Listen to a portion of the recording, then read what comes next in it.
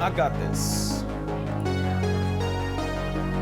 Got it. Yeah, okay, you're right.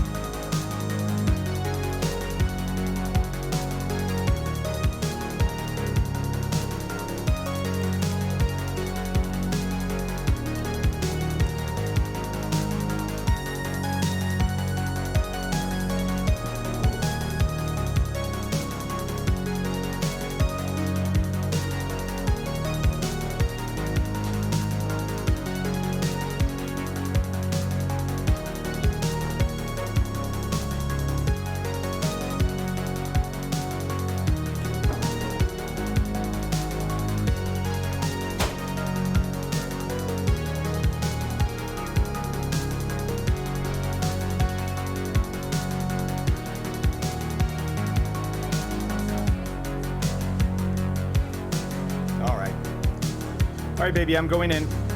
I love you too.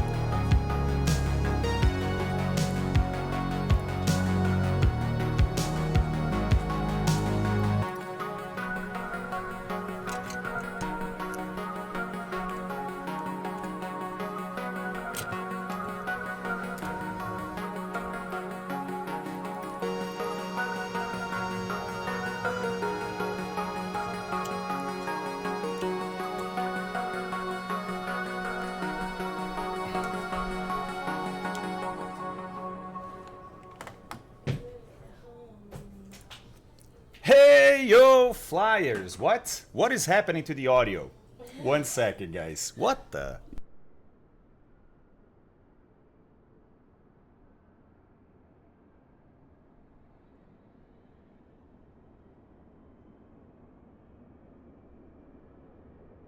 Okay, how about now? What? This is so weird.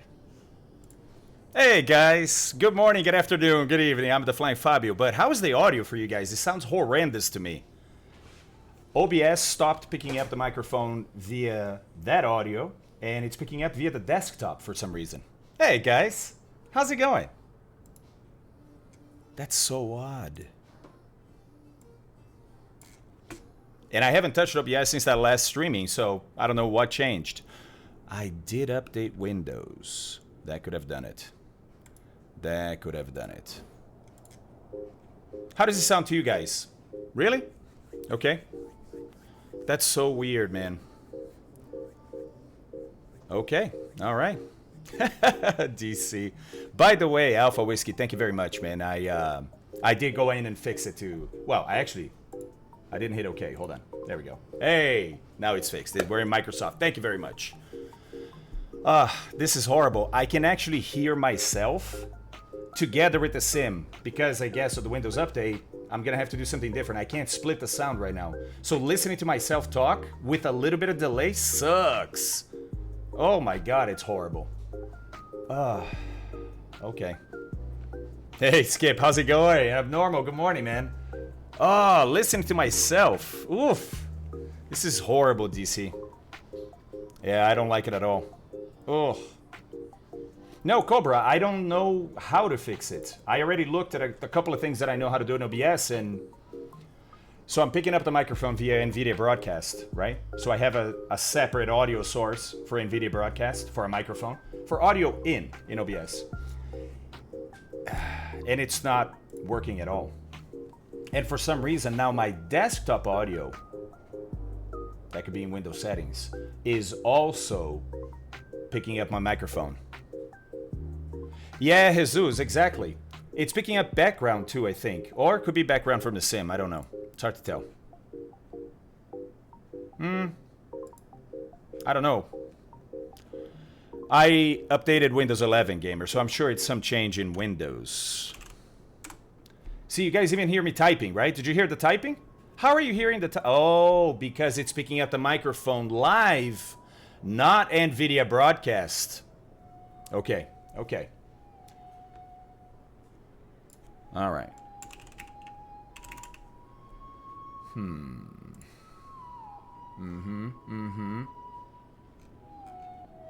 Yeah, so hold on.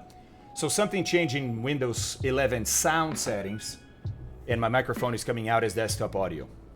All right, let me figure out where to go.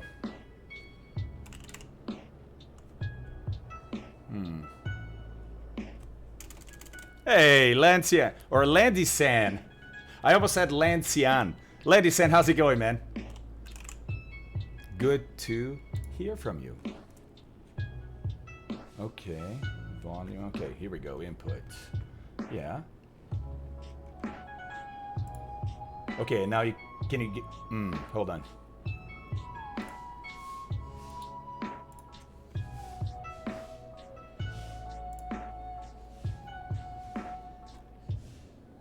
Input device. Yeah, everything is set as before. Runs great, Pixie. Runs great. For me, it runs better than in Windows 10, because in Windows 10, it wouldn't run anymore. Hey, Plato, thank you very much for that, buddy. Let's go. Thank you, man. Oh, it's so weird to hear myself. Oh, my God. And not only that, we don't have the NVIDIA Broadcast filtering out sounds. We don't even have the filters I have in OBS, because it's not picking up the mic via the mic. It's picking up via desktop. That sucks. Okay, hold on. Let's try this.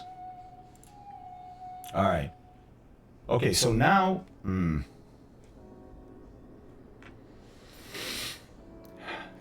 Abnormal. No, but this sucks. I don't want you guys to hear every single sound. You know, me typing, me breathing. So I could kill desktop audio. There. Now you guys are listening me through the mic. With filters, not NVIDIA Broadcast. But I think now the filters are on. So watch. I don't think you guys can hear me typing. Let me... Well, maybe you can. Hold on. Can you hear this? Oh, yeah. What the hell? Yeah, no, you guys could hear that. What the hell? Yeah, all the filters are on. Now, yeah, you can hear the typing. All the filters are on. There's no other audio coming into OBS right now. No desktop audio. Only the microphone with the filters turned on. And the filters aren't working. Pedro, yeah. Reboot.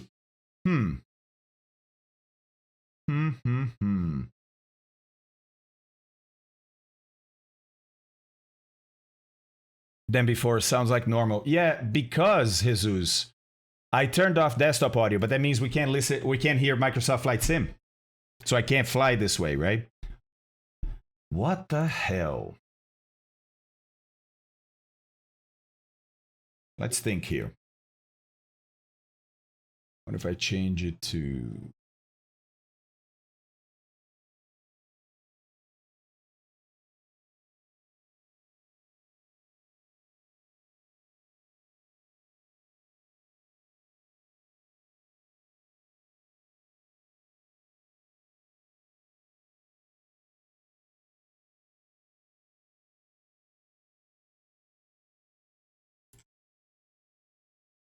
Okay, so the EQ seems to be working, Vox filter, but the noise remover isn't.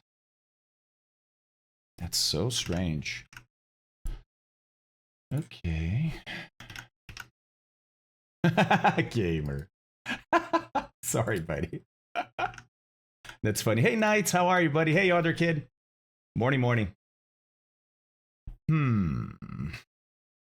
Yeah, noise removal, open interface. Yeah, it's in there. Ah, but I think the microphone is picking up sound differently now. So maybe Windows 11 changed its driver, because I have a profile for noise removal, for background noise removal, right? It's a typical. You record your environment for a bit, it figures out what the noise is, and then remove it. And I'm looking at the wavelength of the sound versus the noise that gets removed, right? Yeah, and it's a bit different.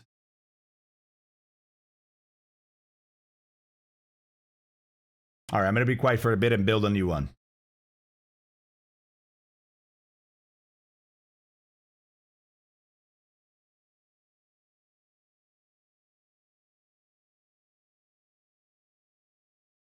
All right, so it's updated now. Looks like it's working better, but again, I can't fly like this because we don't have desktop audio. Oh, did they release Windows 11? I didn't know. I thought it was doing better. Hey, Camo, what's going on, man? Well, all I checked, DC, is that NVIDIA broadcast was working, and it is working. It's enabled, right? Noise removal is enabled. Let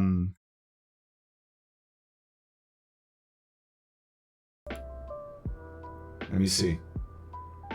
Check. Yeah, so now my voice is coming out both via desktop audio and the microphone I have in OBS, right? So I can mute the microphone in OBS, and you can still hear me because it's coming through the desktop. Guys, how do I stop microphone in Windows 11 playing through desktop audio? Let's start there.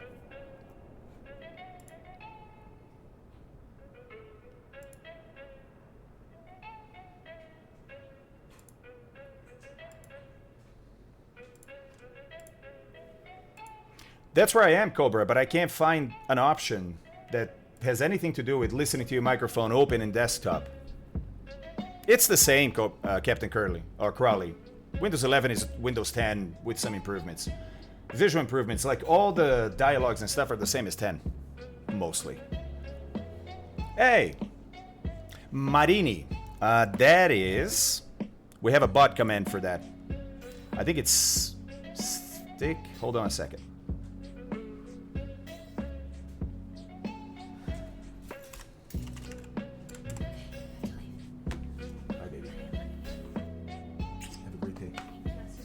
All right, guys, we're gonna help Abby today. Abby today is executing a wedding that she helped plan. So she needs to know by 10:30, an hour and 15 from now. I have an alarm set. Right, 10:30, honey. She needs to know if it's gonna rain where the wedding is tonight. So we're gonna have to do a little weather analysis for her. Love you. Love you. Have a good day. Thank you. Okay, so sound. Input. Oh, hold on a second. Let me see the bot first.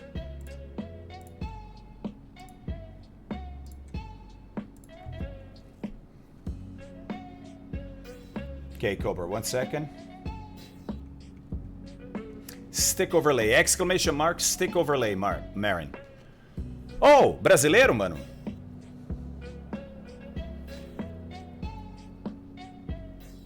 Okay. You're welcome. So, sound settings. Sound. Input device properties, right. Input, yeah, there it is.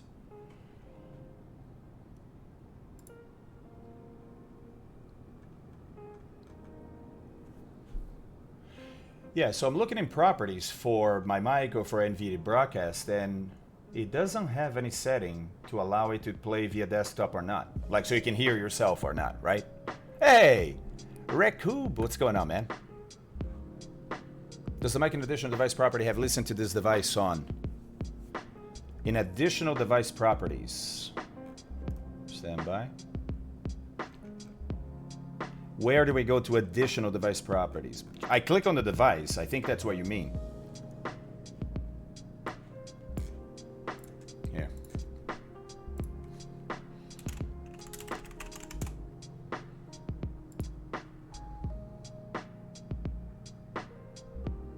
What?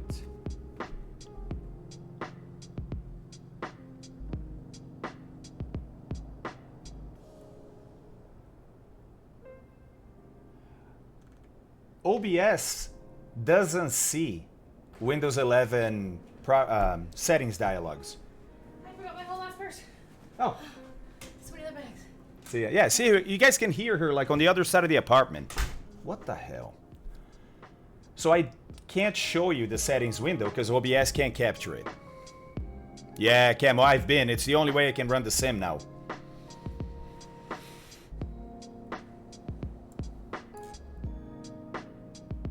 No, I don't have a desktop mic, Storm. I just have desktop audio, which picks up any Windows desktop audio, right? The audio Windows is playing. So it could be Microsoft Flight Sim, could be a ding, could be anything. But not microphone, right? Because that's output. Stewie, I updated Windows 11 this morning. That's what did it. But I'm not finding an option to not listen to myself, to not listen to my own microphone on the desktop. Me too, Shuffle Shoes. Stereo mix, yep.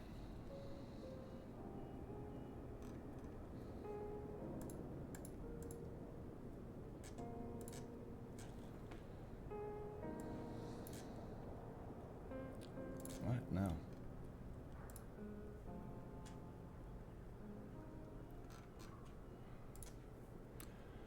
Put a pick in stream links. Okay.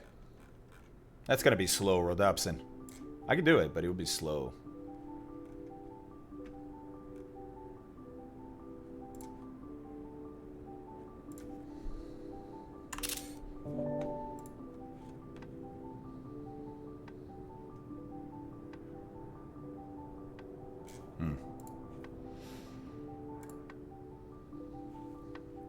All right, go to stream links.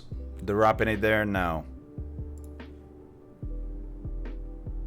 Come on, stream links. There we go.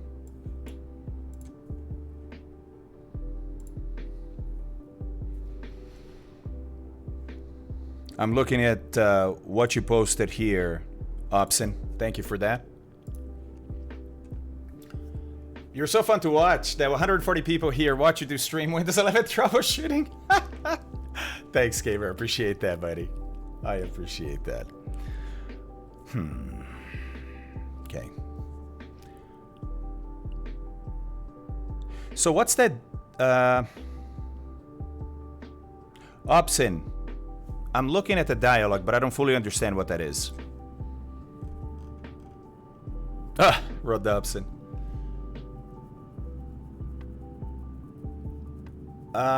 Pedro, I don't know how to do that in Windows 11. And by the way, guys, I keep saying Windows 11, but these dialogues are all the same in Windows 10. There's nothing new. So we should be able to navigate the same way that we do in 10.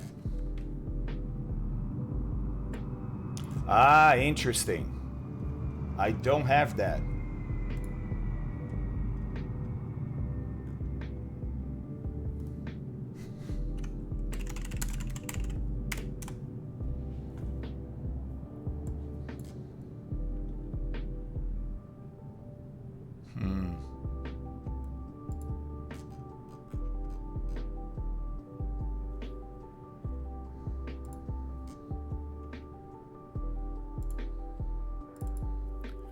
Let me see something.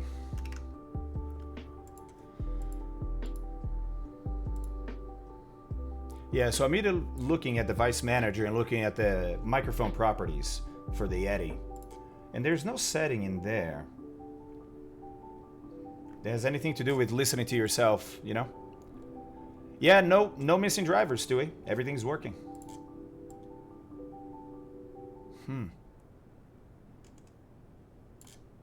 Yeah, exactly, Rodobson.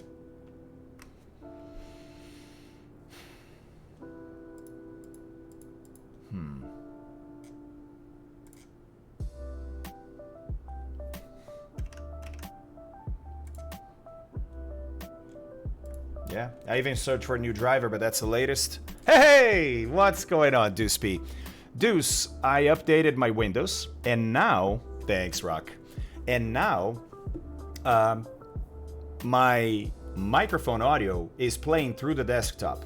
So I can listen to myself, but I don't want that, right? Because it means that NVIDIA Broadcast is also not working. It's picking up all the background noise. It's not the microphone itself, Prowling Panther. It's the update to Windows that did it. Oh, hold on, Hoju. Rock is still updating that. He updated the sceneries. When the plane is ready, he's going to update it. We're not doing the Seneca today. Wow. Communication preferences. Never heard of those. I don't find that in Windows 11, Citizen. Communication preferences?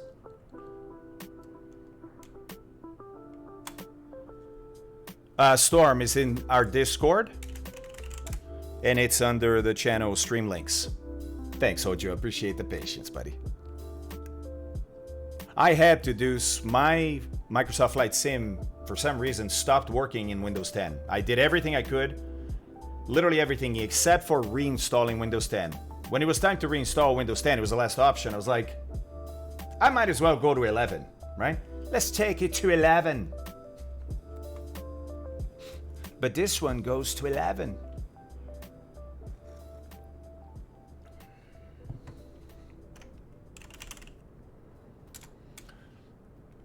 Hey, Bash the Wolf. So, in the volume mixer,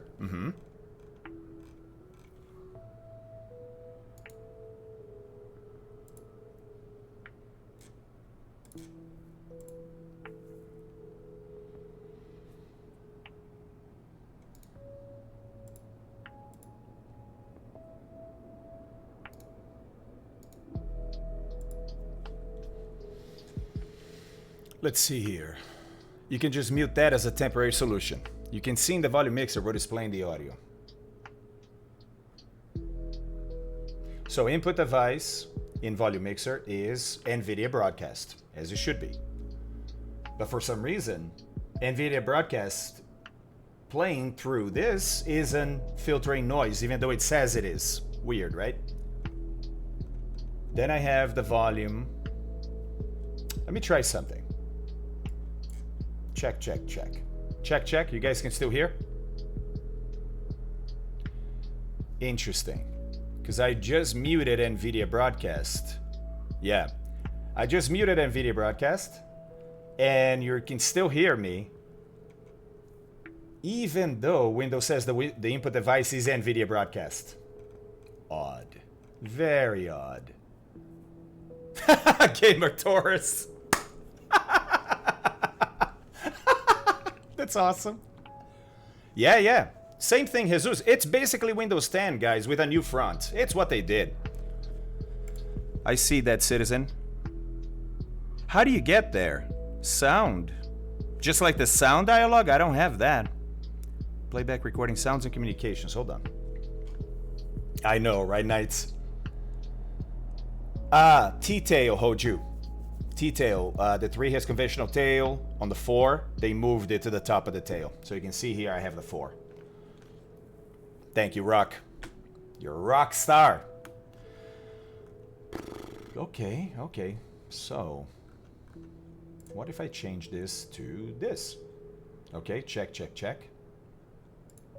Still sounds the same to you guys?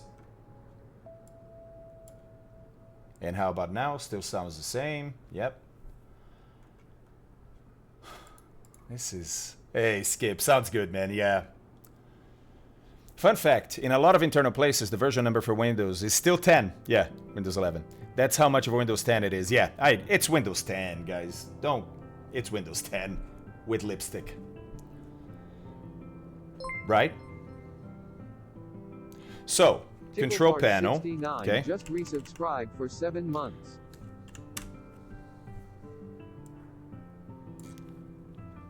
Whoa, whoa, whoa! Tickle! Let's go, Tickle. Thank you very much, buddy. Thank you very much. Okay, hardware and sound. Sound. Okay. Okay, so now via the control panel, not settings, I got the old dialogue. Interesting. Interesting. Let's see. Let's see. Okay, yeah. Recording. Okay, okay.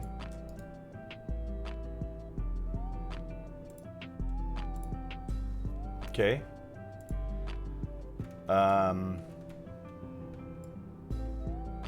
Check. Okay, default. Oh, this is really interesting. So, on the recording page, so hold on a second. Let me show you what... Actually, no, it still doesn't pick up settings pop-ups. Okay, or dialogues. So I did what... hey, new spawns. Thank you very much for that, buddy. I appreciate that. Thank you. So I went to the old dialogue via control panel, not settings. What Deuce was saying, that Prowling Panther. We call him Deuce P around here. PP, Deuce P. Control panel, sounds, right? Then I went to recording. And by the way, I also have that communication setting in there, citizen. So thank you. I'm going to try to do nothing there. Okay. That hasn't done it. But in recording, where it shows all your different like microphones, if you have different ones, and I do. I have a microphone on the webcam. I have the Yeti. NVIDIA Broadcast shows up as a microphone, right? Guess what? Both NVIDIA Broadcast and the Yeti, which are separate, obviously, in this list, are both set to default. What? You have two defaults? Check. Ah, it's still doing it, okay.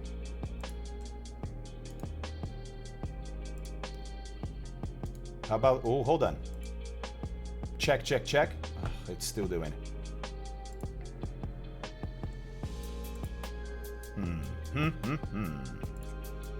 Well, we have an hour before we have to be in the air. I don't want to spend an hour troubleshooting. We got to plan this flight. It's actually not an easy flight to plan today. Well, it's not hard, but it's more planning than we've done for the others.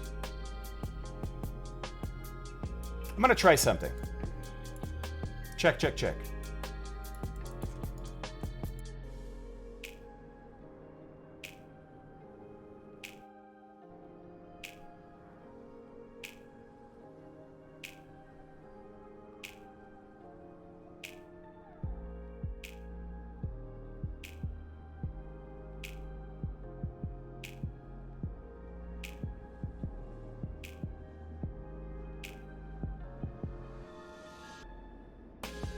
Check 1, 2, 3. Okay, so I think I got the Yeti working now. I got the Yeti working now, but not NVIDIA Broadcast. Okay, not NVIDIA Broadcast. Let me try this now. Oh, okay, hold on. We can't hear you. You can't hear this?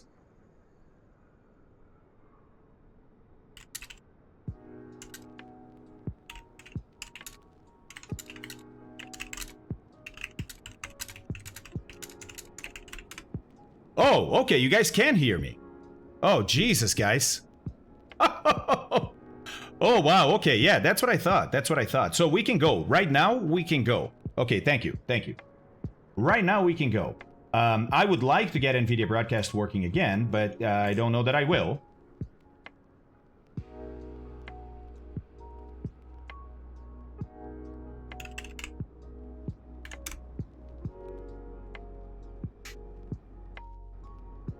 So I think what happened is what I saw, right? Having two defaults in sound was screwing everything up. Hold on now. Let me do this.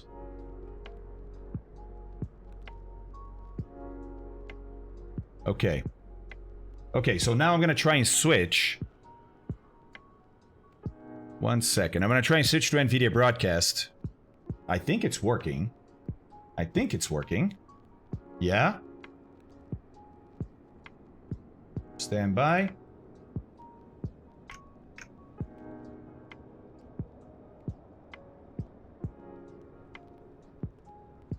Okay, testing. Oh, looks like this worked. Looks like it worked. You guys can hear me, right? Please say yes. Please say yes, chat. Yes! Yes! Let's go! Okay, we're back. We're back in business. We're back in business. Thank you, Microsoft, for that curveball right at the beginning of the stream. Gets us going, gets the juices flowing. Let's go. Let's go! All right, all right, all right. All right, all right, all right. Hey, everybody. Good morning, good afternoon, good evening. I am the Flying Fabio, and welcome back to the channel. Let's do this. Now we're going. Oh, it feels good. Feels good to fix problems, doesn't it? Hey, I hope you have something delicious. Let's go.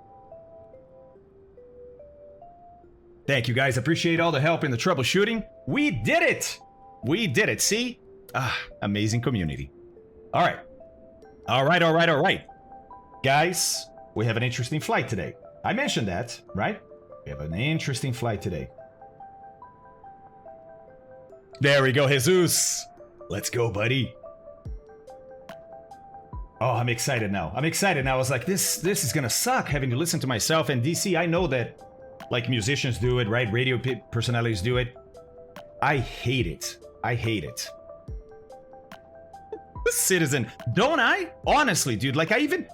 I honestly, Citizen, I know some people think I'm lying. They have to. I would think I'm lying, right? It's impossible that all these things will happen. Welcome to my life.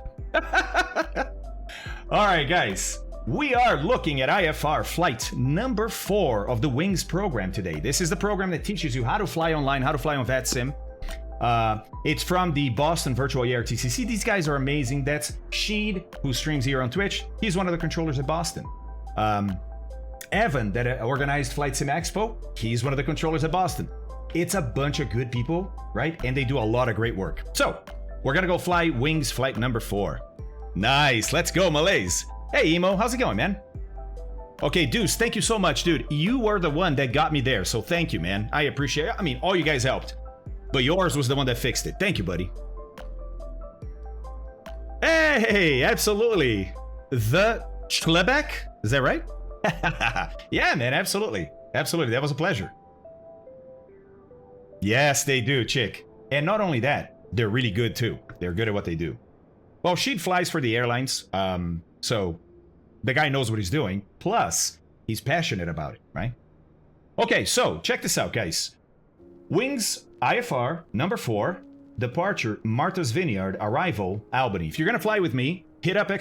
scenery, because we have custom scenery for free for both of these. So let's go, right?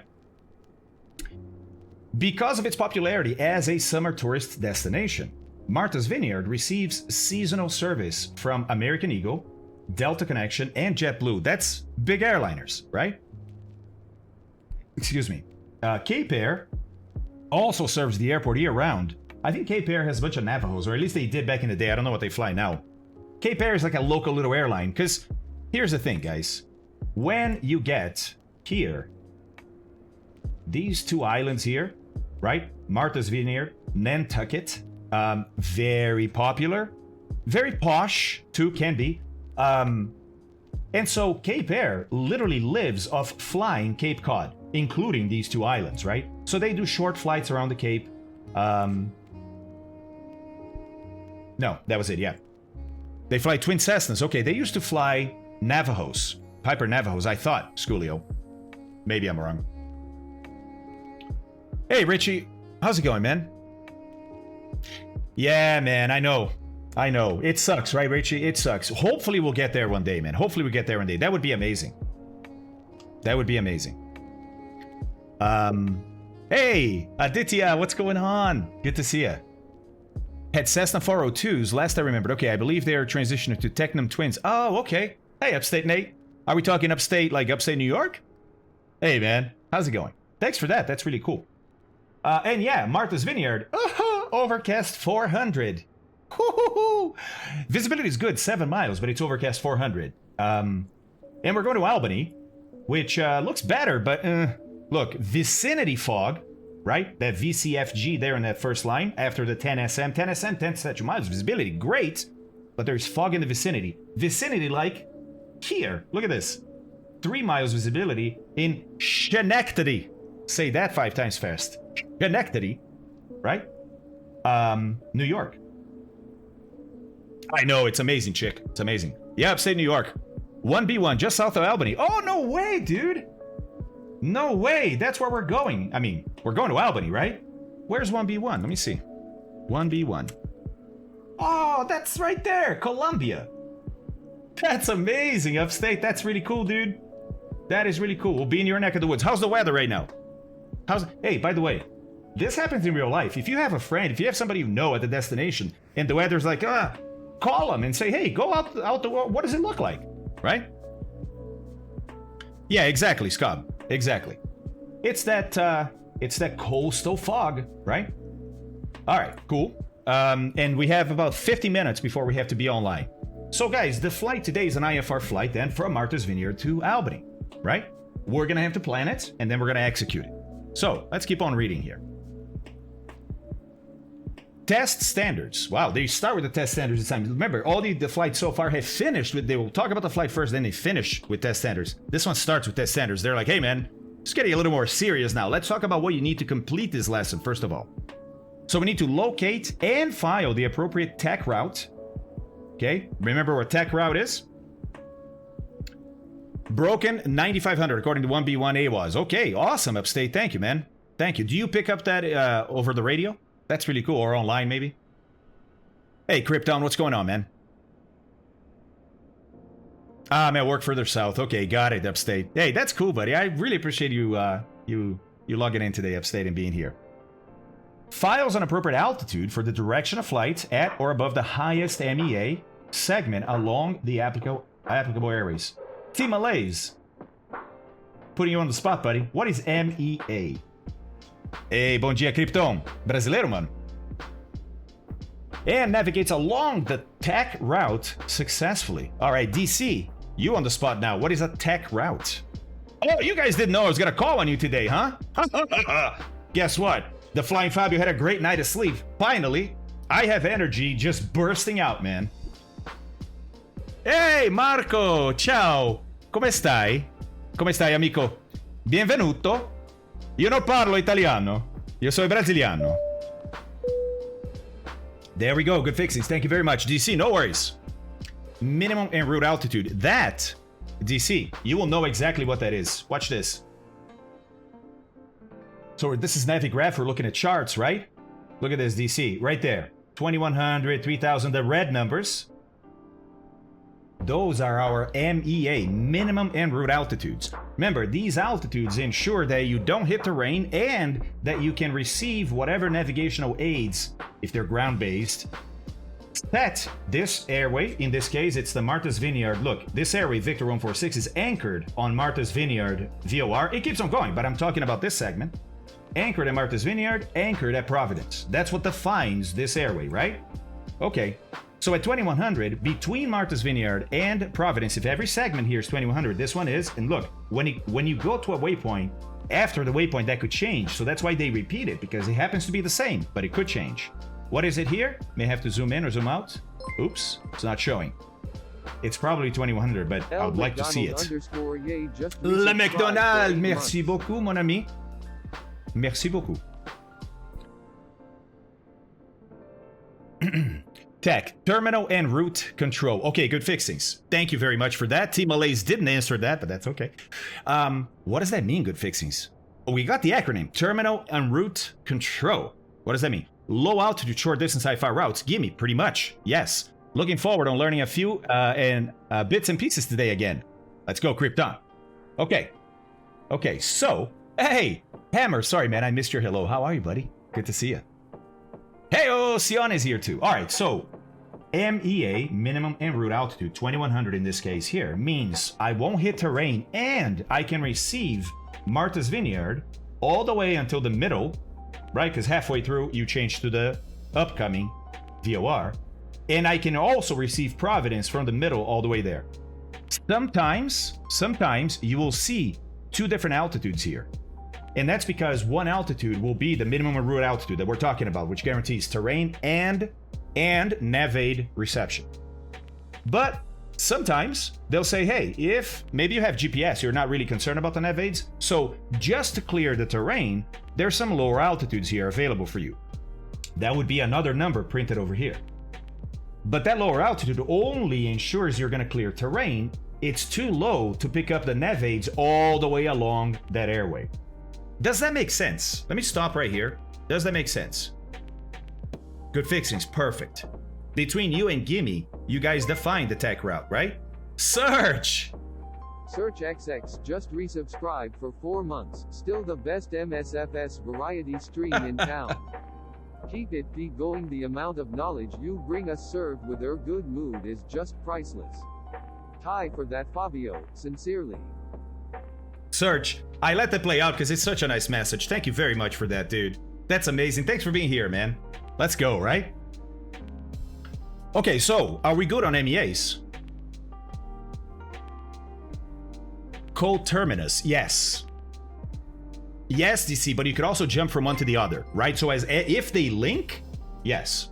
Cast oh my god! 1961 just resubscribed for 2 months. DC Viper 985. DC, thank you, buddy. Tier 1 sub to Love Cast you, man. 1961. Mwah. That's awesome. So, Gimme says, so I'm gathering that tech routes are essentially a way to take a high workload off of ATC. Sort of. It's payday, I needed one more for a train. Let's go, DC. Thank you. Ah, guys, I still can't see trains. That sucks. I haven't solved that problem yet. There it is. It's a level 3. I'm just going to keep this page up, I guess. Woo! Let's go, guys. Thank you so much. Hey, I smell BS. What's going on, man? Well, DC, thank you, buddy. So, good fixings. Gimme, check it out. Good fixings is saying tech routes are between 2 approach sectors that are next to each other. For short IFR flights, take the load off of the higher controllers, right? For 7 months. DC Viper 985. DC, unbelievable. Tier 1 sub to Ricky Bobby 17. Ricky Bobby! What's going on, Ricky Bobby? And Cass is the last one. So, the local controllers, the approach controllers, are going to have a higher workload, right? But center, which usually is the busiest, is going to have a lower. So, normally what happens is you're going from A to B IFR, and let's say that they're big airports, right? So let's think about the communication. How does that happen? Well, on the origin here, you're going to talk to, if they're really big airports, you're going to talk to delivery to get your clearance. Then you're going to talk to ground to taxi. You're going to talk to tower to take off. And you're going to talk to departure to leave the airport area, right? Okay. On arrival, it's kind of reverse. You're going to talk to approach, then you're going to talk to tower, then you're going to talk to ground, then you're going to talk to ground. That's it. Maybe a ramp controller, but normally ground. Okay? Cool. But when you leave off this airport, departure is the last one you're going to talk to, right? Between departure and then talking to approach, the en route section is controlled by what we call center, right? Jacksonville Center, Seattle Center, New York or Cleveland Center, right? Right? Boston Center. So we have, oh my God. M. Halihan. Thank you, buddy. For 4 months. Oh, 43% of level 3. Let's go, man. Let's go. There's still 2.5 minutes, guys. We can do this. We can do this. Let's close out of level 3. We can do this. Get them wings, he says. Thank you, buddy. It's weird to think that en route controllers are the busiest. Not a lot of maneuvering up there. Right, but there's a lot of deconflicting, DC. Because if you think about it,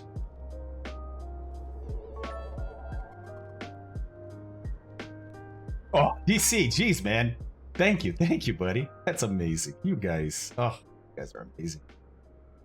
All right, let me get a filter out of what I had here because I want to show you. Okay, so look at flight radar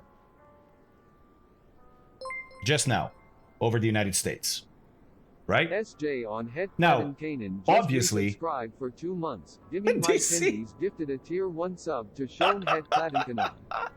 Do you see? That's amazing. Oh my God. Oh my God, thank you, Gimme. I appreciate that. Oro with 500 bits. Oh, look, I have to go back here to see what's... Hey! Let's go! Oh, he is not. Okay, DC, hey man, that's your prerogative, buddy. That's your prerogative. Oh my God, M. Hallihan. Oh, it's tradition to do donuts on the Nantucket ramp for the last flight. And Orobi too. Thank you guys. Jeez, Dextra with 100 bits. My gosh, my gosh. You guys keep going this way, you're gonna end up closing the level 4 too. Jesus. I say Jesus and Jesus is like, wait, what? Somebody called me? Ah, that was a bad joke. Yes, yes. I want to go like the infinite mirror, right? All right, so, Alec, oh my God, thank you, Alec. Thank you so much, buddy. 57%, let's go. Let's go. All right, so, so I was showing flight radar, sorry. The en route portion then is busy because all this traffic is flying in airways. But keep this in mind, DC. They're all flying different speeds, right? Different altitudes, and we have computers that can deconflict this stuff for us, but we don't rely just on the computers. We also rely a lot on the humans, right? Hey, Abnormal! Oh my gosh, dude, Abnormal, let's go, buddy! Thank you very much for those 2 subs. Marco with 100... Wait a second, did we close out the level 4 already? I took a chunk out of my knee yesterday. I might be day drinking later today for medical purposes. Oh my God, Citizen, are you okay, buddy? Marco with 100 bits, let's go! Let's go, guys! Oh my God! Thank you, guys. Thank you, thank you. Upstate Nate, interesting fact about Schenectady. There is an Air National Guard base, which is the home of the LC-130s that go to Antarctica. No way! They're all the way in Albany? I had no idea. I mean, I know Schenectady, but it's next door. That's where they base those guys? Guys, the National Science Foundation. You guys know this. We've talked about Antarctica before. We looked at a map to see all the bases in Antarctica. There's a bunch of them, right? Well, the US, oh my God, Lefty with 400 bits, and that level 5 keeps creeping up, man. Schenectady. Oh, really? I thought it was Schenectady. Schenectady, thank you. Is that a Native American name? So many Fabios. Oh, Citizen, okay. Sorry, man. Sorry that happened. Glad to hear you're okay. Wait, what? DC, DC, come on, buddy. You know I can't read everything. I only need 99%. Aye, aye! With 10 subs, aye, aye. Closing out the level 5 in style. Jeez, aye, aye. Thank you, buddy. Let's go! Oh my God. Thanks, man. This is incredible, guys. Look at this, 183%.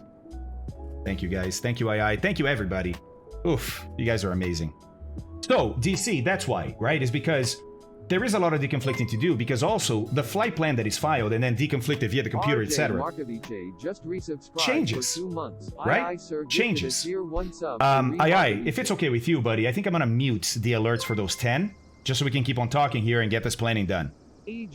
Citizen, thank you, buddy. 300 bits. Sir gifted a tier 1 sub to Egg 99. Skier, no way. Yes, it's right from Mohawk word. Okay, SCH spelling because of the Dutch. Ah, that's really interesting. Man, I love all this history. That's one of the things I love about the sim, right? Is we get to learn so much about the world. If you look it up, fine with me. Thank you, sir. Thank you, sir. All right, just so we can keep on talking. I appreciate it. Thank you so much, man. I know, gimme. That's why I'm muting them.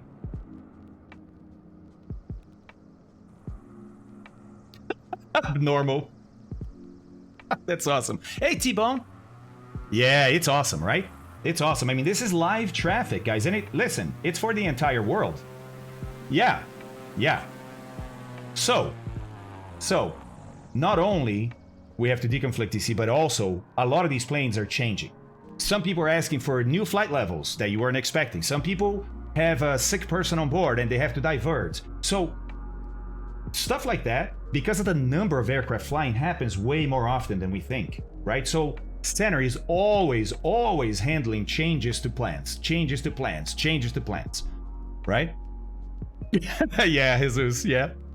I use this every day. Yeah, it's amazing. It's amazing. So, a TEC route connects two airports that are farther away from each other, meaning technically you would have to leave the approach controller, talk to center, and then talk to arrival or tower, whatever the airport has. But you would have a center section. Basically, there's a portion of the flight that is outside of the airspace of the origin airport and outside of the airspace of the destination airport. What do? That's what center is for. Center controls non-airport traffic, right? Okay. But we figured out that, come on, man, if these airports, okay, they are far enough that you'd have to have an en route portion, but they're not that far, right? Why don't we create some special routes and we limit the altitude maybe of those routes, right? And by doing that, we kind of protect that airspace from center, right? And we just let the approach controllers control this corridor between A and B. That makes sense, right? Makes sense. NASA 918 and November 918 NA. Pretty sure it's the same thing.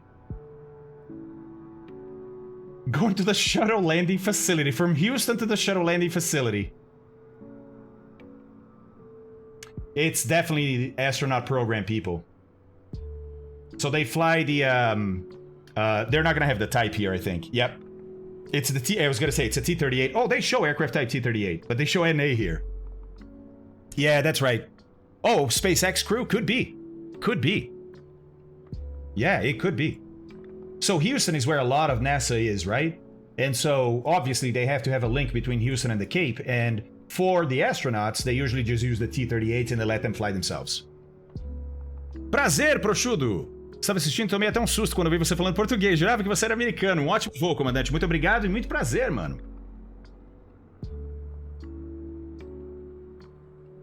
Ah, DC, the contract with NASA could do that, right? Could easily do that. Wait a second. Oh my gosh, I had alerts off.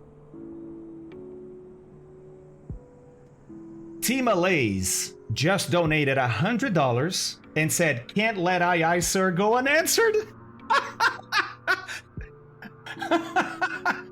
3, 2, 1, fight. You guys are amazing, man. Thank you guys. Thank you guys. Okay, so guys, we gotta get going here. Locate and files the appropriate tech route. This kinda indicates to me that there should be a tech route, right? Between Martha's Vineyard and Albany. Team Alay's $100. I keep going back to that. Thank you, buddy. That's incredible. By the way, how's your setup? I asked the other day. I don't know if I saw your answer. Doggo Space, what's going on, buddy? How are you, man? All right. Oh, man, I want to look at those C-130s because those guys are amazing. So they fly all the way to Antarctica and land on ice or snow runways. It's incredible. Hello, Mahoney. How are you, man? Oh, yeah. I forgot that chat might not know what a T-38 is. Yeah, it's this guy right here. That's a T-38. Yep. All right, guys. Now that we understand what a tech route is, it connects two airports, right, that are further away from each other that you would have to talk to center, but they create a special corridor, and you don't have to talk to center, and you just talk to airport people from A and airport people from B. You never talk to center. Okay, very cool. Feeling good. Nice, Toggle. That's awesome, man. That's great. Hey, Kilo. The C-130 is already an awesome bird, and putting skis on her in a mission like that, yeah, I agree, man. Amazing, right? Amazing. All right. Okay, so, guys, fine, we understand tech routes. Where do we go? Where do we go to see if there's a tech route? Do you guys remember?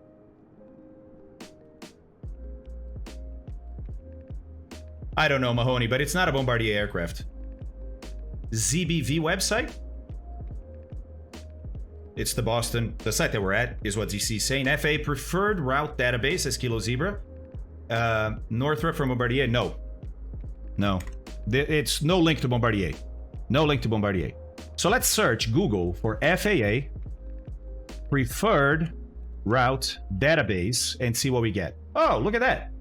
Now, yes, it is also true, not on here on IFR Flight 4, but if you go back to the flights, do you remember that in IFR Flight 3, we did our first tech route?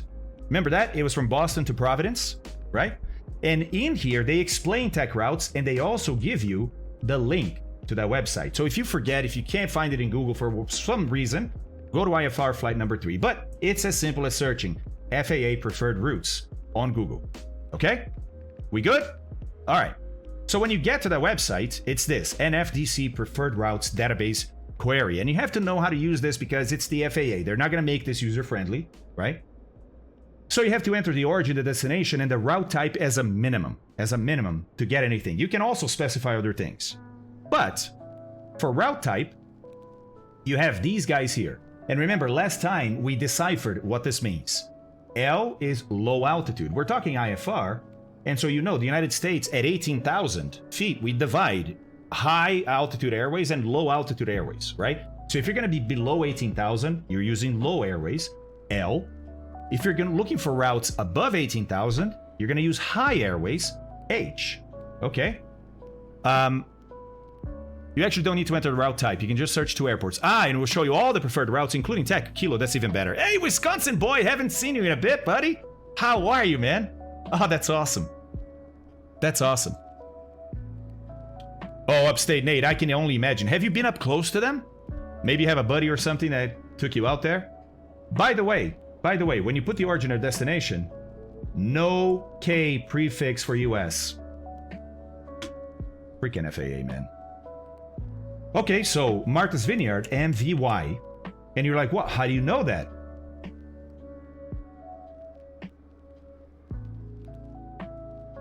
Right there. Every time you look at a sectional, the airport's name is going to be right there. And in parentheses, you're going to have the IATA 3-letter code for that airport. If you need the ICAO, just add a K in front. KMVY is the ICAO code. MVY is the IATA code. And you're like, why do we have 2? Because we're human and we love to do stuff like that. Yeah, it looks like a Kilo. Yeah, I got to go inside and walk around one while I was in high school. Holy moly! Would have gotten a ride, but government shut down. Oh my God, 777. A full night's sleep, man. That's super rare for me, so I'm brimming with energy today. How are you and how is Curacao? When do you go back, by the way? It's 2 weeks, right? You're there for 2 weeks. Oh, awesome. Yeah, by the way, guys, insomnia is real, right? And it sucks. Insomnia sucks. If you really have insomnia, you know that it sucks. But there's quite a few places online that can help you. So just Google search insomnia help. Harvard has a really good website.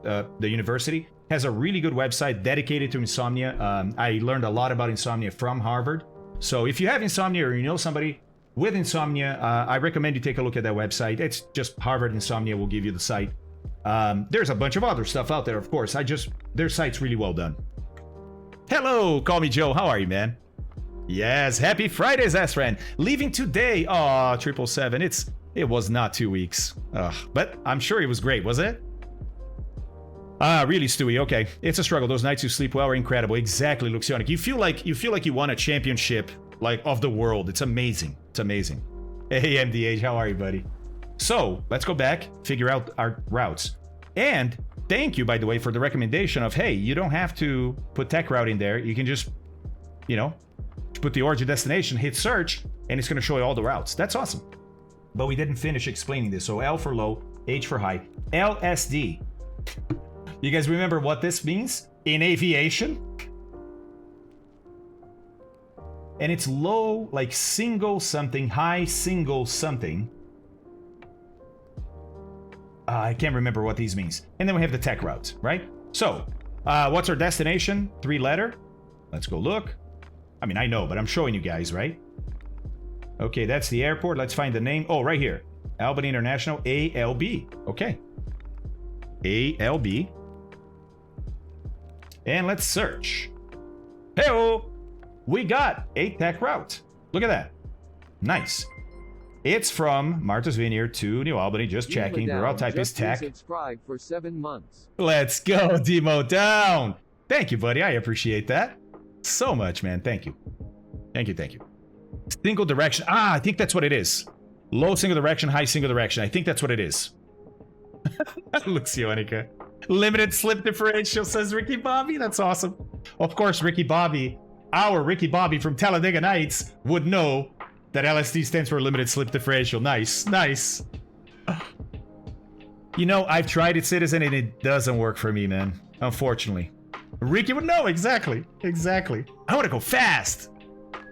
It's one of Abby's and my favorite movies.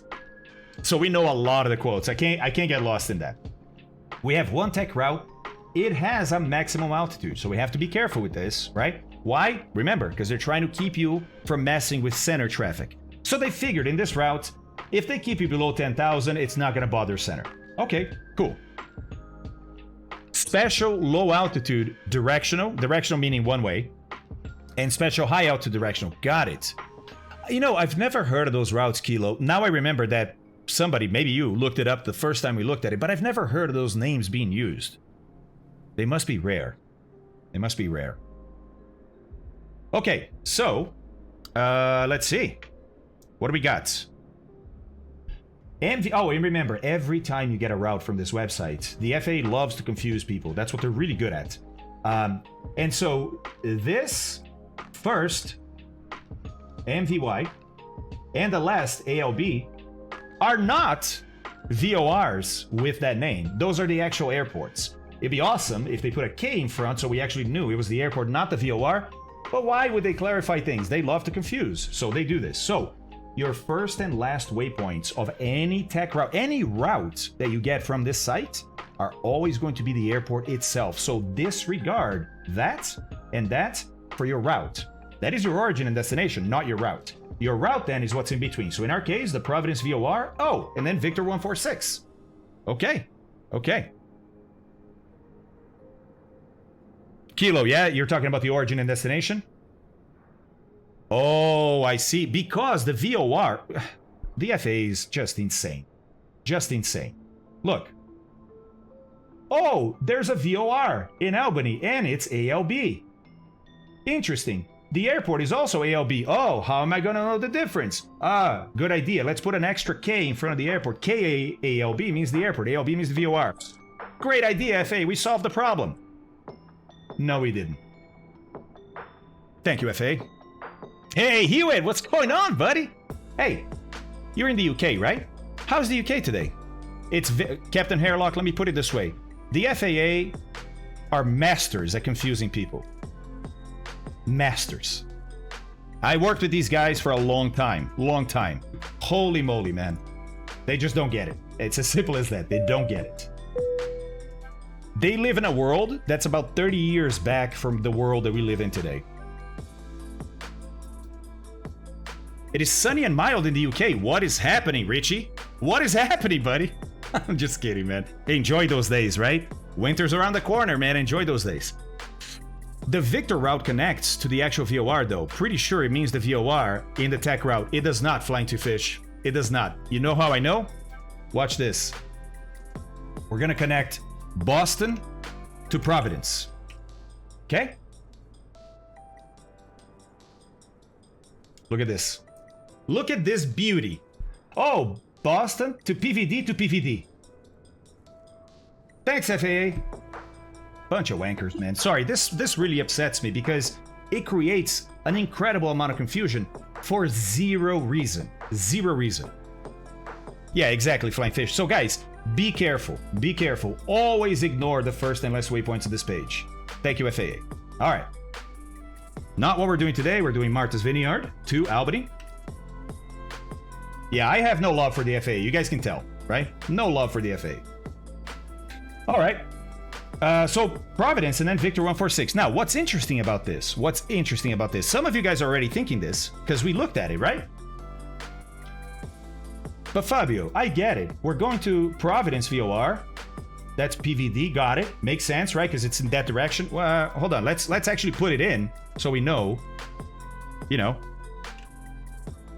Okay. Oh, look. Weird. Navigraph wants the K. Freaking FAA, man. All right. So, there we go. That's the route, but not really. That's the direct route. But look, it goes almost right over PVD. So it makes perfect sense. Perfect sense. Then we had PVD, and then after PVD, they want the Victor 146. So let's see. Victor 146 goes to Putnam.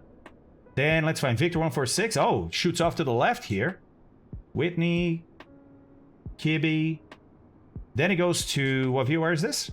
Oh, Barnes. Or Westfield, Springfield. Also not confusing. And then Victor 146 goes to Chester. And finally to Albany. Okay, got it. Fine. That makes sense. Right? There is a reason. It's to be annoying. That could be Luxionic. That makes sense. But here's my question. Why would you go to the Providence VOR as opposed to just, if you're in Martha's Vineyard, why don't you just do Martha's Vineyard, Victor 146 to Albany? Right? Because, I mean, that's what you're doing. If you're going straight to the VOR, you are doing Victor 146.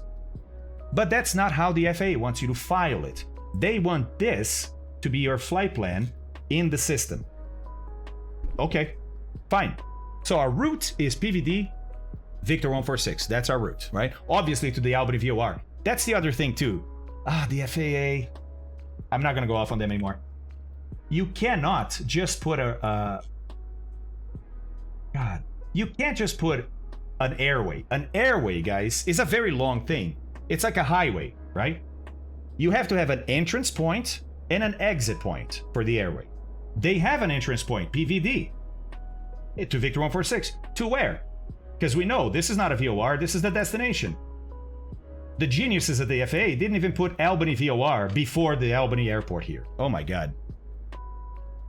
Exactly, Flying to Fish. So, Flying to Fish, you see the limitations of this website here, right? Yay. All right, so obviously we need Albany VOR as the exit to this airway. Otherwise, we can't even put this in the GPS. Okay, but we figured out the route. Now that we figured out the route, though, remember, look, they want us to... Oh, let's go to 4. Locate and files the appropriate tech route. Got it. Files an appropriate altitude for the direction of flights, at or above the highest MEA segment along the applicable airway.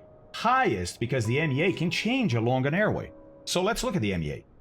Because we got the route, now we need to figure out the altitude. And by the way, let's type the route in, right? Type route, so it's going to be PVD, Victor 146 to Albany.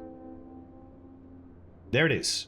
Direct to PVD, then you hop on the airway and anchor at Albany. Got it. Hello, Callie, how are you? Near Glasgow. I love Scotland. It's beautiful places. Oh, that's awesome, Richie. Yeah, Scotland, I've never been, but man, everything I see of Scotland is just like, I need to spend some serious time there. Good, Callie, good to hear. All right, now let's look at MEAs. 2100, 2100. We don't actually have data for this segment, but if you click on that segment, you should be able to get it. Like I can click on this. Yeah. Maximum and minimum altitude. But because my route is here, I can't click. Oh, there we go. There it is. Minimum altitude 2100. Okay, good. So we're good there. But then look at this. 3000. Hey, on this segment, it's already 3000. 3000. 3000. 3000. 3000. 4000. Hey, terrain is getting higher. Terrain is getting higher. 4000. 4100. 41, 41, 41, 41. That's it. 41 is our MEA. Minimum altitude. Okay. Maximum altitude, we remember from the route itself, right, was 10,000.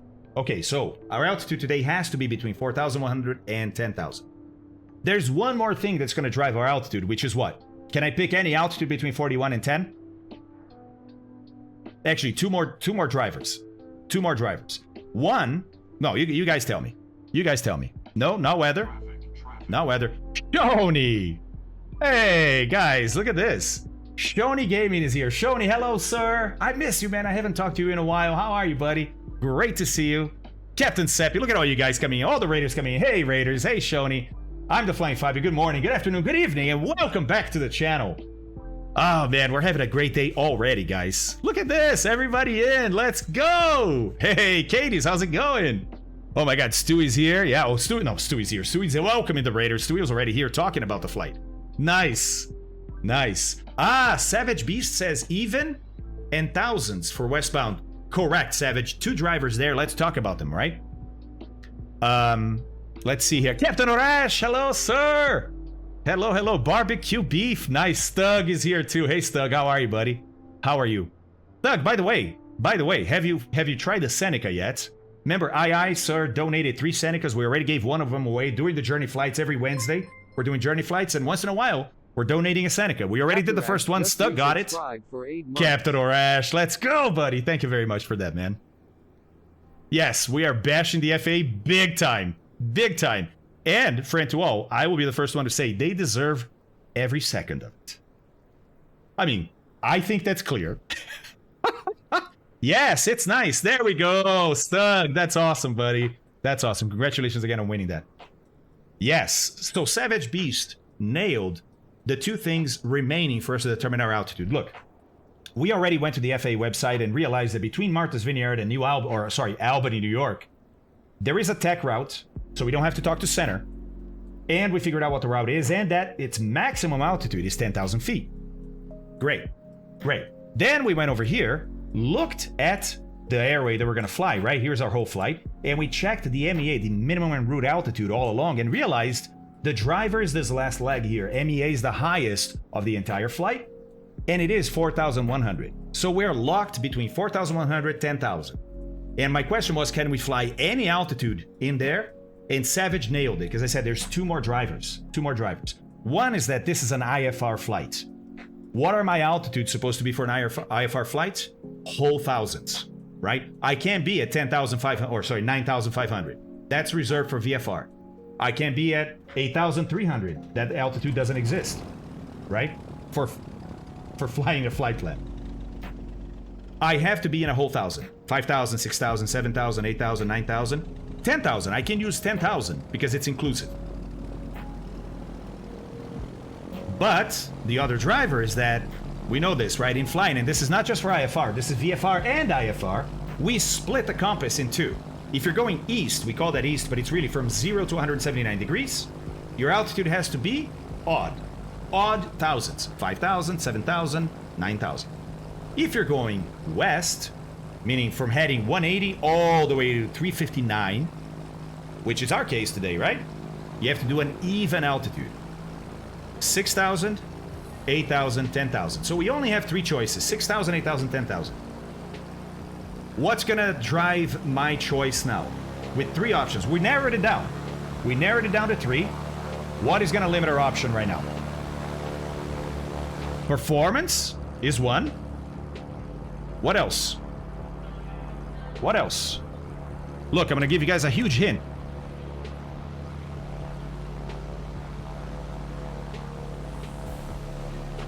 All right, there's Albany. Here's Martha's Vineyard. Right? Zoom in a little bit more.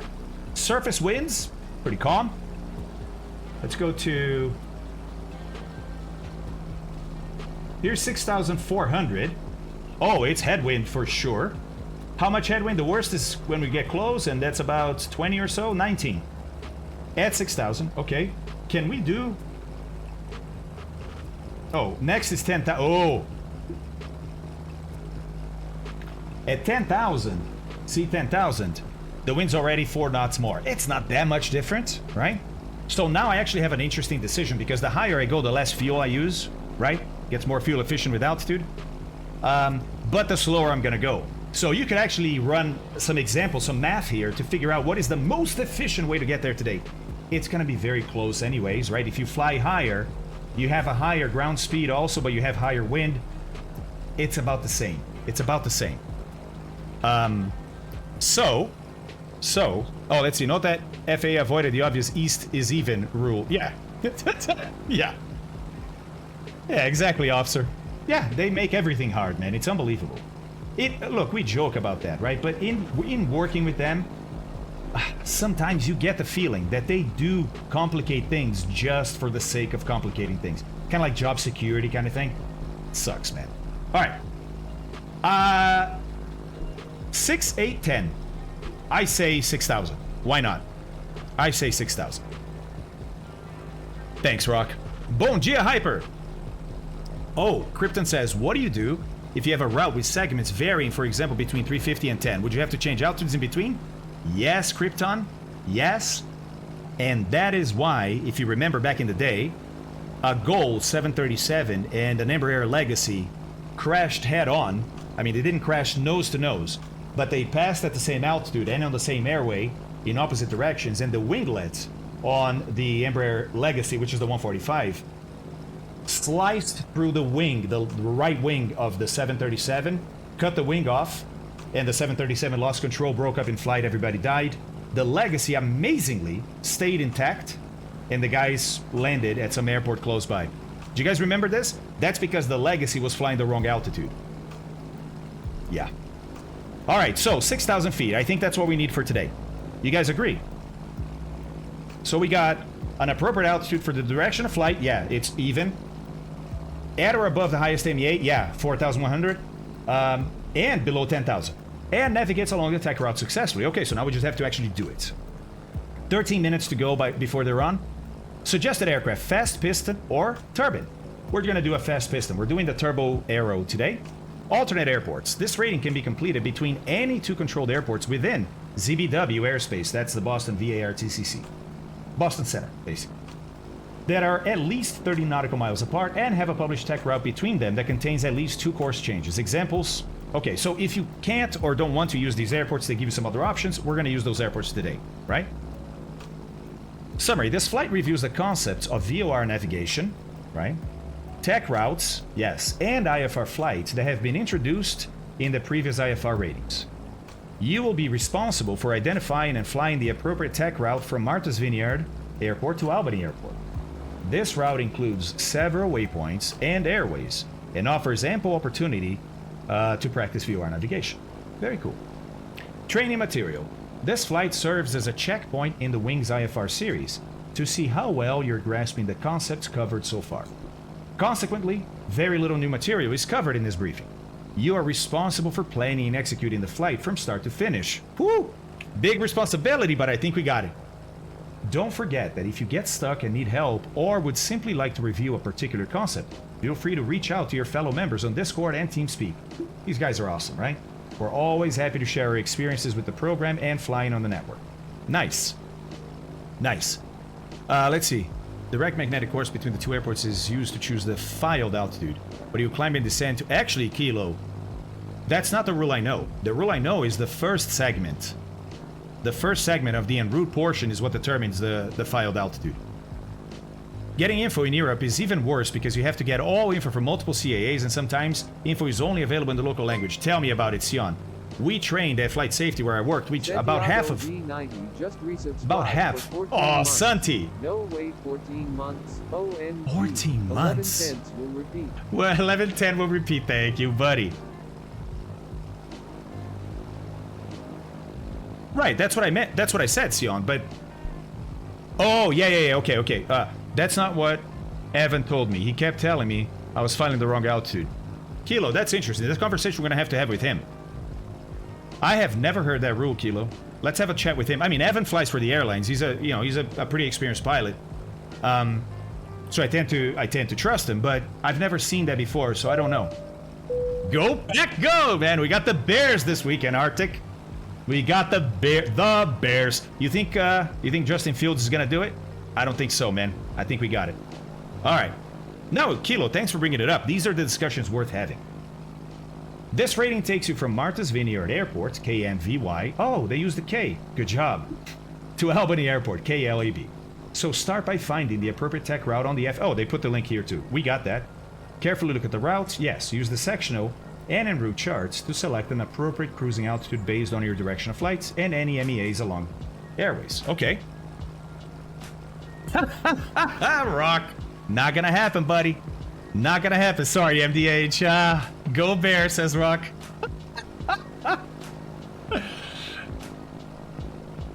Go Pack, go. Wisconsin #1 officer is a fan too. That's awesome, man. That is awesome. Yeah, I'm a big Packer fan. All right. One new symbol on the en route chart you may encounter is called a changeover point, which is pictured below. This is on an FAA chart, which we can see in SkyVector, right? And it's this symbol right here. This guy, right? The walking like an Egyptian symbol. When navigating on a direct path between two VORs, the changeover point tells pilots when to change from tracking the radio outbound from the previous VOR, the VOR that's behind you, to tracking the radio inbound to the next VOR. Right. As we are flying along, even here on the first leg, we're using Martha's Vineyard VOR to fly out, right? And then we're going to switch eventually to the Providence VOR that we're going to fly to. So when you're flying between two stations, yeah, you start the leg by using the origin station, and then eventually at some point, usually the middle unless they tell you otherwise, you switch to the point you're going to. Okay. But I don't know that we have changeover points here. So, we can always go to SkyVector, because SkyVector has FAA charts. Oh, and by the way, I have to put that route here too, right? So the route is Providence VOR, Victor 146, Albany VOR. There it is. Okay. And I'm going to switch to world low, no, en route low. There we go. All right, so look, along this leg here, this is the FAA chart versus the Jettison chart, right? There's no changeover point that I see between Martha's Vineyard and Providence. But then here, also no changeover point between Providence and Putnam. Let's see, between Putnam and Barnes, also no changeover points. And between Barnes and New Albany, oh, there it is. There it is. Wow, it's so close to New Albany. So close to New Albany. Okay. Ah, route, yeah. Thanks. Yeah, we just came up with the route. So actually, Rock, now that we have the route, I can put that in for you, buddy.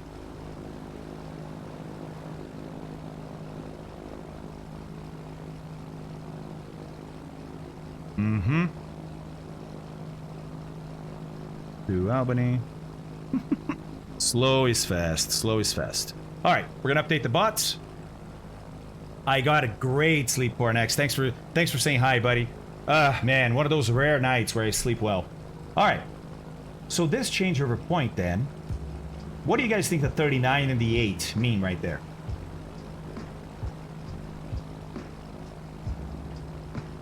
That coffee, so good. Yeah, Rock, okay, okay. You're right, you're right. Yeah, that's right, Jesus and Kilo and 777, that's right. How unusual that the changeover is this close to Albany and not more towards the middle, right? What could drive that? I mean, look at how far. Look at how far. I mean, 39 miles from one VOR, but only 8 from the other one is when they want you to switch. That is correct. That is correct. Mountains. Mountains. As a matter of fact, it looks like it might be this range right here that until we're over it, we can't really receive the Albany VOR. Curiously,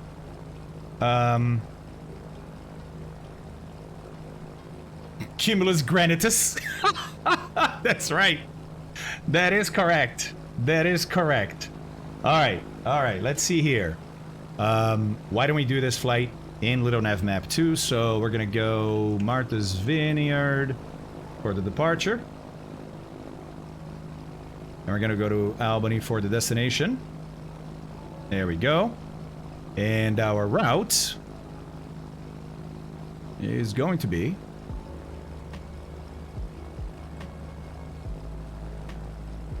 KPVD, Victor 146, Albany. There we go. All right. But what I want to look here, because what's awesome about Little Nav Map is the fact that we can download Google Maps, including Google Terrain. Yep, right here, guys. Look at this. And that's why also the MA is 4100. But what they're saying is, hey, as you're coming along here, right, these mountains are blocking the signal from New Albany. And only after you pass them, so over here somewhere, which that somewhere is, oops, wrong one. That somewhere is there. I put the en route, there we go. Right? You're not going to be picking up the other VOR. Pretty awesome. Pretty awesome.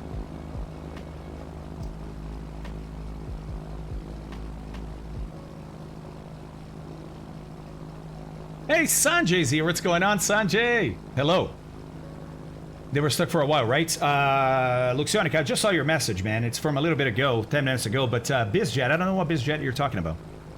Ah, cute. It's always exclamation mark plane, right here in chat. And it will tell you. Wow, Burlington on the way. Look at this, 3/4 mile visibility, vertical visibility, VV, vertical visibility, 200 feet. Woo! Man, we got some fog happening around here, but Albany itself is looking pretty good. Fog on the way, though. All right. All right.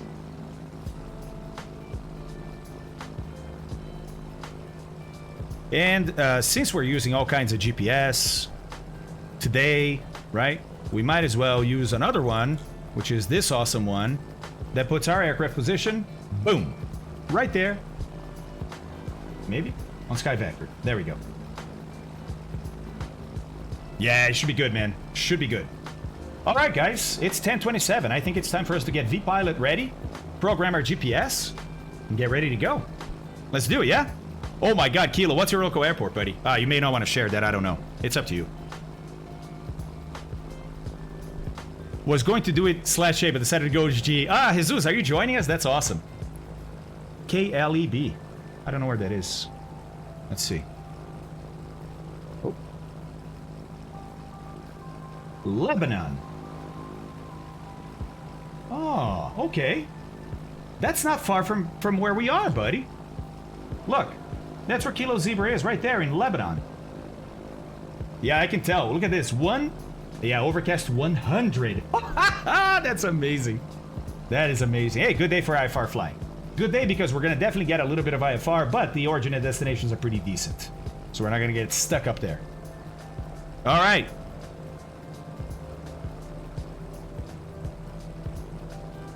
I'm going to connect to the network, and then we're going to fill out our flight plan, okay? It is a P or turbo arrow. There we go. P28U. Okay, connected. Let's open the flight plan, and then I'll show you guys that.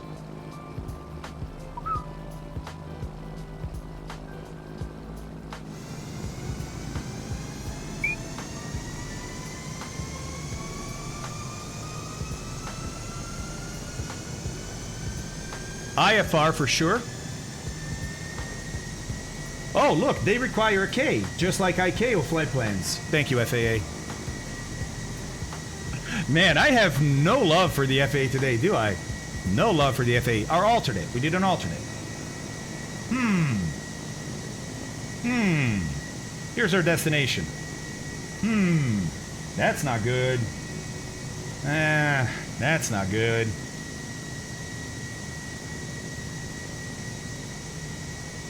Scattered 100 in Chicopee.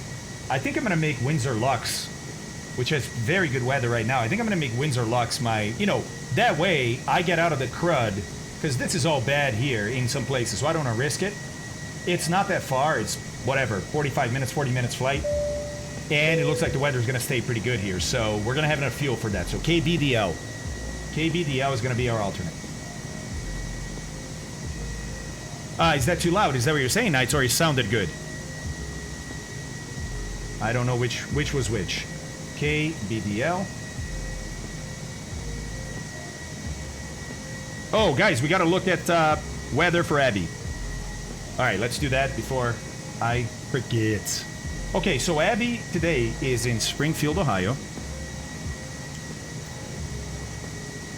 Bit loud, okay? Fixed.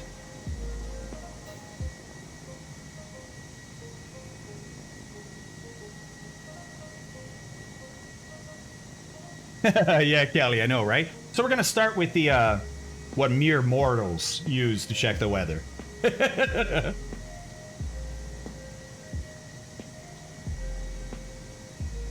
And we're looking for 5:30 p.m. We're looking for 5:30 p.m. 36% chance. Okay. Okay. Anavel, what's up, man? Yeah, you're welcome, sweet. Thanks for letting me know. All right, so, okay. 36% chance. Getting higher at 6, so maybe it's 40% chance, right? 40% chance. Okay. Okay.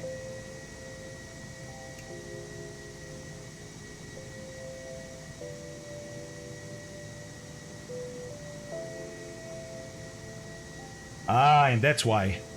That is why. We have a stationary See, when you have blue facing one way and red facing the other, normally red is a warm front and the blue is cold front, right? When you have them opposite directions, it's a stationary front. The name says it all. It's not moving very much. It sits there. And fronts are all known to produce weather. So that's why we have a chance of rain. But that's why it's also not like, oh, it's definitely going to rain or it's definitely not going to rain. Ah, man, that's the worst. All right, so let's see. This is 1800 UTC today, which is really 2 p.m. We have a... Okay, and this is 8 p.m. So between 2 p.m. and 8 p.m. Whew, yeah. Likely. Okay.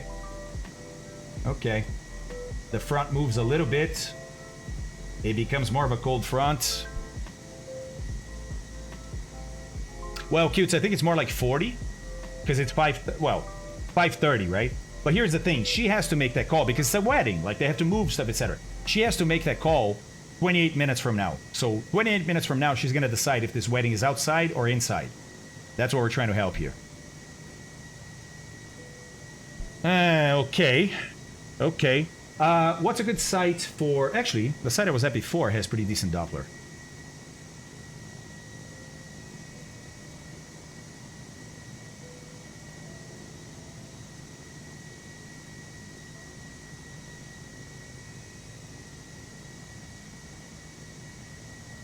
See what the weather... Okay.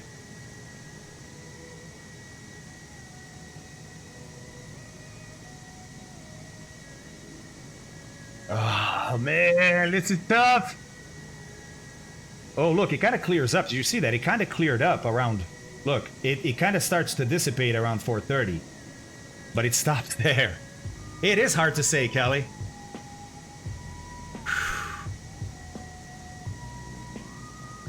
What do you guys think? Wait, ScottyWeather.com? I've never seen that. ScottyWeather.com.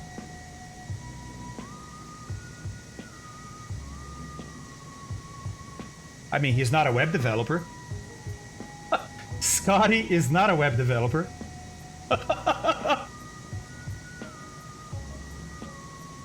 Yeah, and by the way, they also have the ability to start outside, and if it does rain, to move inside. They can do that. They're sort of ready for it because they know it might rain even if they plan on outside. But obviously, that's the worst case scenario, right? It disrupts the wedding a bit. Push the sun button. Wait, is there an actual sun button here, or are you just joking? WordPress template, yep. Ah, man, this is tough. This is tough, guys. What should we tell her? Well, I guess we're going to tell her the truth, which is, hey, it's not easy to tell. It's about 40% chance right now that it's going to rain. And I won't make a recommendation. I'll let her decide what she wants to do. Frelly, I think you're right on that. It would be fun to do.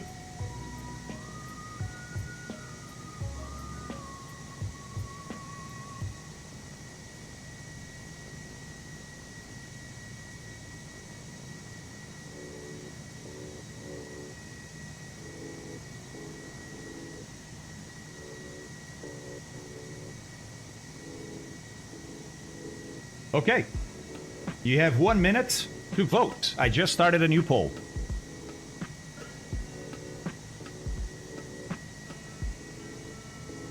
Nah, Lurker. That's why she's the wedding planner. So she makes... So all these decisions are offloaded from the bride, so the bride can just worry about getting married. You know what I mean? That's why they get a wedding planner, so they don't have to do stuff like this. Temporary flight restrictions that could impact us today. Absolutely, Malays. As a matter of fact, sounds like there might be some and I didn't check. Whoops.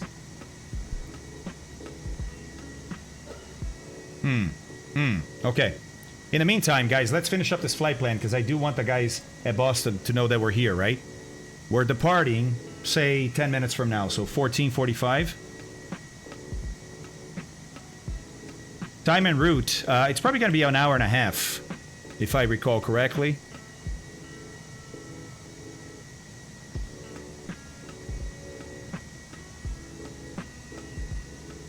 Hour and 15.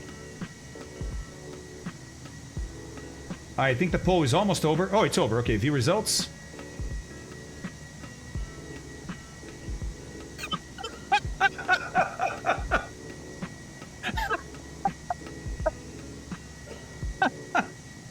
All right. 54%. Ah, this is so divided. Okay. Okay, we're going to tell her. All right, so.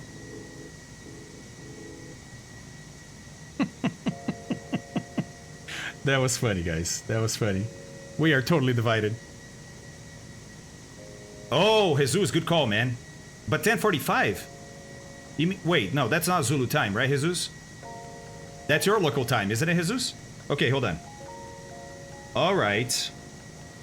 Chance of rain is 40%. It's hard to tell which way it will go. There are scattered showers predicted for the area, but they are isolated. If you are unlucky, one of those may happen over you. I'd probably... hold on. I and chat talked about it, and we think you should hold it inside. Good luck, and you'll do great. There we go. Perfect. All right. Good. Good. Yeah, there you go, Moet. I mean, I told her, right, Abby, I said, man, this lady is pretty brave scheduling a wedding in Ohio in mid-October. Man, the weather could turn so fast. All right, fuel available. Remember, we got to go back to our alternate, plus we need 45 minutes reserve, right? To the alternate, it's going to be another, say, 40 minutes. So that would be, say, 2 hours, right? Plus 45 minutes, 2 hours and 45. I'm going to do 3 hours. 3 hours, which means... How much fuel am I going to need? Oh, we use about 10 per hour, so I'm going to do 35 gallons. 35 gallons. Cruise speed is going to be 155. Altitude, there we go. We decided on 6,000, right? Route, it's a TEC route, but we're going to put in just what the route is. PVD, Victor 146 to Albany. Okay? That's all correct. That's all correct. Wings IFR flight number 4. Save that. Save. File the flight plan. There we go. Boston Approach and Boston Center are on. Very nice. Oh, equipment suffix. Whoops. Whoopsie daisies. Thank you.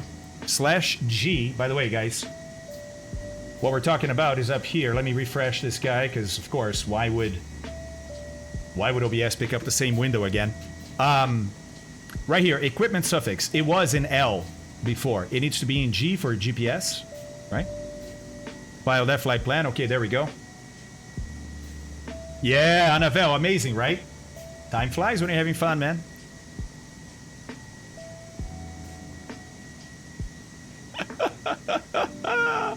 Nice, nice. Hey, Tabletop, what's going on? How are you?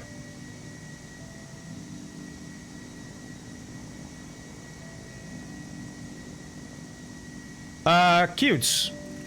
You can load in right now, buddy. I'm actually gonna start turning the plane on right now, because we're ready, right? I need to turn the plane on and start programming the GPS, then we're ready to go. So you have a few minutes. You have a few minutes. All right. Okay. Don't need this, don't need this, don't need this.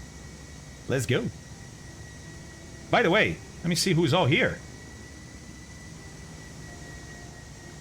Oh my God.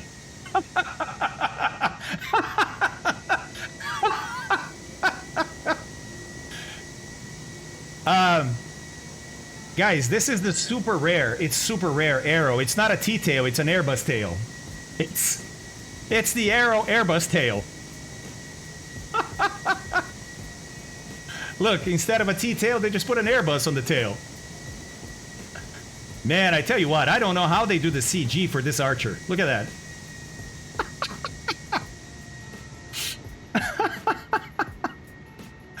Oh, gosh. So, by the way, this is the Martha's Vineyard add-on for FlightSim.to. Beautiful add-on. It's kind of simple, but it does a good job updating taxiways, runways. It's very nice. It's very nice. All right. Okay, let's do this. Oh, wrong one. All right, so first and foremost, just getting familiar with where I am because I haven't flown this aircraft in a little bit. Okay, cool. I'm gonna shift this to the GTN. Okay. Start getting her on. Hold on, gear is down. All electricals. See, it's not recording the switches when I turn off the plane anymore. It keeps everything on. I don't know why. I don't know why.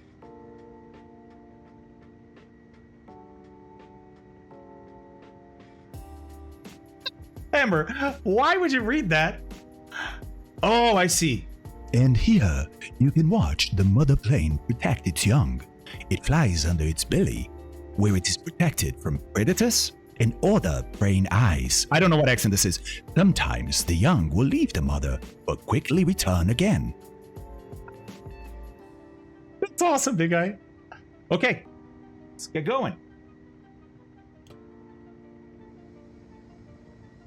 Okay, things are turning on. That's always good. By the way, before I put in my flight plan, I should get my clearance because what if they give me a different flight plan? Then I have to reprogram. Now, obviously, today they asked for a tech route. They're probably going to approve the tech route, but that's how you should do it, right? So let's do that. We're going to talk to Boston Approach 1330, which we're already on, to get our clearance. Okie dokies.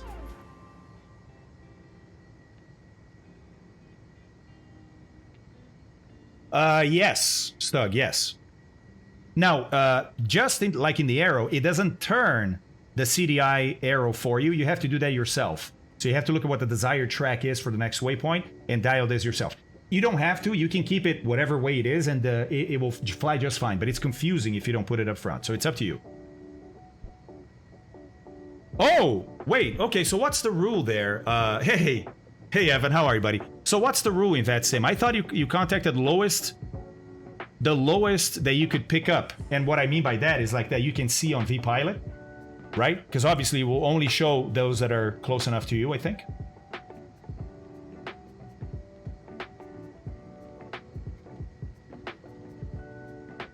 Okay. Yeah, so Boston Tracon in real life is huge. Goes from LCI in New Hampshire all the way to the Cape, right? Not within range for Boston Approach, okay. Okay. I just thought it was a VATSIM thing, Jesus. Colonel Fork is here. Hey, Colonel Fork. Captain Thank you. Thank you very much, buddy. Let's go.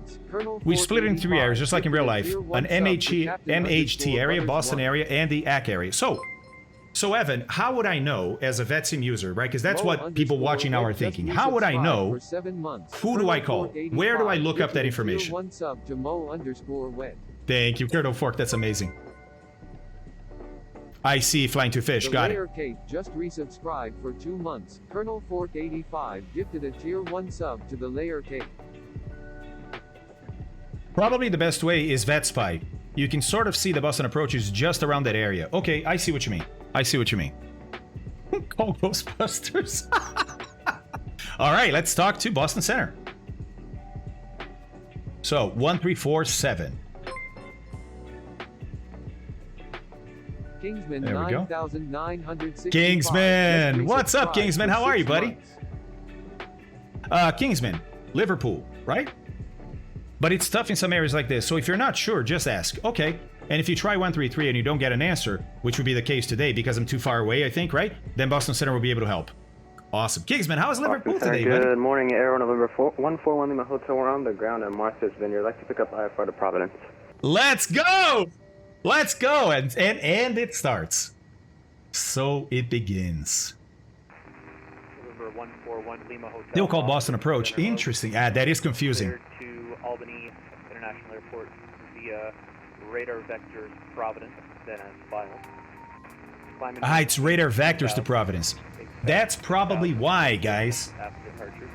That's probably why they don't do Victor 146 to Providence. They want to vector you there. We're clear to the Albany Airport. Radar vectors, Providence, then is filed. Climb maintain 2,000, expect 6,000 in 10 minutes. Departure frequency. Sunny today, sir. That's what I heard from someone else that's in the UK. That's awesome, Kingsman.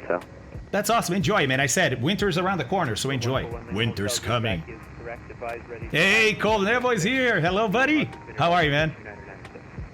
906, and we'll call you. One full in the hotel. Thank Kilo, you. good point. Although you could visually fly the airway if you can avoid obstacles. I know technically I guess you would be considered to be on the airway. Well, Kilo, not in real life, right? In real life, if I wanted to fly Victor 146 out of here, I could. And like I said, I can be on the airway below the MEA if I'm visual, as I'm climbing, and then I officially get into the airway after the MEA, right? I think that's how it would be. Okay, cool. Let's go. Go. Someone else calling. 749 Boston Center. Turn right heading 095. Wind variable at 3. Runway 6 clear for takeoff. But can you join an airway visually on an IFR flight plan? Sure. Sure. In this case, yes. Yes, because what's happening is, well, no. I could. If I had an obstacle departure or a SID from Martha's Vineyard, which I will have, at least an obstacle departure, I could fly myself to the Martha's Vineyard VOR, right? Which is 2100 is the first MEA out of here, which I could definitely get to quickly. So yes, I would climb via the ODP and then turn towards the airway. I think you can do that. Yeah. Yeah, exactly. Exactly. Man, I just missed another opportunity to call. I think they're talking to somebody. Right? No? Yes? Maybe not. Boston Center, a very good morning. Piper Arrow. Papa Tango Tango Foxtrot Foxtrot. No weather information, and we are picking up an IFR to Albany today. Papa Tango Tango Foxtrot Foxtrot Boston Center, clearance on request, standby. Okay, clearance on request, standby. I don't see anything on file for you. Just recheck for me, please. You see how it's low that we hear him? Let me lower the music. It's because we're far away. VetSim simulates that. Awesome, right? Awesome. Boston Center, good afternoon. Bells on 999 Victor inbound here, flight of 260. Okay, Jesus sounds good, man. Thank you. I should have mine in no time. Love me some ODPs, me too, man. Oh, Stug. Oh. Are you on your phone? Delta 99 Victor Boston Center, hello. Ident. I don't think that's Evan doing Boston Center. I think he's training someone.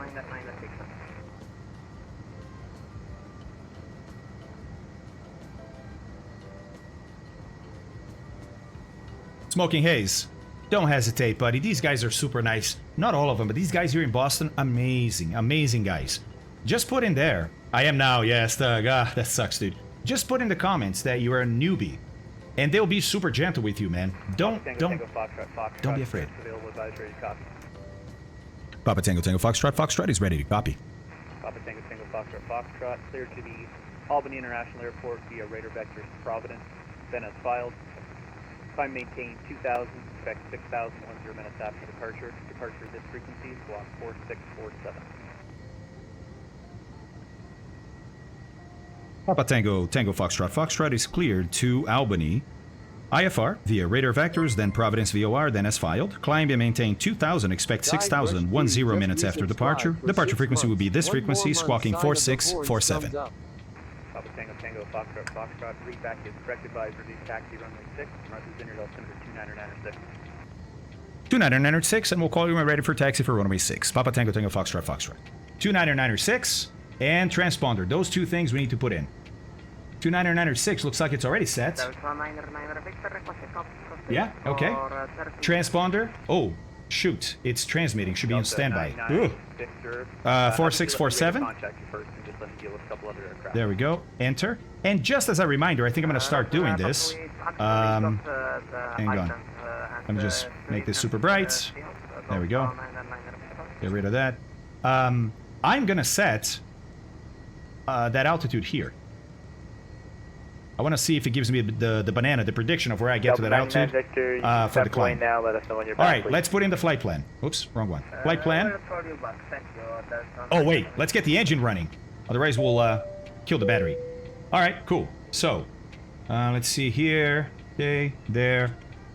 Nah, why am I doing this? Let's just do the checklist. Don't be an idiot, right? Okay. Parking brake is set. Gear selector down. Avionics, they're on. I'm going to keep them on. It's fine for now. Mixture lean. There we go. Magnetos. So they're going to be on. Yep. It stopped remembering. How? Expect 17,000 minutes after departure. Departure with me, squawk 4750. State saving is enabled. No, mine is broken. Okay. All right. Battery switch is on, yes. Fuel quantity, I needed 35 gallons. Let's see here. 30... That's 35. Just shy of 35, that should be good. And I see that here. And here. Yep. Annunciators, I already did, but I'll do it again. There it is. Got the other 2 lights. Battery switch off. No, we'll keep it on. Flight controls free. Yeah, and up and down. Up and down. And all around. All right. Okay. Free and correct. Flaps check. We're going to take off flap 0. Elevator trim is neutral. I checked already. Air 8749, radar contact, altitude. Let's do before engine starts. So circuit breakers, all in. Alternate air, off. Prop RPM lever, max. Fuel selector, fullest tank. They're the same, and I'm on the right. That's fine. Let's do a cold engine start. Throttle, half travel. Okay. Battery switch on, yes. Alternator on, not yet. Beacon! Oh my god. Oh my god. Beacon is on, guys. What? Nav lights, no. Fuel pump. Go to low. It was in high, jeez. Mixture rich. Okay, here we go. Whoop. 3. Okay. Clear prop. Number 813 Fox. Here we go. Going to maintain 11,000. 02 altimeter 29901. Heated fuel. And it catches on, and we're going to go to 1500. Oil pressure. Yep. Whoa, easy, baby, easy. 1500. Oil pressure is good.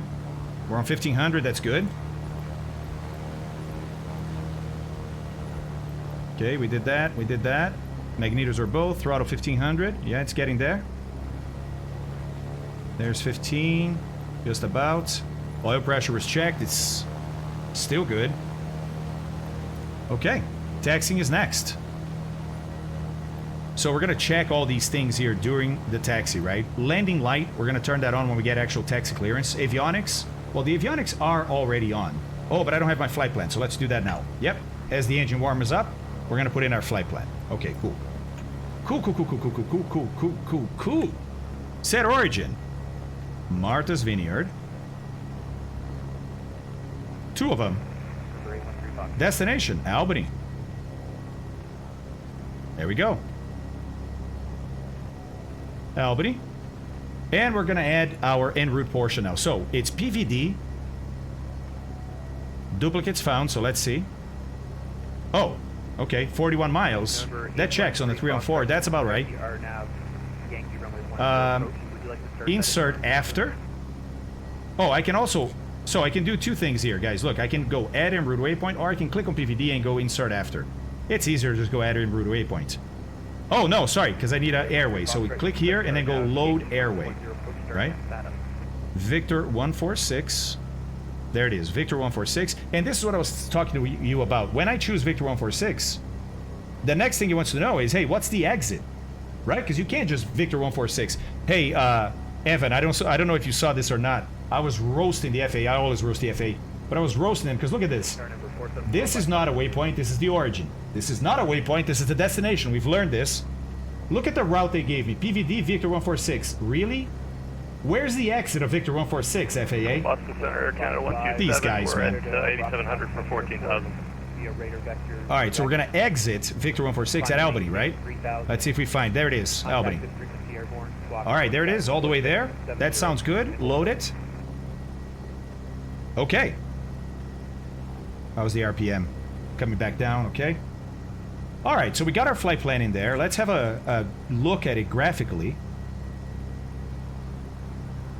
Okay, the PVD, there's Victor 146, Victor 146. Those are the mounts preventing us from receiving Albany until we're close.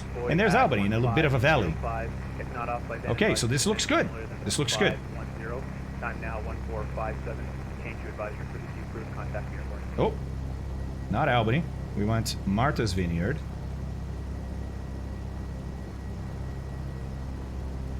There we go. All right, it's runway 6 for departure. So we're expecting it's going to be Boston Center, Alpha good morning, here Air all the Canada way, right? 127, 11,000 for 14,000 on the SID. Canada 127, Boston Center. Also, hold on a second.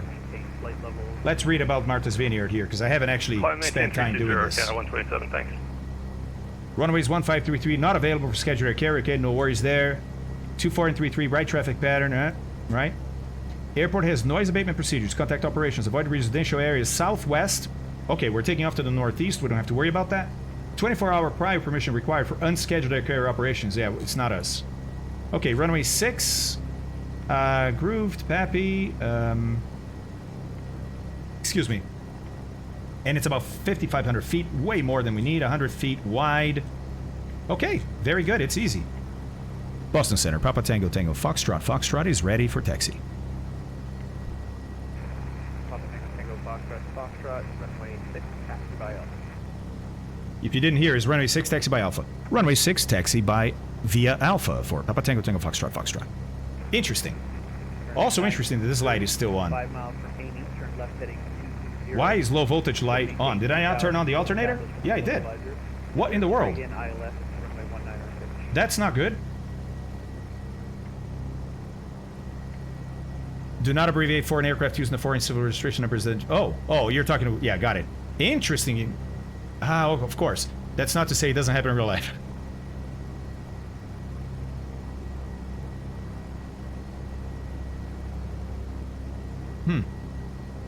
Oh, it's definitely high enough. Definitely high enough. At 1300, it should be. Well, okay. I think it is, right? I think it is. Let me add more power and see. There it is. Was not high enough. So, this is a bit unusual, but it's probably accurate to the arrow. I'm not used to aircraft whose generator or just a low voltage light will come on at 13. Oh, look, now it's off. Yeah, okay. Because I was going to say, normally that light shouldn't come on until you're at idle. And look, now it's off. I'm at 1,000. Let me go to idle. Below 1,000, the generator shouldn't be generating enough power, and you should get the low voltage lights. Now I don't get it at all. Let me test it. The light is working, and it's off now. Oh! Could it be that it was low voltage while it was charging the battery?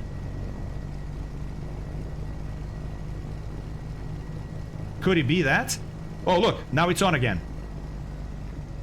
That took a long time to come on. Crimson, it might be. It might be. All right. So let's taxi here, right? So now the landing light comes on for taxi. Okay. We're going to go to Alt reporting on our transponder. Okay.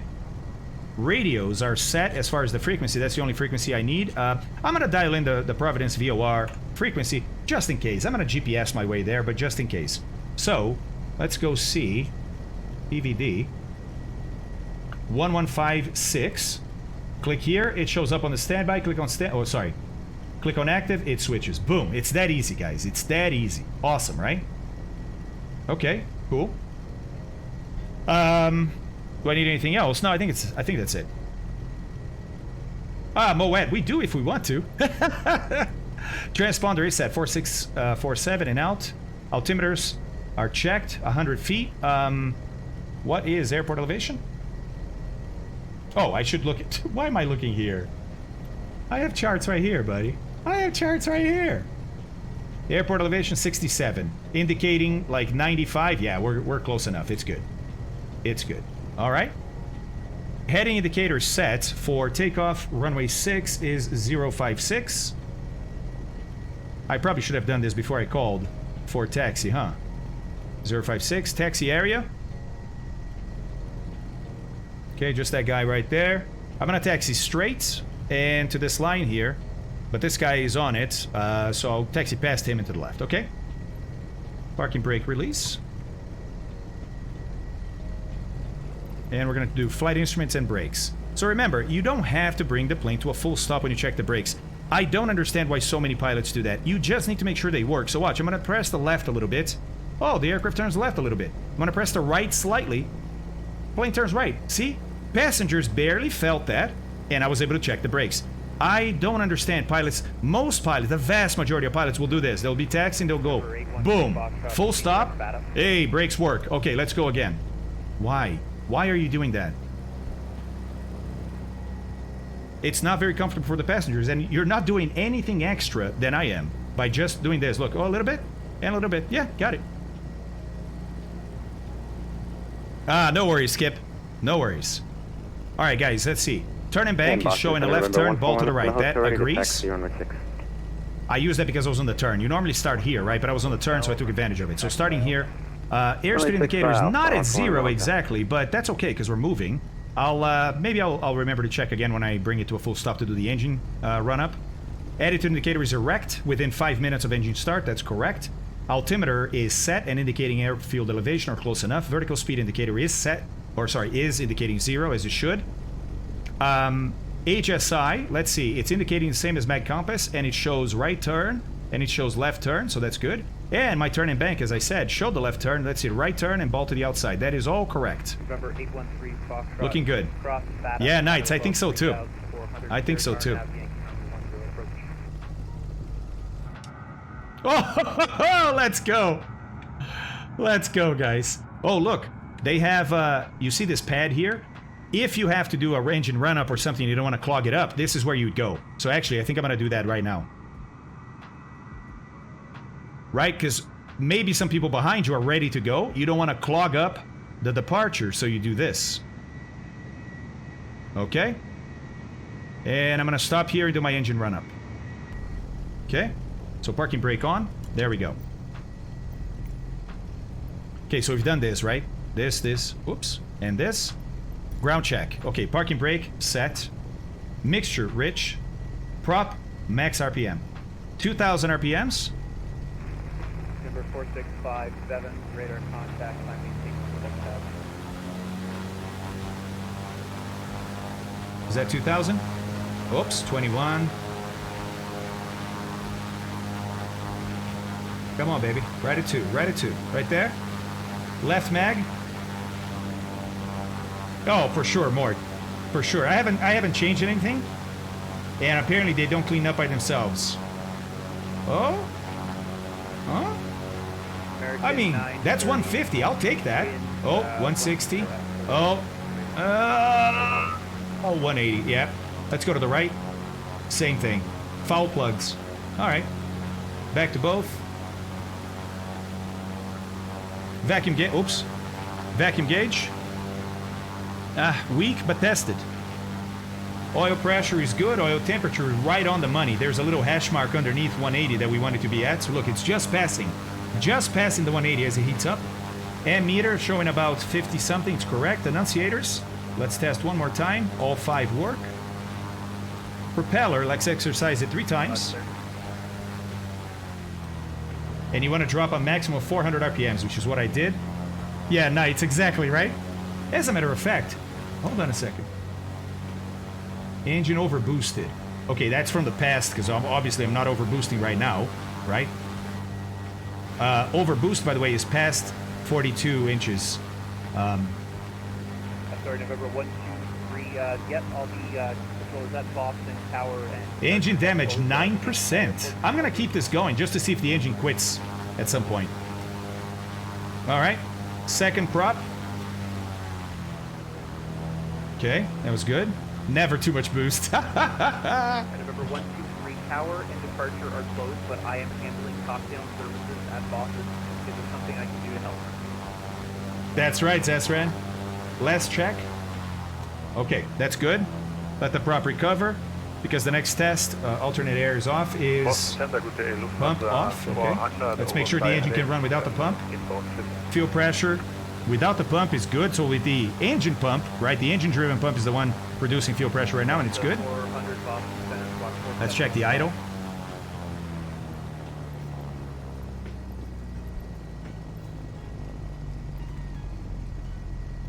Walking 4715. Between 6 and 650. I think it's going to be 700. I don't even know there was an engine damage page there. Oh yeah, Callie. Yep. Alright, so look, yeah, it's about 700. I'm good with that idle. And then let's go back to 1200. Do the before takeoff checklist. So battery is on. Alternator on. Strobe lights are on. Landing light is on. Aux boost pump, we're going to go to actually high. Box and tower just signed back on with another Fuel selector. Okay, fuel selector, fullest tank. We've already used the right a bit. Let's go to the left. And you never want to switch your tanks and take off right away. You want to switch your tanks and wait like 30 seconds to a minute to make sure it draws from the other tank and successfully, so the engine continues to run, right? Okay, fullest tank, engine gauges, so oil temperature is already down because it's on idle again, and oil pressure is good. Okay. Mixture, rich, props, full forward, flaps, 0. And they look like 0. Trims, neutral here, and neutral there. Oh, and for takeoff, we're going to suppress the emergency extension system. Cabin door closed and latched. Ah, by the way, my dad was mentioning this in real life. He flew a lot of Arrows in real life because Embraer will put these planes together in Brazil and sell them under license. The beginning of his career was flying this. And sometimes you'd forget to latch the door. And he talks about the noise that it makes here too. Did you know that it makes noise here too? I'm going to keep this open like that, unlatched, to hear the noise because I've never heard it. And then we'll latch it in flight.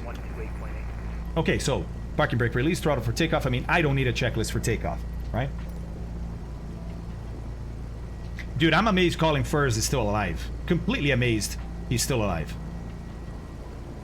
Alright, think we're ready. Boston Center, Papa Tango Tango Foxtrot is holding short of runway 6 at Alpha, ready for departure. Papa Tango Tango Foxtrot, live runway heading, wind 130 at 3, runway 6, heading for takeoff. Fly runway heading, runway 6, clear for takeoff. Papa Tango Tango Foxtrot. That was wind 130 at something, so it's going to be a little bit of a right wind. Jesus, do you want me to go before you or after you? With the Airbus tail? The arrow with the Airbus tail? That is so funny. Oh, look, the Airbus is not disappearing. Why is the Airbus not disappearing? How did the Airbus not disappear? Okay, Jesus, sounds good. Hey, Camo, what's going on? Camo Vacman, what was that? Nobody emergency on final? No. We got landing lights, we got strobes, we got transponder. Oh, VATSIM model. Got it. Yeah. You guys are right. Oh, so Jesus, your traffic. Okay, I just got it. I thought it was another aircraft. Now I get it. Okay. My V-pilot thinks that you are... Whoa, overboost a little bit. There we go. Wait a second. I'm gonna abort this takeoff. Boston Center, Papa Tango Tango Foxtrot. Foxtrot is aborting. I'll explain. Papa Tango Tango Foxtrot, vacate, brake when able, and stay attention. Roger, sir, we have a weird engine indication. We're vacating to the right. We're going to park at the ramp and try to troubleshoot. Papa Tango Tango Foxtrot. Papa Tango Tango Foxtrot, no problem. Taxi Alpha to the ramp and let Colonel Jakes _Zod just resubscribed. Taxi Alpha, and we didn't hear the rest. So once again for Papa Tango Tango Foxtrot. Papa Tango Tango Foxtrot. Just letting you know, you can let me know at the ramp what you'd like to do from there, and I'll be glad to help. Roger, thanks, Center. We'll be back with you in a little bit. Papa Tango Tango Foxtrot. Okay, thanks, Crimson. Thanks. So, I realized what happened, and it was my mistake, but I much rather abort like this than continue to take off and have that doubt in my mind. I'll tell you what happened. 1 second. No, that wasn't it, Gamer. Runway 15, taxi by Alpha.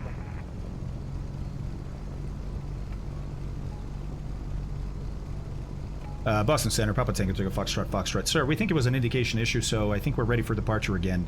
We're taxiing on Alpha to runway 6 again. Alright, everybody, let's just make sure everyone's given one at a time, please. So, Papa Tango Tango Foxtrot, runway 6, taxi by Alpha. Runway 6, taxi by Alpha, Papa Tango Tango Foxtrot.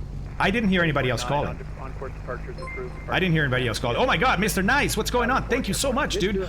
Also, Colonel Jakes. Let's go, guys. Let's go. Okay, so what happened, right? Thank you, man. I appreciate that. All right, what happened? 455. I confused the overboost light with the aux fuel on light. The aux fuel on is for the aux fuel pump, the electric fuel pump that you have. When I turn the pump off, that light goes off. That yellow light just tells me that the fuel pump is on, which I want for takeoff. So let's do that again. Okay. I confused this light with the overboost light. The overboost light is yellow also, like that, and it confused me, right? And what happened was I thought I had an overboost indication. I thought that was the overboost indication. And I looked down twice, and my power was below the overboost, which is 42 inches. See that red line? 42 inches of manifold pressure, right? Right, so I thought something was wrong with the wastegate system. Number 141 Lima Hotel, right? short runway 6, ready for departure. I think that's Jesus, maybe? Number 141 Lima Hotel, fly heading 020, wind 130 at 3, runway 6, clear for takeoff. Yeah, it is Jesus. Jesus Fly is heading going. of 020, runway 6, clear for takeoff, 141 Lima Hotel. All right, I could call now and say ready for departure. There's no reason for it because Boston is going to be like, dude, there's a plane in front of you. Just hold short, right? So I'm going to wait until I call. 2994, okay, 8749. Was there a temporary MP increase? No, Cold. I never overboosted. But I haven't flown the aircraft in a while. And so as soon as I saw the yellow light, my brain went off, right? And it's like, dude, that's overboost, that's overboost, that's overboost. So I look down and I go, I just added too much power. I look down and I was at like 40. And I look back up, it's still yellow. And I'm like, oh my God, it's overboosting with 40 inches. That's not okay. So I aborted the takeoff. Again, it was my mistake, but much rather do that than continue the takeoff unknowingly or not knowing exactly what's going on. Boston Center, Papa Tango Tango Foxtrot. Foxtrot is holding short of runway 6 on Alpha, ready for departure. Papa Tango Tango Foxtrot, runway 6, line up and wait. Runway 6, line up and wait. Papa Tango Tango Foxtrot, Foxtrot. Got it. So it did go off. That's probably what my brain, like peripheral vision-wise, saw. Then by the time I looked up... Oh, sorry. By the time I looked up, it was probably off, but this was on, and I thought it was the same thing. Interesting. Who was calling first there? That's really interesting. Reptilian brain, yeah. Yep, you got that right. All right, Jesus, so you're going to be ahead of me on the flight. That's awesome, buddy. Departing and climbing. Who is that? There's Jesus departing with his Turbo Aero Airbus edition. No flap takeoff. Yeah, Greens. And I'd much rather take off without flaps if I can. 455 Boston Center radar contact. So basically, Greens, and if I have enough runway in real life or in the sim, I much rather take off without flaps. In small aircraft. In big aircraft, there's procedure. You follow the exact procedure. Because all takeoff distances are predicated on, you know what I mean? That's a bigger deal. In small aircraft, first of all, usually the runway is way bigger than you need, right? And what I prefer is having one last thing to do after takeoff and to be already on a climb setup as soon as we finish the takeoff. It's just preference. It's just preference. Now, there are aircraft out there that don't have data for takeoff without flaps. It's not that you can't, it's just they don't have any performance data. So in that case, I would flap up because I'd like to look at the performance, right? In this aircraft, we have two charts. We have a chart for flaps 25 takeoff and a chart for flaps 0 Ready to takeoff. check 3 by 5. You know what I mean?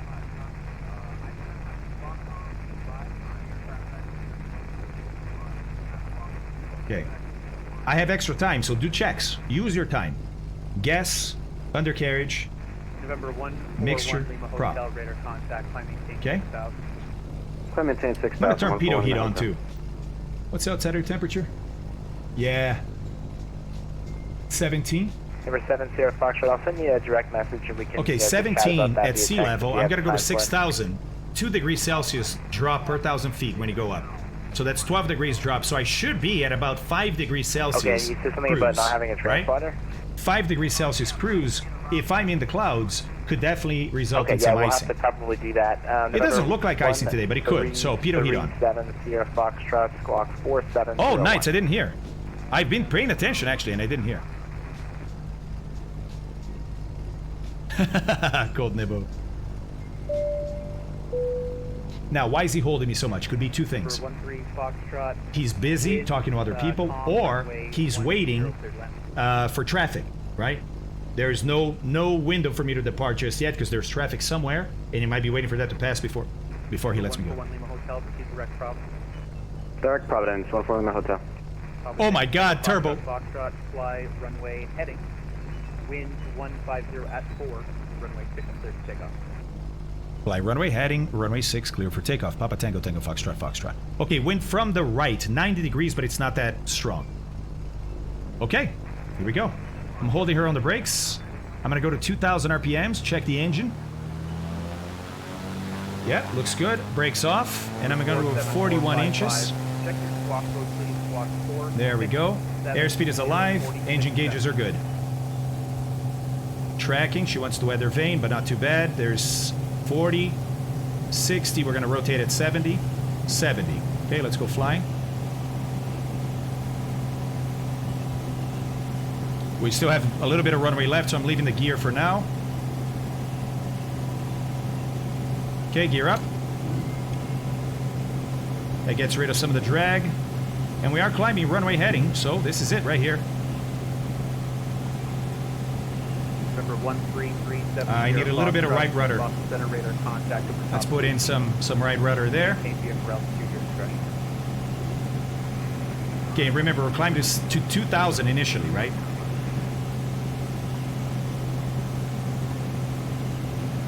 Yeah, that was pretty cool, Codebo. Okay, that's 1,000, so 1,000 feet to go. Let's do a climb checklist. Landing gear up. And now I can put my automatic extension system back on. Flaps, we're up. Airspeed, 97. Just about. Mixture rich. Push on to Charlie's approved. Here we go. Oops. 2575 on the RPM. There we go. That's about 2575. 2,000 leveling off. Foxtrot, radar contact, altitude. Passing 1,900 for 2,000. Papa Tango, Tango, Foxtrot, Foxtrot. Papa Tango, Tango, Foxtrot, Foxtrot. Thank you. Climb maintain 6,000. Climb and maintain 6,000. Papa Tango, Tango, Foxtrot, Foxtrot.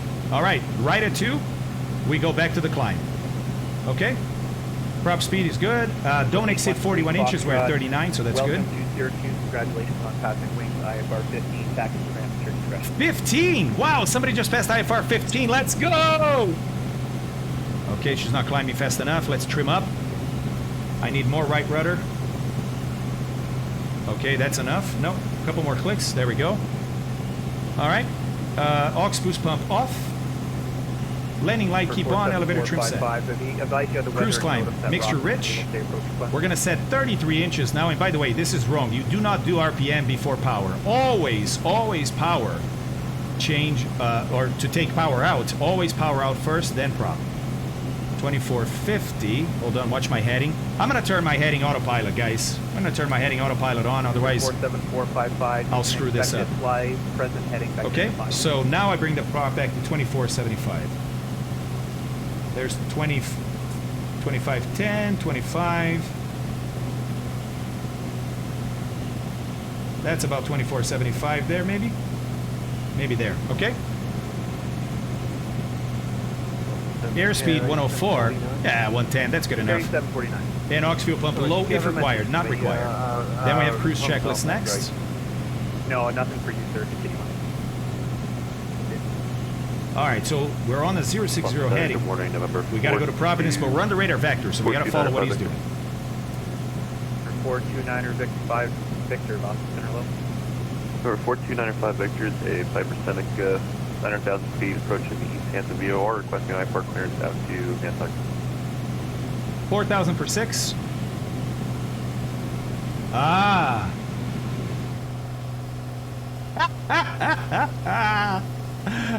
Number 429er 5 Victor. How awesome is this plane? How awesome is this plane? 4672. Okay, I'm going to start leaning the mixture here, guys. So there's my EGT. Papa Tango Tango Foxtrot Foxtrot, proceed direct Providence VOR. Direct Providence VOR. Papa Tango Tango Foxtrot Foxtrot. All right, so here's what we do now, right? Here's what we do now. Let's do... Oh, sorry, no. Direct, just hit direct, Providence, turn activate. right heading. There it is. Flight heading Let's go to 100, nav mode. localized.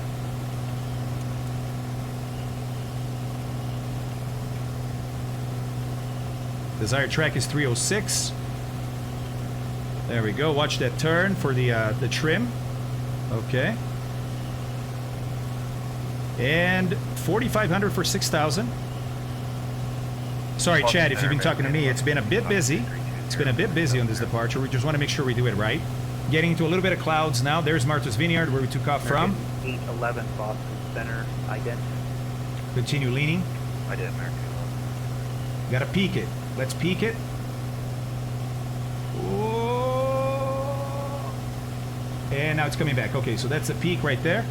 American 811. 5,000 for change of 6,000. plan, Walk 4704. 4704 the box. Hey! Titty stunting. Good name. Yes, it is the Archer 4. Yes, it is. Look at that extra.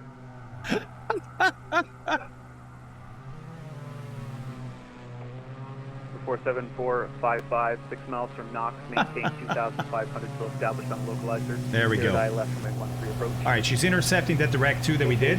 And so she almost flew back over Martha's Vineyard. The field is right there. Look at that. Hey, 6,000? No, 5,500. Remember 47455, no traffic observed between you and the field. Report IFR cancellation, missed frequency in the air on the ground or missed approach. Lean a little bit more. Okay. What are we doing here? We're doing 11 gallons per hour. That's pretty good on the climb. 400 to go. Carried 749, expect the ILS runway 6. All right, I'm going to start trimming down to start leveling off. I think your small window left is still open. It is. Yeah, you're right. Thanks, guys. Thanks. Oh, look, it's much better sound now. Thank you, gamer. I forgot about that. By the way, the name of this window is the Storm Window. Storm Window.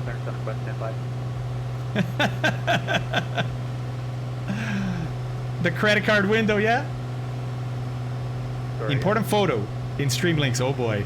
Oh boy. American 811 radar contact over top of specs. Climb maintain. Oh boy. 370. Oh, look, Sionica. Hold on a second. I got to level off at 6 here. 42905 Victor.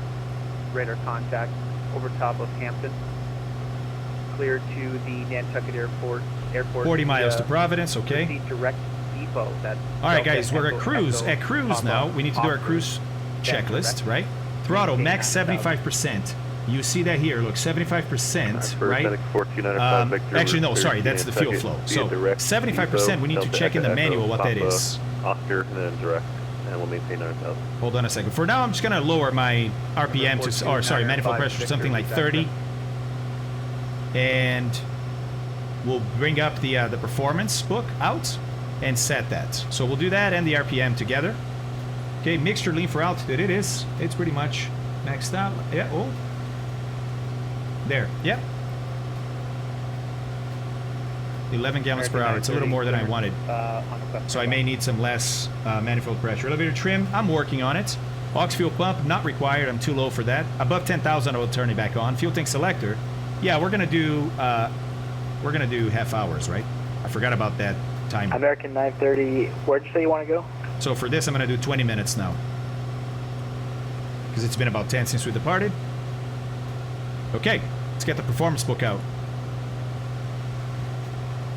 We didn't get a new flight plan for you. That sometimes happens. If you just try refiling it, and if that doesn't work, you could just try to refile, disconnect, and then reconnect. Sometimes that'll bring it through. But right now, we just see your old flight plan to Albany still.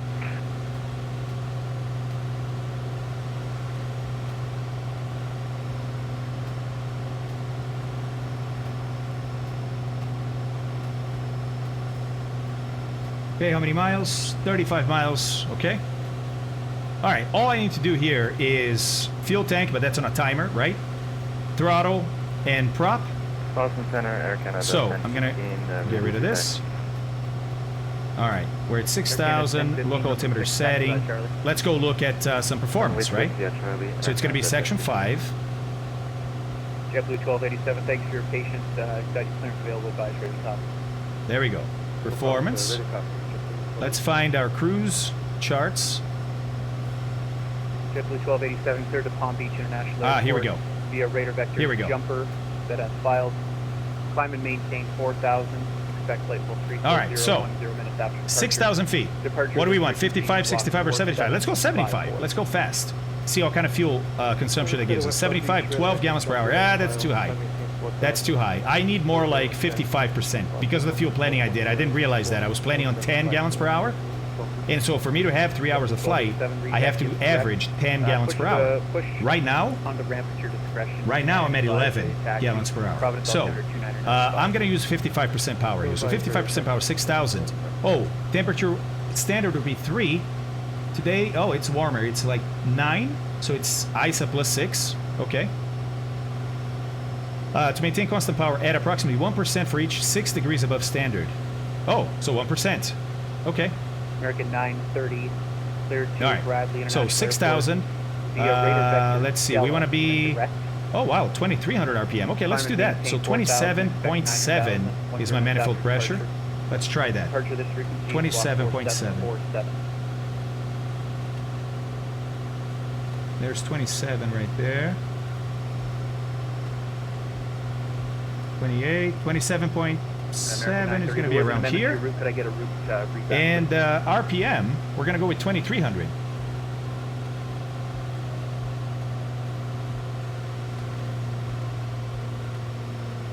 American 930, I'm going to need a full route clear back, or clearance to read back, please. American 930, cleared to Bradley International Airport via Raider Vector. There's 2,300. Then direct. She lost a little power, so I have to retrim. 4,000, expect 9,000. And according to this table here, let's see, 55% power, okay. It doesn't give me a ground speed, right? Or true air speed, that's the next chart, I think.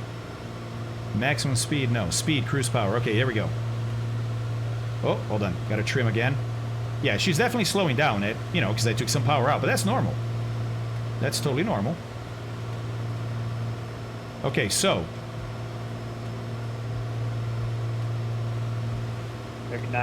Let's do our arrows, right? Outside air temperature is, what was it, 6? Oh, 9. 9.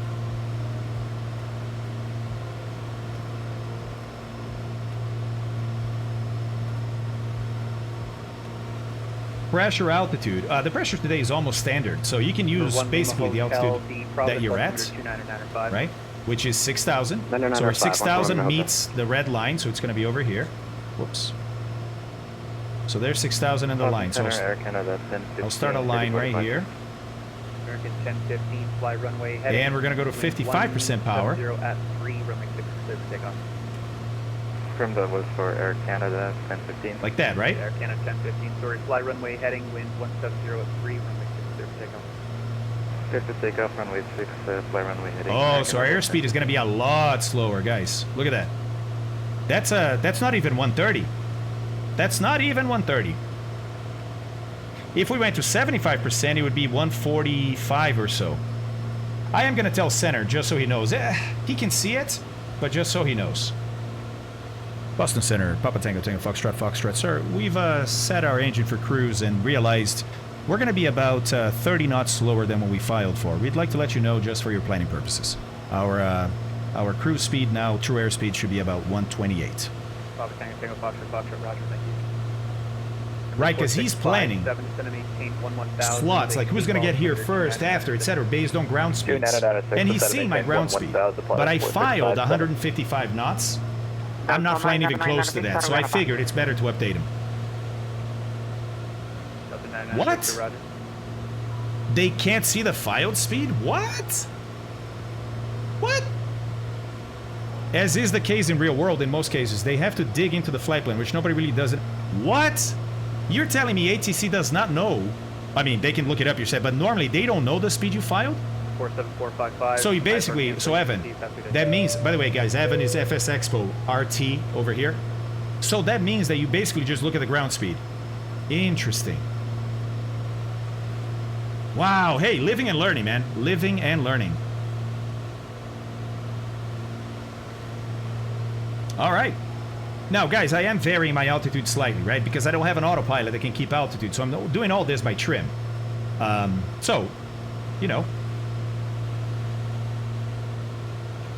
gotta keep fixing it, but yeah, 50 feet is okay. When we get a strip in our climb, we don't see the filed speed, departure time, timing, cruise, etc. We're only able to easily see ground speed. You don't even see departure time? But I mean, why wouldn't you? Why would they not show you that? Isn't that good data to have, even if it's not needed every time? No cold, no altitude hold. This is an old aircraft with a very old autopilot. So the autopilot, Piper Auto Control 3B. By the way, why are we doing that? We have better means. We have better means. There we go. Welcome to the old school autopilot that's in this Piper. Air Canada 127 Lima. So we have an autopilot. He can do roll, like a fixed roll bank, right? There's a heading mode, and it can do nav, which is separate here, and it can do ILS, right? So it doesn't have vertical mode. It only has lateral modes. It can do heading, it can do nav, it can do ILS. That's it. That's it. Yes, JustFlight built in a cheat. They gave you a leveler, an altitude holder, but the real aircraft doesn't have it, so I don't use it. I've used it once, I think, on stream. Hey, Marco, what's up, man? Click on the Piper. Yeah, exactly. But the real thing doesn't have it, Marco, so I don't. I'm a stickler for realism, man.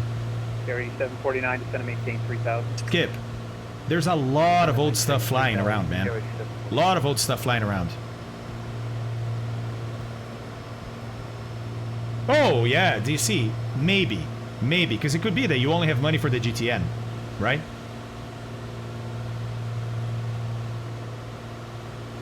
And I'll be honest, if all I had money for was the GTN and I couldn't upgrade the autopilot, I'd still do it, right? And I'd fly, you know, vertical, I'd fly manually, no worries, trim it up, etc.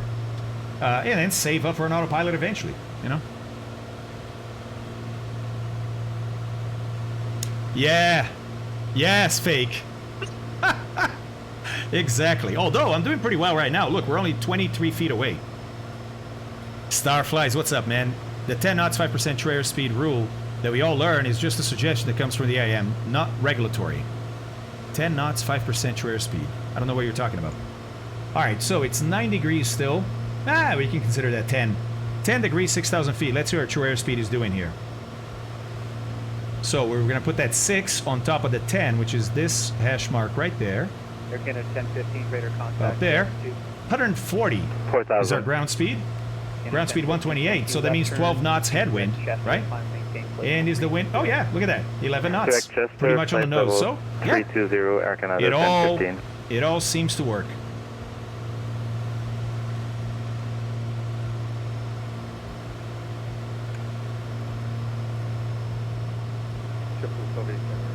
Yeah, so I never learned the 10 knot 5% rule, Starflies. I don't know what that is. Quick maths to do what?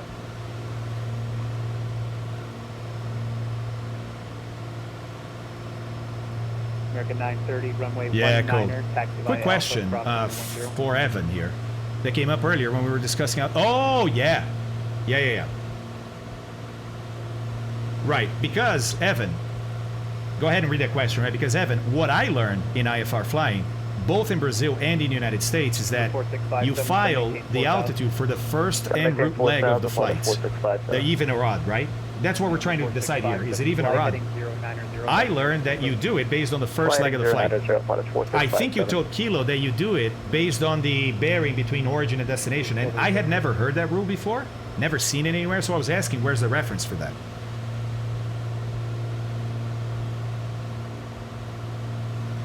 Holy crap, Starflies, never heard of that. Never heard of that. I gotta be honest, I was never one for acronyms and memorizing. I don't like memorizing rote stuff. I like to know why, right? Memorizing a number for me, it's like, no, dude, you don't even understand why. Why are you gonna memorize a number without understanding the background? So I don't memorize any of those acronyms. I've never had, like, I remember at Flight Safety, a lot of pilots flying business jets. They want to know, like, hey, what N1 percentage, like 68%, what is the percentage average that you need for approach, right? I'm like, I don't know. A bunch of pilots had all that stuff memorized. Oh, for climb, it's 83%. For, you know, I'm like, dude, just move the throttles until you get the power you need. Like, why are you memorizing these numbers? I hate flying like that. I know a lot of people do. I'm not judging. I'm not judging. Do whatever you like. For me, it makes no sense, right? I hate memorizing stuff without knowing why. So, don't memorize anything. Deduce. Derive. Lore. Last stream with Seneca, you saw something going really fast at around Hoover Dam. Ah, I think it was me. Yeah, that's right. Went to get a drink, and I think Cat decided to mess with the joystick, resulting in autopilot off and massive overspeed. Skip, your cat actually started playing with the joystick. That's awesome. Victor, leave my airspace. New York center's offline. Radar search terminated. Change approval. Yeah. Okay, so looks like we have a FAR 91-179 to look at. This is shocking. How did I not get taught this? Not only I never got taught this, every single pilot at flight safety that I ever taught thought the same as me. It's the first leg of the end portion. Holy moly. Man, we have some huge gaps in our training, don't we? That's approved, advising return. Copy, we'll do. Thank you.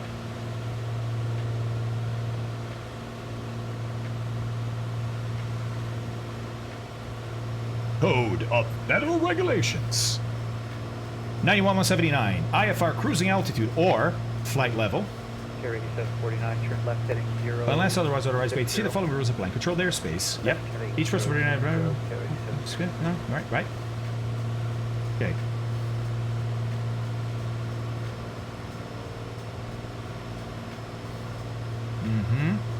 Right, but it doesn't say. Hold on, we'll get there, right? Oh my god, teaching to the test. Starflies, I'm gonna start screaming here, dude. I'm gonna start screaming. Yes, what altitude to file? Correct. American 930, you keep getting stepped on there. Can you say again? Thank you. Guys, we're almost over Providence. I can see that this is the entrance to the bay in Providence. Remember that? Right? Look, we're almost there. It's just behind the clouds over here. But that means the plane's about to make a turn. No big deal. It's just good to know, right? You always want to know what the plane's doing. American 930. That's right, Kilo. That's what it's all about, man. Oh, lore is an acronym. Guys. 4657, fly heading 030. Hey, man, it's your learning. Do what you want, but I'm telling you. 030. This is not a good way to learn. Acronyms is not a good way to learn.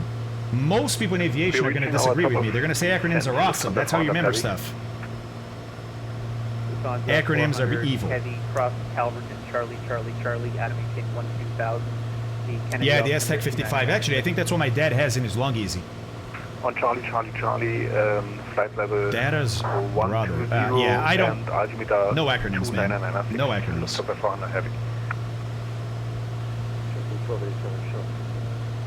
By the way, in the meantime, it sounds like a lot of you guys are not familiar with the Gol 737 Embraer Legacy crash.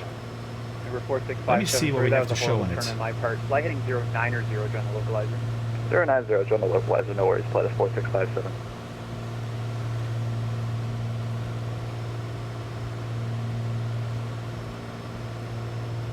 JetBlue 1287, fly runway heading, wind 180 at 6, runway 23, clear for takeoff.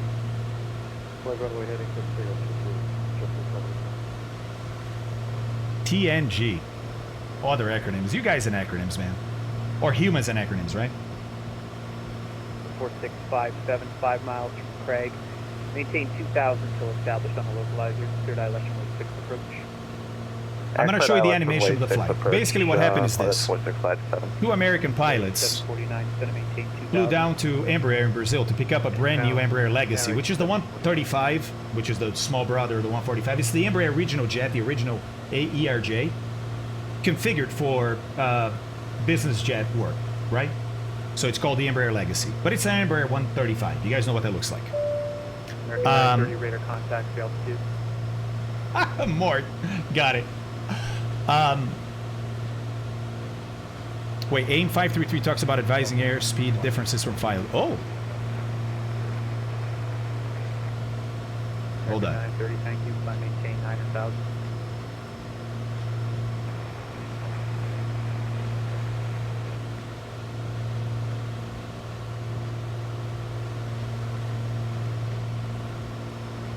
And Boston Center, Plus 531. 4657. 532. Yeah, we're not picking up the localized frequency for some reason. 533, additional reports. The following reports should be made to ATC or FSS facilities without a specific ATC request at all times. Turn right heading, Ah. right heading 130. I was right. Vectors are now I just thought I should do it.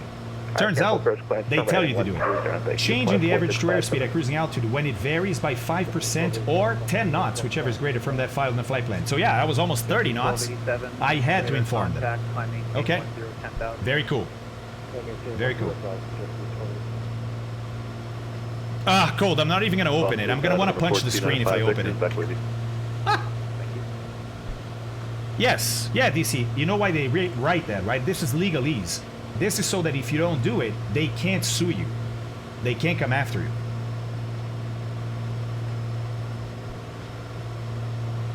Okay, here's the turn. Now, in the turn, I have to pitch up a little bit, right? Otherwise, the plane will lose some altitude. It was a very mild turn, but I would have lost some altitude.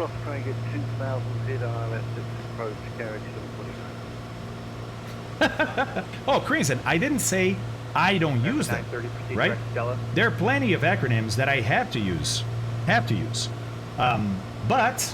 I just don't like them. And I'm not talking about like VFR. That's fine, man. VFR is fine. You know, what I'm talking about is these acronyms to remember stuff, you know? Yeah, all this kind of acronyms you guys are talking about to remember. No, not for me. Not for me. All right, so these guys picked up the Embraer Legacy at Embraer and were flying it back to the United States. They were flying over the Amazon jungle on an airway, and they experienced what we're talking about. They were flying in a direction that required odd altitudes. So they were like, whatever, 31,000 feet, right? And then they changed to a heading that required them to now have an even altitude. And in real life, or in the sim when that happens, you have to climb or descend to an even altitude. So from 31, you go to 32 or 30, or something else even, but you choose, right? They made the turn, did not change the altitude, because they were having some communication issues with ATC, right? And I think, and they stayed for over 2 hours, I think, over 2 hours at the wrong altitude, right? Okay, your cruise altitude 4,000. I don't remember all the details, but so they're flying along at the wrong altitude. In the meantime, in the same airway, same altitude, opposite direction, flying at the correct altitude, is a GOL, GOL 737. GOL is the Southwest Airlines of Brazil. And so they fly past each other. They don't crash nose to nose. They're offset a little bit, but the winglet in the Legacy's wing cuts through the wing, the main wing in the 737. It chopped off the wing. That plane is no longer going to fly, right? So that plane, well, so I'm going to show you an animation of what happened. I haven't seen this before. I don't know how good it is, but I'm going to show you an animation of what happened. 4295 Victor, descend and maintain 4,000. Descend 4,000, 4295 Victor. 4657, expect to start the approach at Booth TAC, Uniform Foxtrot Tango Alpha Charlie. Roger, flight is 4657.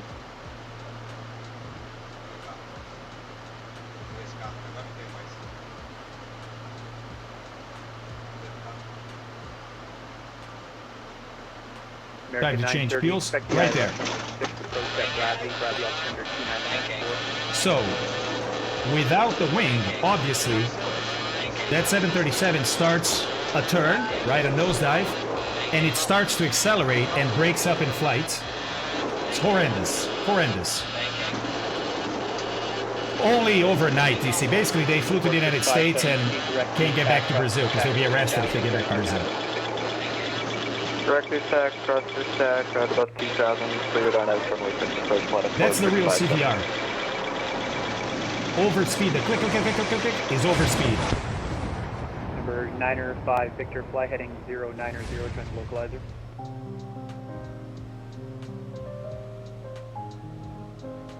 $37,000. Is that for 1495 Victor? For number 905 Victor, fly heading 090, join the localizer. 090 for the localizer 495 Victor. Number 4657, maintain 170 knots or greater until Craig. 170 or greater to Craig. Until Brasilia, then I have to change altitudes. Number 905 Victor, reduce speed to 170. 170 knots for 4295 Victor. Yeah, the gear was extended. They may have done that to try and create drag to slow the plane down. Because they didn't have enough control, right? Thanks for your service. Bye, Lufthansa 400 Heavy. ATC made mistakes too. And poorly trained, yep.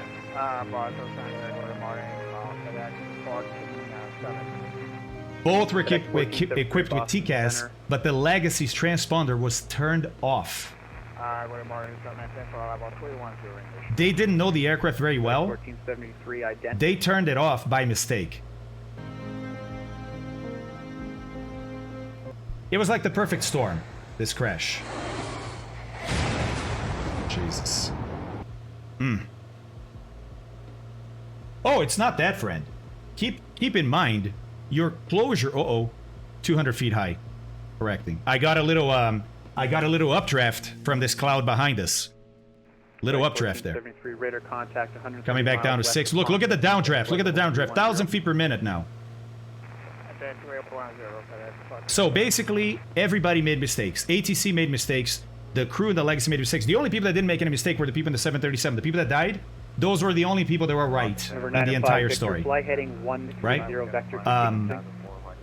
So, heading the closure speed is about 1,100 knots. No, less. About 1,000 knots, right? Or about, American 1355, almost Boston Center radar contact. almost 2,000 kilometers per hour. They go from a dot to being on your windscreen in no time. Like you have almost zero time to react. So they never saw it. By the time they see, it's already crashing. Too fast to react. 905 Victor, that was yeah, that's right. That's right. Confirmed, remember 905 Victor, and you can descend and maintain 2,000. All right, down to 2,000. So it's a very sad, tragic crash. But he highlighted all these issues that exist, right? Awful. Awful, awful, awful.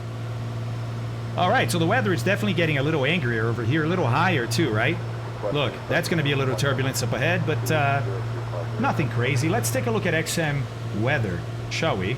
Sorry, who's calling? Next red. Oh, it's on. Why? It wasn't showing anything. And American 930, what can I do for you? I don't think next red is working. I don't think next red is working. This guy bothers me a little bit. I don't know that I want to fly through that. I may ask for a deviation. Yeah, DC, but I figured there's precipitation from these guys. I guess not. Number 905 I guess Victor, not. fly heading 090, join the localizer. Heading 090 for the localizer, 95 Victor. Boston Center, Papa Tango Tango Foxtrot, Foxtrot, sir. We'd like 20 degrees left for weather. Papa Tango Tango Foxtrot, Foxtrot.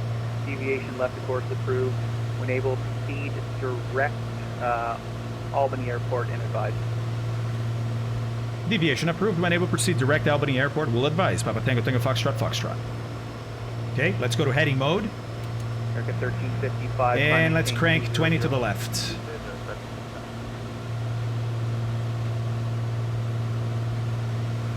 Is it not in heading mode? Oh, look at that. Oh, Turbo, what are you flying again? Delta, echo to the ramp, how's it going? Yeah, it's a little too dark for my comfort. I think that's going to be a lot of turbulence. I don't want to do that. Number 905 Victor. And look, it's so open over here. Why not? You know? Oh, downdraft, downdraft. Maintain 2,000, clear for the ILS 6 approach, 905 Victor. To Alderney? Captain Crowley, I don't know what Alderney is. You mean Albany? Yeah, I think almost. It's a little bit to the right. A little bit to the right. Yeah, this looks a little too angry. I would not want to have when I have flown through that.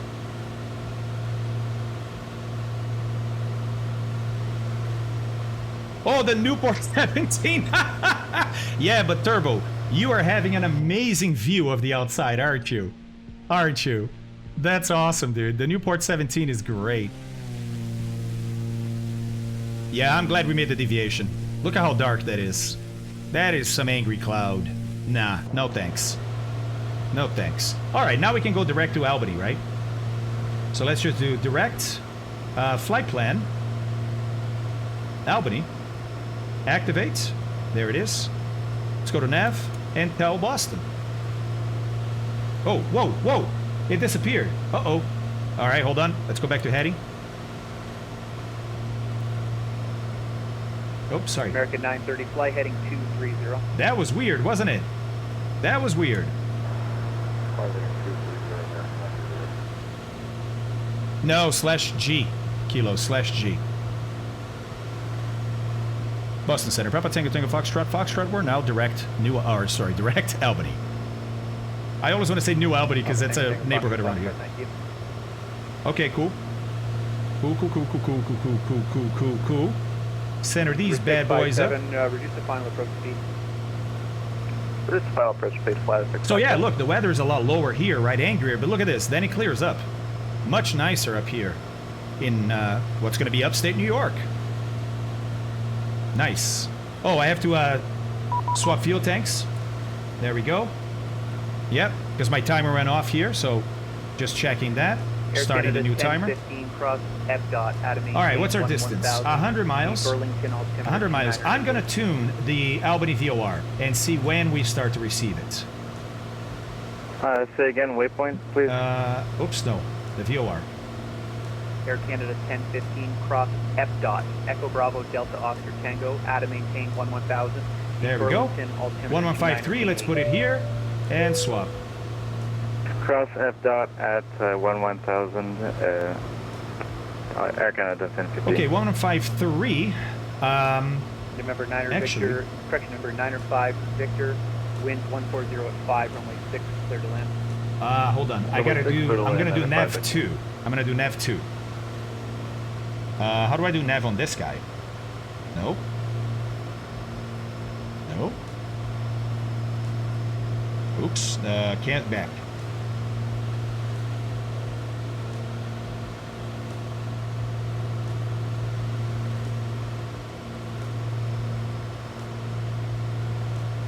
Bottom right.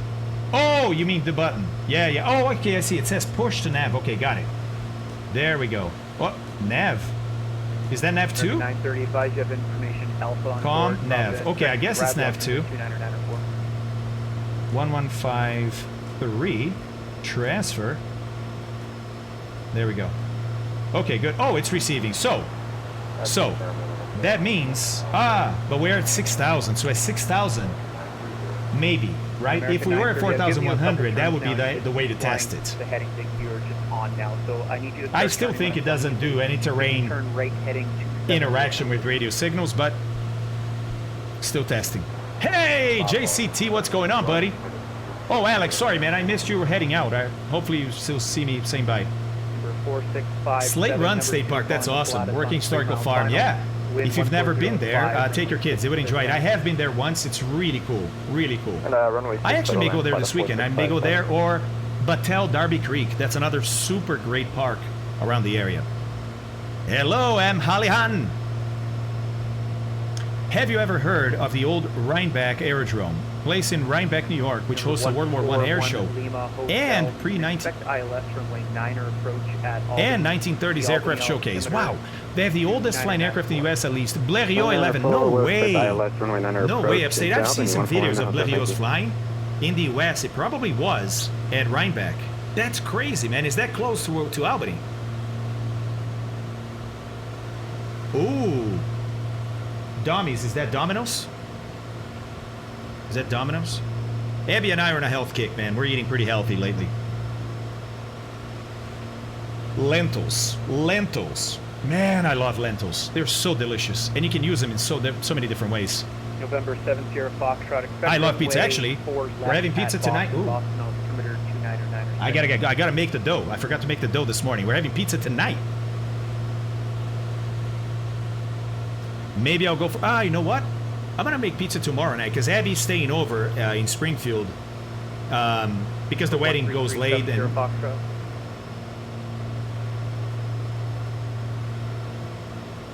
Boston Center, Papa Tango Tango, Foxtrot. Were you calling us?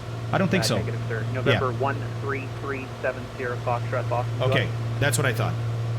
I was just checking to be sure. Lentils, beans, jelly beans. 11, leave my airspace. Moncton Center's offline. Radar service terminated. Actually, Cobra, lentils. Go look it up. Go look it up. They're way easier to digest than any other bean. They're really great. Chicken burger, nice, from well-known charcoal chicken place called Eliana's. That's awesome, J Knights. I love chicken. I love meat, but I am trying to eat less meat.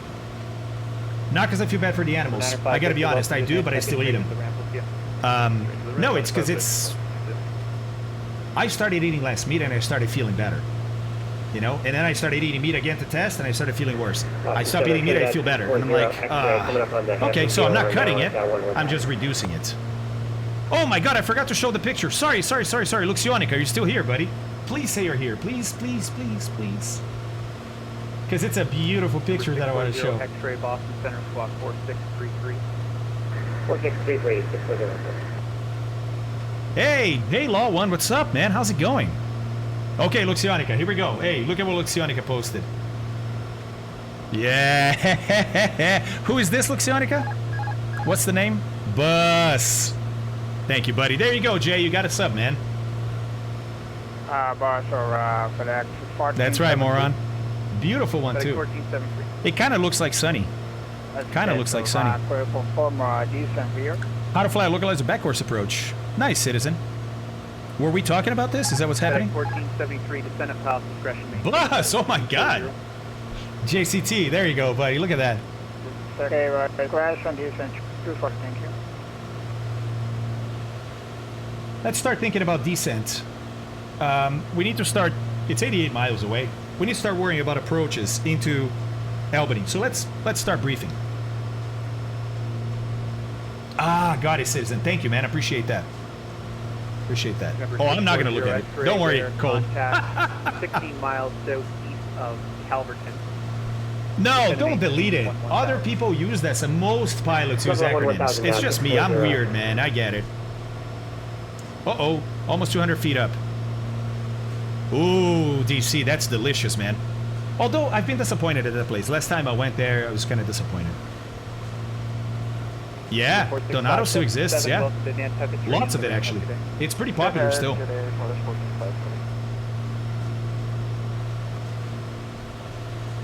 Yeah. Nice, Luxionica, that's awesome. That's going to be a great time lapse, buddy. It's going to be a great time lapse. Okay. So, Albany, New York. What are we talking? What are we talking here?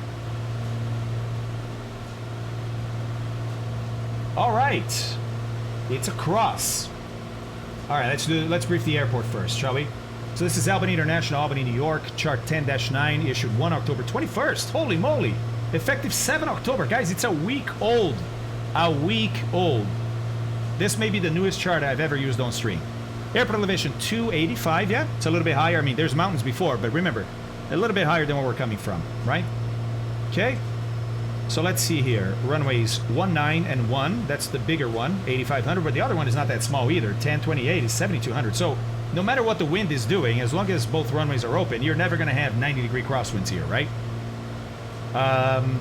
Okay. Landing hold short. Landing hold short. 13370 Foxtrot. Are you up? And it looks like there's a big displaced threshold here. That's what that white rectangle is. You can only land after the white rectangle. So this is a displaced threshold. You can use it for takeoff, not for landing.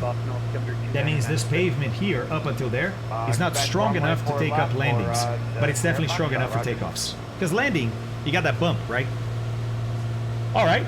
So if you land on 28, there's possible land and hold shorts. That means if I get issued that, I have to land and stop the aircraft before the other runway. I can't cross the other runway. That's because they're probably using the other runway to take off or to land somebody at the same time. Sounds like a bad idea, right? Some people think it is. There's also landing hold short on runway 1. There is no landing hold short on 10 or 19. Good to know. Cargo ramp, control tower, okay. Terminal is here. Customs, fire station. Logan Airport native information Tango.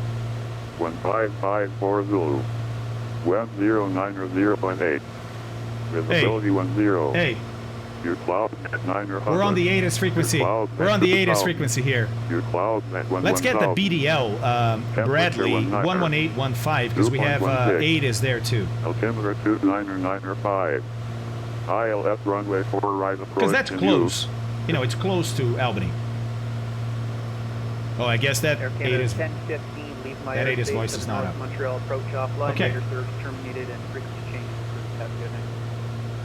Frequency change approved for aircraft. No aircraft parking between fire station and taxiway Lima. Okay. General aviation parking. That's where it is. That's where we're gonna go. South run-up pad. New York and Washington Center's offline. Radar service terminated. Oh, we have New York Air National Guard. Look at that. Then we have hangars A, B, and C here. This is, and hangar D. This is people that live here and keep their aircraft here. T hangars. Tie-down area. There's a tie-down area there. 5, cross Calvert, okay. And there's a terminal. Okay, so pretty straightforward. Nothing crazy here. Let's look at what the weather is doing there, because we don't have an ATIS for it yet. So we're going to go to SkyVector to look at it. All right. I'm listening to music, so if I miss my call sign, I'm sorry. That's awesome. All right, winds 1805, right, so we're landing south for sure. Visibility 10 statute miles, fuel clouds at 2,000, broken 4,500 over, gas 9,000. Okay. Temperature 18, dew point 16, 29993 on the altimeter. That's the same we have now, so we're good. Or one off, so we're good. Okay. Yeah, nice. Nice. Okay, so we should be able to land south, no problem here. No problem. Let's see. Runway 19. There's an ILS, and there's our nav approaches. Here's the ILS. It's probably what we're going to be assigned, so why don't we brief it? So this is the ILS, or localizer runway 19er for Albany, New York. It's chart 11-2, issued 28 December 18th, effective 3rd January 19th for Albany International. Okay. Altimeter setting is inches, transition level flight level 180, transition altitude 18,000. DME or radar required, we got it. Use IALB DME when on the localizer course. Okay, it is an ILS DME. IALB is the identifier, and so they want us to use this DME, not the VOR DME, for these distances here. See that? They will reference IALB here again, but they're reminding you that, hey, all these DME distances that define these waypoints, Bradley we have them on International GPS. Airport native information Bravo. 1551 Zulu. Web variable at 5. Visibility 10. Your clouds at 2,500. Your clouds at 10,000. Your clouds at 20,000. Temperature 23. Dew point 17. Wow. Altimeter 2993. 903. Runway 6 and 33 in use. Expect ILS approach. North is 2 airmen. That is cool, right? Read back, I'll hold short instructions and define That is cool. Advise on initial contact. You have information. Bravo. Bravo. Okay.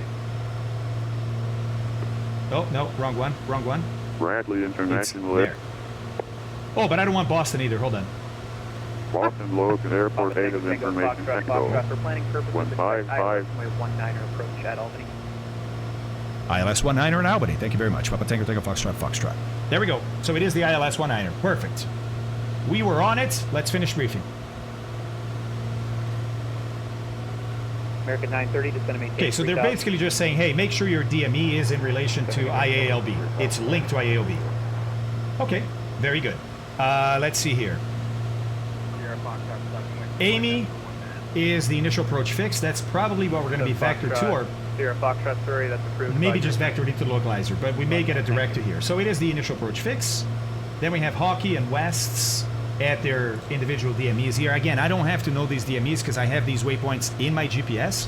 But if I were no GPS, when you dial in the ILS, you're going to get a DME, and that's the distance that tells you if you are at this waypoint. And it's important because You need to determine the position of those waypoints because that's when you change altitude. So look, it's 2,000 before Amy, right? After Amy, you have to drop to 1,600. I'll put the music up a little bit. And then 1,600, you intercept a glide slope at Hockey, right? Okay. Then fly down, 3 degrees down. Nice. Oh!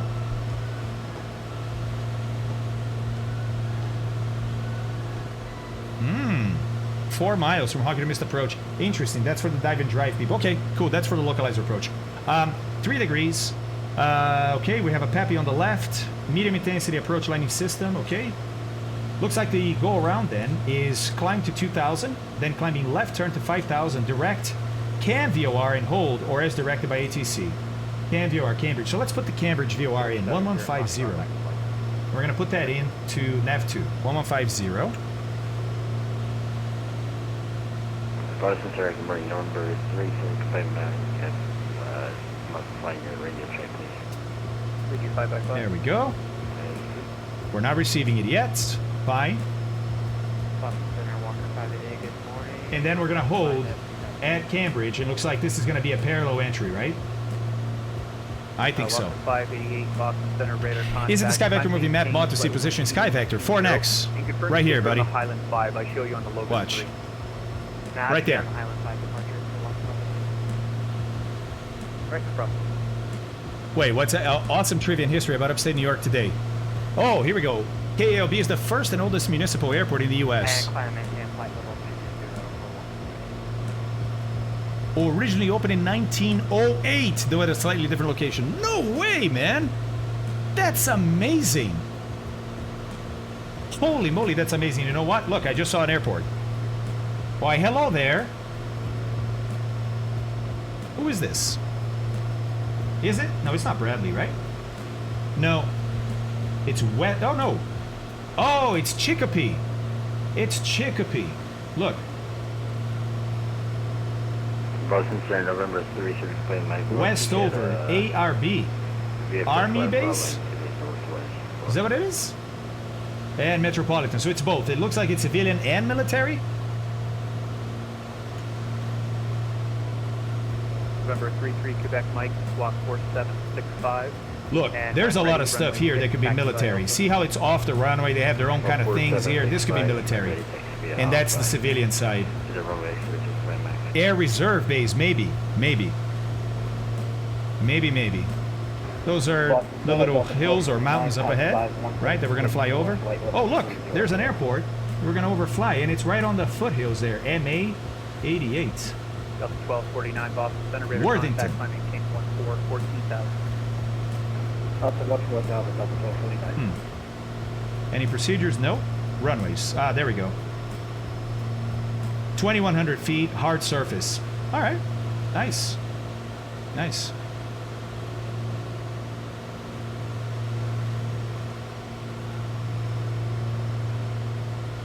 Oh, Westover is the C5 Galaxy. Got it. Got it, got it. Interesting. Okay. Yeah, Air Reserve Base. Okay.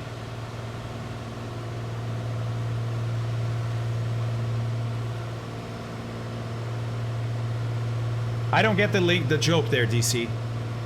MA88. I don't get the joke. Number 370 Foxtrot, cleared into the Boston class. They're too big to fit in the hangar, so they cut a big hole in the door. Yeah, the tail sticks out. Yep. We had the same here, DC. Hey, same here in Columbus. Remember? What was the name of the low-cost airline based here in Columbus that they worked for like a year with Airbuses? Oh, what was their name? Direct to Boston. Oh, DC, really? Skybus, that's right. Skybus. Skybus was an airline, Airbus A320 airline based here in Columbus. Sorry, something wrong with my simulator.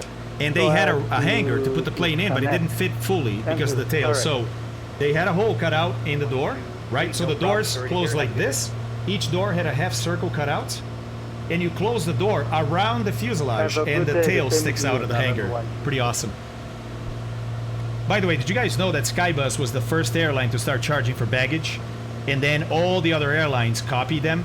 They came up with all these ideas of like, you pay for everything. The ticket is only $53 because you pay for everything, right? Additional. I'm heading 150 about 50. Yeah, we have them to thank for that. Thanks, Skybus. And they were around for a year. And then I think it was the 2008 crisis and they went bankrupt. Just a reminder that I'm controlling your turns and descents. So okay, let's finish this up, yeah? Sign you, please. Okay, course in is 191. What is this here? Alternate missed approach hold. Okay, good to know. And it's off of Albany and Cam. It's down to the south. Okay. So very straightforward. Very straightforward approach. Minimums 480 for the ILS. We're not going to have to deal with that, but that's what it is, right? And look, if the touchdown zone or center line out, what does that mean? The touchdown zone is out.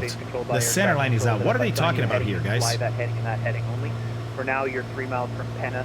Turn left heading 090. Yeah, I heard that too. Established on the localizer. Yep.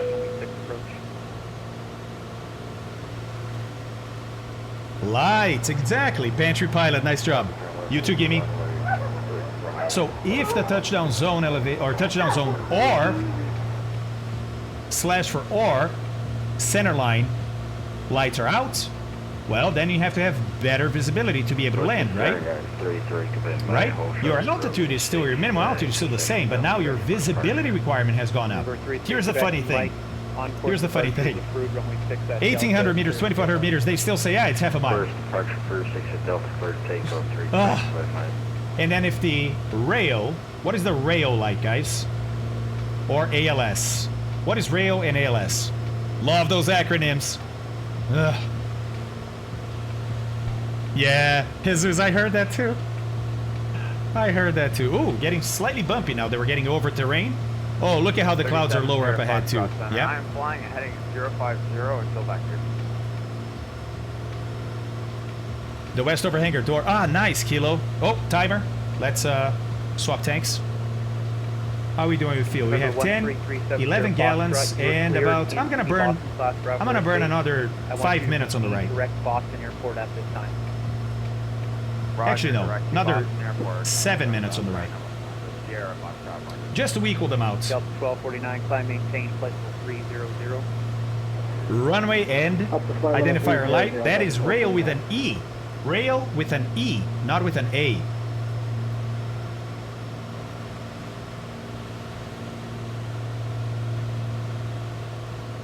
Ah, in the center bottom, A, B, D. How are you, buddy? You can change that, man. This is an HSI. You have a directional gyro. That's because you went here, or because your setting here is set for HSI enabled. No, you have DI enabled, which is this guy. Just turn on HSI enabled, and you get this guy. Oh, G Slayer, thank you very much for those 20 bucks, man. Let's go. Thank you. I'm glad you're learning. There you go, BD. Runway approach instrument lighting. Number 640, what is that? X-ray for your planning purposes. Savannah! How are ya? What is that, guys? Expect 35 at Manchester, 640.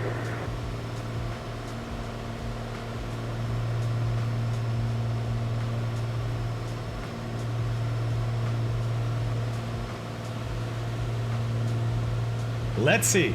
Let's see if you guys can figure it out.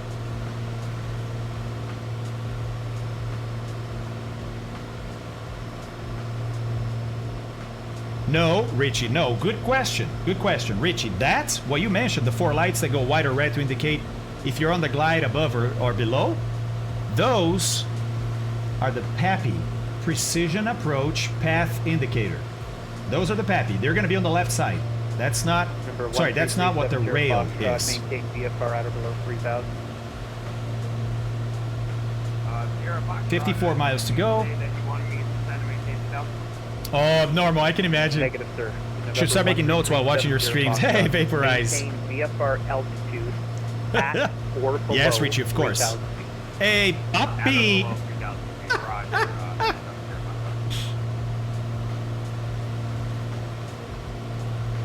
November 3 to Grand Wagon 800. You want me to read it?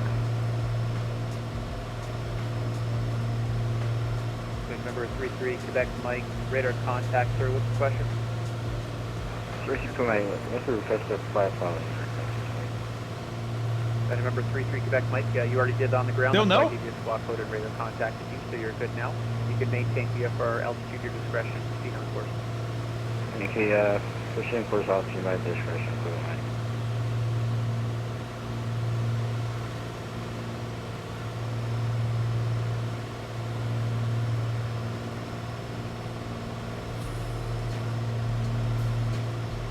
Control for access 1473. Runway alignment indicator lights. Junso. Confirm yet. Runway 114 Nice. right. Now, what does that mean? What does that mean? 4 right. 0 4 Sequence right. flashing lights, which are only installed in combination with other lighting systems. Railways, runway, and identifier lights. That's right. So, Do you have that set up, or do you need that? rail with an E, runway and identifier lights, right, are two strobes at the threshold, at the corner of the runway, right? Runway, imagine you're looking at the runway from above. Here's the threshold, here are the sides of the runway. Right on the corner here, the threshold and the sides, you're going to have two blinking lights. Those are runway and identifier lights. Okay. On an ILS approach, sometimes, you've seen this because they stand out. You have a strobe light, a sequence of strobe lights, and they light up and go off in sequence. So it looks like it's a white light that's running. It goes, brup, brup, brup. It's almost like calling you in, right? Have you guys ever seen that? 358 Tango Whiskey, Boston Center.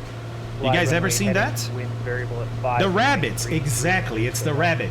A lot of people call it the rabbits.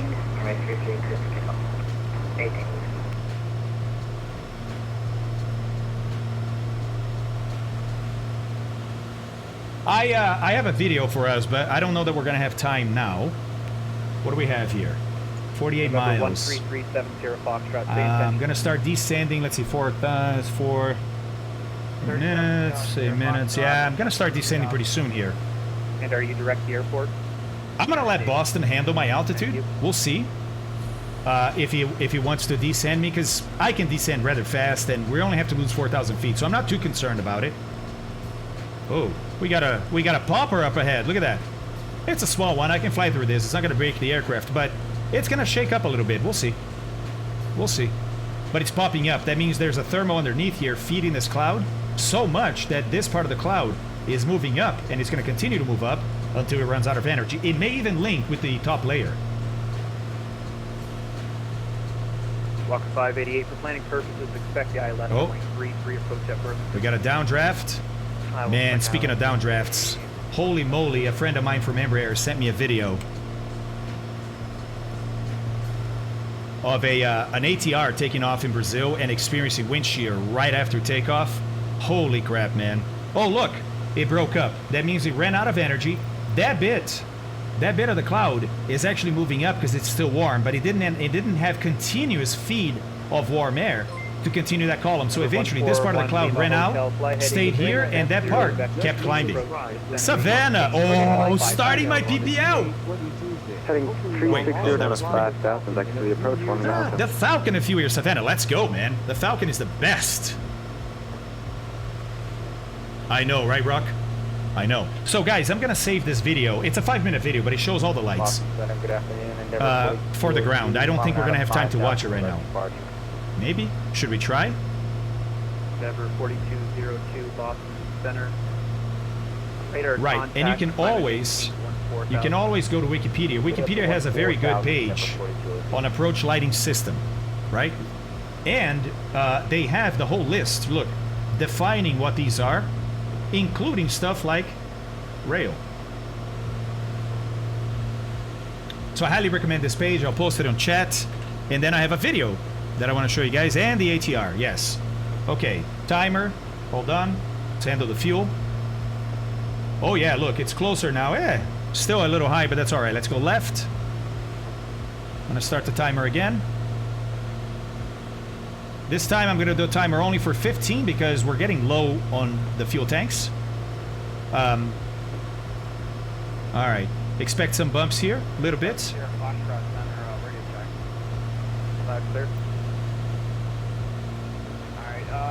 really Yeah, that's right, 4X. We hope so. Whoa, updraft big time.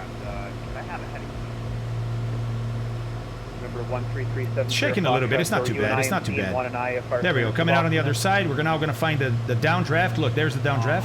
Clouds usually have updraft in the middle, and then they mushroom around, and that air that becomes cold and comes down on the sides of the cloud. So November 37 Sierra Foxtrot, clear the box. Hey, Mr. Dow, how's it going? Good to see you. Good to see you.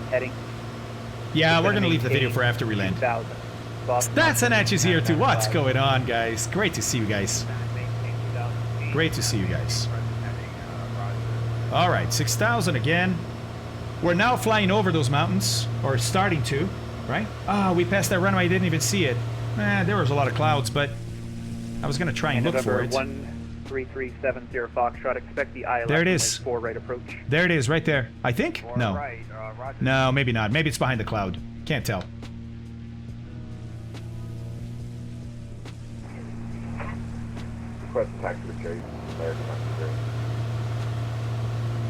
Good, starting my catch-up flights from Alaska Leg 1 right now. That's awesome, Mr. Dow. Oh, you're going to catch up to us. That's great, dude.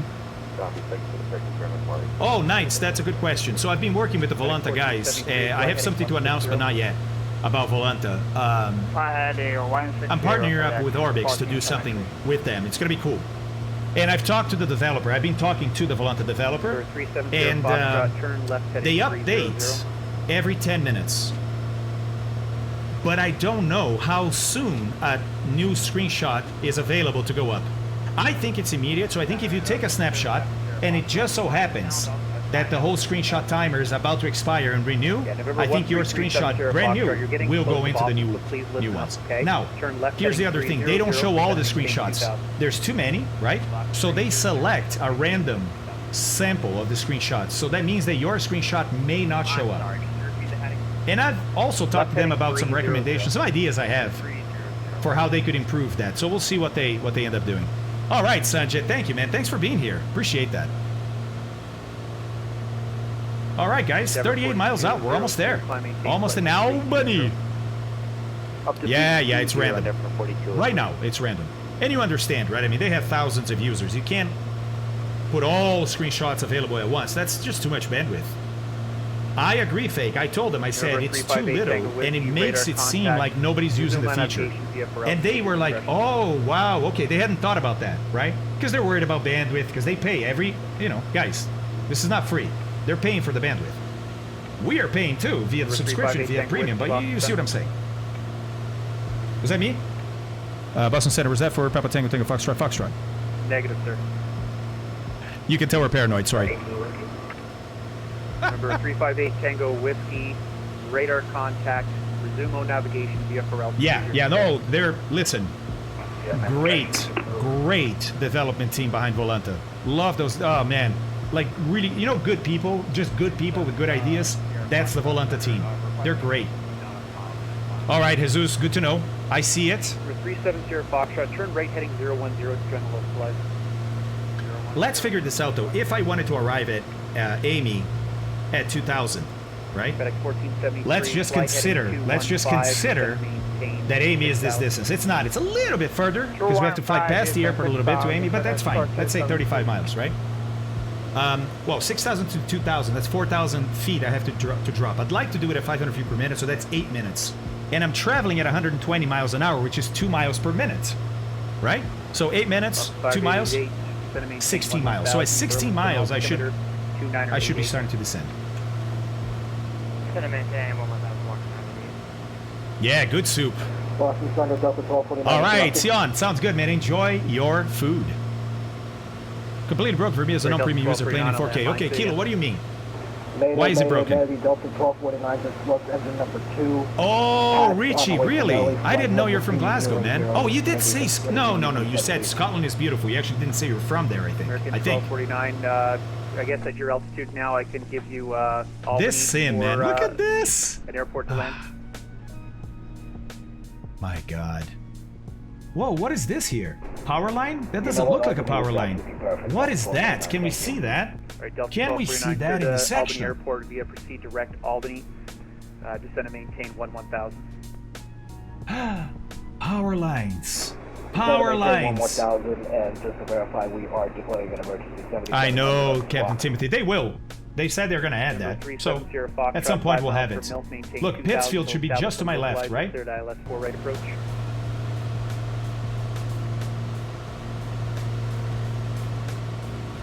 Oh, there it is.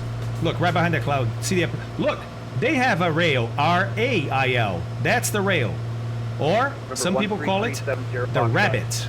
That's what that is, guys. That's the rail, R-A-I-L. Yes, sir. So please respond. You're 5 miles from Mills, maintain 2000 till establish the localizer. Third ILS 4 right approach. Clear ILS 4 right approach. And sorry about that, my flying keeps dying. Okay, if that's going to be a continued issue, then I'd like you to either figure that out or disconnect, sir. It's not a continued issue, it's sporadic. I just never started, but I'm sending. Hey, you do with what you have. Well, the anchor's not big enough. Figure it out.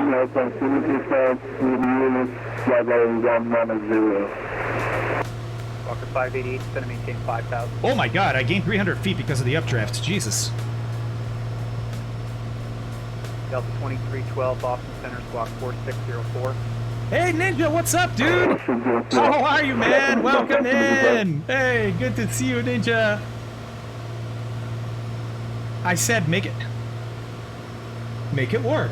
Who am I? Just make it work. Make it work. Who am I? Come on, I love this guy. I love this guy. Who am I? Please tell me you guys have female significant others or male significant others that love to watch fashion shows. Skip. Hold on. Hold on. Oh, I hope there's like a collection of this.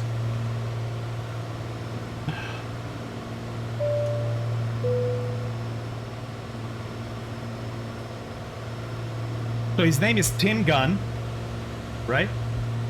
Tim Gunn was awesome, man. It was Project Runway. Remember that show, Project Runway? And Tim Gunn was like one of the judges, right? He's awesome. Every time he would say make it work, his pose would be this, right? This arm flat, this arm like this, and his hand here going, make it work. And I loved it. I loved it. Here's a quick mashup. Number 6, Delta Charlie, Boston Center, look. Good afternoon, 6 Delta Charlie with a clearance from Alpha 8 to your call. Make it work. Go, go, go. Number Do 6 it. Delta Charlie, clearance on request, Make it standby. work. You have a little factory here. This is your look. How large is large? You don't want it to Judy Judson. When did you go Grecian on us? That's the fabric. It's going to be an attention. Number 370 Foxtrot, really wind 080 at 8. He was great, right, Abnormal? I love Tim Gunn, man. Love Tim Gunn. I see a problem. Maintain 3,000.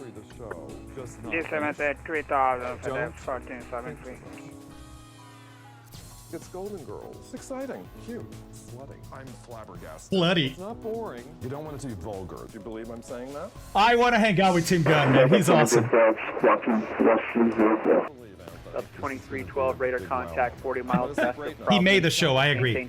I agree. Love Tim Gunn. Love Tim Gunn. All right.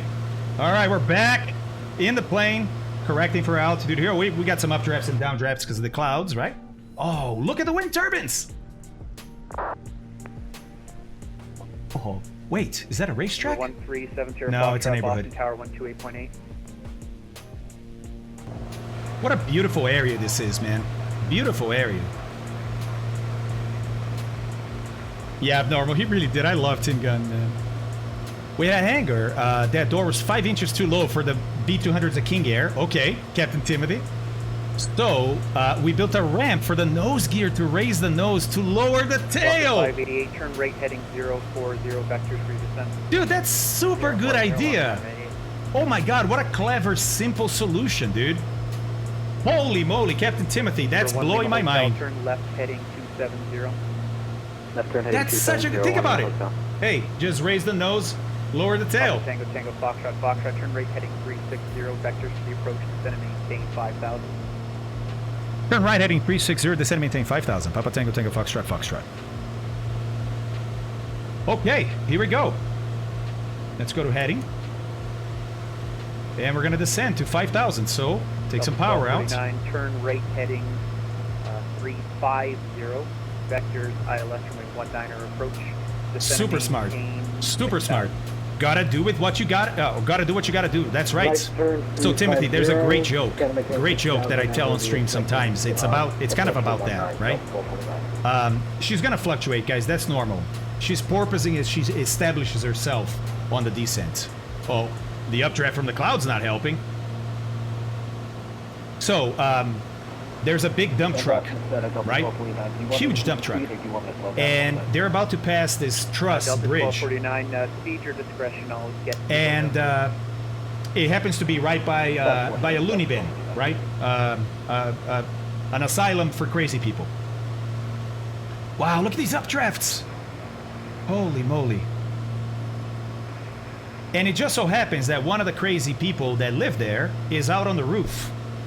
And he's just watching, enjoying the day. And so here comes the mental hospital. Yeah, I don't know what the official name is nowadays. In Portuguese, it's asylum. I don't really know if asylum translates into that into English or not. So, 3000 still established on the localizer. Cleared ILS. Runway 19 approach. That's the guy in front of us. That's Jesus, I think. 220, maintain 3000 still established on the localizer. It is Jesus. Runway 19 approach. Hey, Jesus. Nice job on ATC there, buddy. You sound great. You really do. Good job. Truck comes up to the truss bridge and realizes that they're gonna hit the top trusses by like an inch. It's only an inch, but they're gonna hit 5,000 leveling off. There's no, they're gonna hit, right? And so they're out of the truck. They're kind of figuring, what do we do, right? Trying to figure it out. 2312 cross Cran out of There's 5,000. Add some power now to level off. Back to 30. And they can't figure it out. They can't figure it out. Eventually, the crazy guy on top of the mental hospital screams from up there, says, "Take some air out of the tires!" And the guys are like, holy crap, dude. Holy crap, right? Didn't think of that. Yeah, just take some air out of the tires. We can lower that by an inch, and we can drive through. And then we'll figure out if you can drive with the tires like that, or if you need to pump them up, right? And so the driver, they drive through. Walker 588, turn they're all excited, and so he gets out of the truck and he screams to the guy at the top, right? He goes, "Thank you." The guy's like, "You're welcome." And he's like, "I really didn't think you were going to be able to help us because you're crazy." And he goes, "Yeah, I'm crazy, not stupid."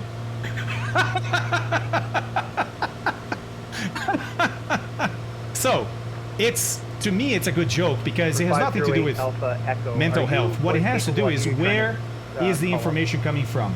Oh, it's that source? You immediately discard. You're like, no, he's a crazy person. What are you going to do paying attention to a crazy person, right? No, dude, hey, source very rarely has to do with the quality of the message, right? So, oh my God, it was... Why am I descending? I still thought I was on a descent for some reason here. If you have a air ride, or if you have an air ride, yeah. Yeah. Same solution with deflating the tires, right? Crazy, not stupid, right? So, but it's a joke. It's one of those jokes that has a moral, right? And so the moral here is, you know, don't consider the source as much as you normally do. Thank you, Patel. Let's go, man. Let's go, buddy. Yeah, I really screwed up the altitude there. I was 400 feet low. Look, it's not going to get you a phone number, right? But he more than likely would get ATC if he has time, if he's busy. But if he had time and saw that, he'd probably be on the horn saying, "Hey, check altitude," right? In the meantime, Jesus is on his way in because he's cleared the ILS. I think that's the airport, maybe right there. Walker 588, turn right heading 180. Oh yeah, I think it is. I think it is. Oh, excellent! That's a great idea, dude. 588 for the MVA. The gang is all here. Realizes that clock saying makes no sense in a world of digital clocks. Oh, like 9 o'clock, 12 o'clock. Yeah, think about it. Like, I never thought about this. What about pilots Papa Tango Foxtrot, descend and maintain 4,000. Descend and maintain 4,000. Papa Tango Foxtrot, Foxtrot. All right, down we go. Power out again. Timer just went off, so I'm going to switch tanks. FedEx 1473, sorry for the late turn there. And now, I think, yeah, I'm going to go to the right. And I think I'm not going to switch tanks again because I'm going to be on the ground in about 15 minutes or less, so I should be okay. Should be okay for the remainder. Don't intercept the localizer. So we're going to land with about 20 gallons, which is about 2 hours of flight, which is about what we wanted. Because it's 45 minutes to the alternate, plus another 45 a whole. That's 1.5, and I have an extra half hour there. Pretty good. Pretty good. Yeah, I wonder, like, are we going to keep on teaching, 12 o'clock, 6 o'clock, 9 o'clock to pilots, or are we going to come up with something else? It could be that we keep using it and we don't even call it a clock anymore, or 9 o'clock, maybe. I don't know. I don't know. That's an interesting one. As filed, Quarter till, they had no idea. Oh my God, DC. Squawk 4667. Yes, Captain Timothy, that's what we just did. That's what we just did, babe. Because obviously, if we go around, we want to be on the higher tank already, right? Oh, by the way, we're being vectored. I don't need the GPS anymore. So, let's switch this back to VLOC. So now, this guy and this guy are showing VOR, not GPS. And let's dial in the ILS frequency 109.5. 109.5 and 191. 109.5. 588 fly heading 300 join localizer. There we go. 300 We're receiving it already. Nice. I'm going to set the course to 191. We're coming up on 4,000. Stay alert for the level off. 486. 191. Let's do a descent checklist and approach checklist too, yeah? All right, power is desired. Sure. Mixture. Yeah. Let's see where we're at. Too lean. Turn rate heading there. A little bit better now. Localizer. Elevator sets, yeah, sure. And altimeter setting. We don't have it yet. Made an early turn there, we have to ask him. 080, yeah. No, he didn't give me the local altimeter. Oh, no, I don't need that. I don't need to bother him. Why would I bother him when I have awesome technology? Right? For 1 Lima Hotel. Wind 190 at 5. Here we go. Uh-oh, hold on. Altitude? Yeah, I was going to say, it's about time to level off, isn't it? Yes, it is. Yes, it is. Add that power. There's the level off. Beautiful one this time. Beautiful one this time. Let's keep it there. Oh, love it. Remember 1 Lima Hotel, wind 190.5. Variable at 5. 1 statute mile. Oh, rain. Oh, my God. Oh, my God. A rain shower. 5,000. Just hit the airport. It just hit the airport, guys. Holy moly. Okay. Okay, altimeter 29901. About there. And about there. Okay. Okay, let's do our approach checklist. Landing light is on. Fuel selector, fullest tank. Aux boost pump. Let's go to high. Mixture rich at this altitude. Yeah, sure, I could do mixture rich. I'm going to lose a tiny bit of power, use more fuel, but that's all right. Okay, prop RPM max, not yet. Not yet. I'm going to wait until I'm a little, until I'm like cleared to intercept the localizer. 7 Lima, push at your discretion, advisory taxi. Parking brake released. Gear selector not yet, and flaps not yet. Okay, so we're going to halt the approach checklist right there. Number 3 Quebec Mike, best forward speed. I'm still going to use this for situational awareness, right? Oh, look at Jose, guys. This is Jose. Or sorry, Jose. This is Jesus. It's Jesus landing. 10 miles That's from awesome. Navo, maintain 3,000 to establish and localize your cleared ILS full right approach. Oh, this doesn't work. Weird. Oh, there it is. You just had to populate. That's awesome. There's Jesus right there. That's awesome. That's awesome. I don't think the sim is going to update the weather fast enough to show that rain. It just started raining in real life. I think in the sim we're like an hour behind. So I don't think we're going to have that. Hey, Hawks! 1249, just going to maintain 3,000. Down to 3,1249. You're joking. 3 coming by cooling side. Right there, Hawks. Guys, we got the guy that made the Martha's Vineyard scenery here on chat. Hey, we actually even said what a nice scenery it was when we were taking off. That's awesome, Hawks. Thank you very much for doing that, buddy. Thank you so much, dude. That's awesome. So long vectored in, isn't it? I know, Juso. I hope it updates. To be able to pull METAR from within the sim if you're flying not on live. Yeah, yeah. 40 X-ray, turn right heading 080. Yeah, Hawks, it's a beautiful scenery, dude. Nice job. Nice job. Do you have any others? Or any other ones? Exodus, serious rain. You mean in real life, not in the sim. The AVWX database. Boston, Have weather? Right? All the time in the Wings. Yeah, we're doing the Wings program, Hawks. So we're you know, Martha's Vineyard is pretty popular. On BTV next, Burlington, Vermont. Oh, nice, dude. Nice. Hey, Hawks. Hey, are you on our Discord? If you're not, chat, hit up Discord, please. Dude, get on our Discord. I would love, if you want to, I would love to maybe preview Burlington here on stream if that's something you're interested in. Turn left heading 280. Left heading 280. Papa Tango Tango Foxtrot Foxtrot.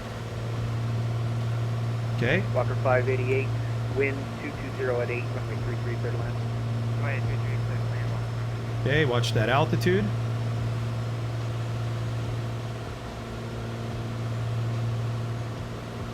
And guys, remember, when you go to Flight Sim TO, I'm going to show you guys this. I think a lot of you guys know this already, right? But hey, just like I take donations here, so do people that make stuff on flightsim.to. So don't forget, for example, 73, reduce the final approach gate contact tower 128.8. Oh, interesting. Oh, this is really interesting. Guess what? Chatterino doesn't let me click on links. Or at least the links coming from Stream Elements, I guess. Oh, because it's in parentheses. Ah, Rock, if you're still here, buddy, I think those parentheses are screwing up the links in the box. Charlie, check your squawk 4667, 4667. Yes, stand by. Nice, cutes. Delta 1249, you're 6 miles from Amy, turn left. So look, I just want to show you this, in case you had not noticed it. Here is Hawks, Martha's Vineyard on flightsim.to.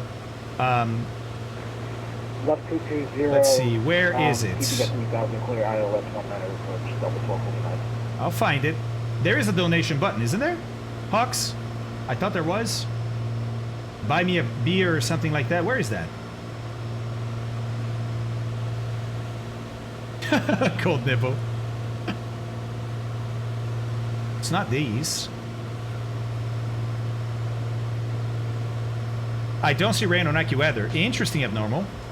Because Albany is reporting rain, and let's see how old that is. It's 17 minutes ago.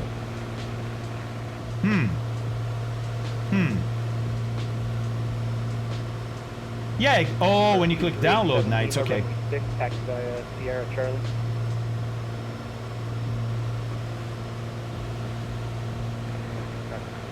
No. Nah, I don't do donations, just for fun. Okay, buddy. Okay. Fair enough, man. Fair enough.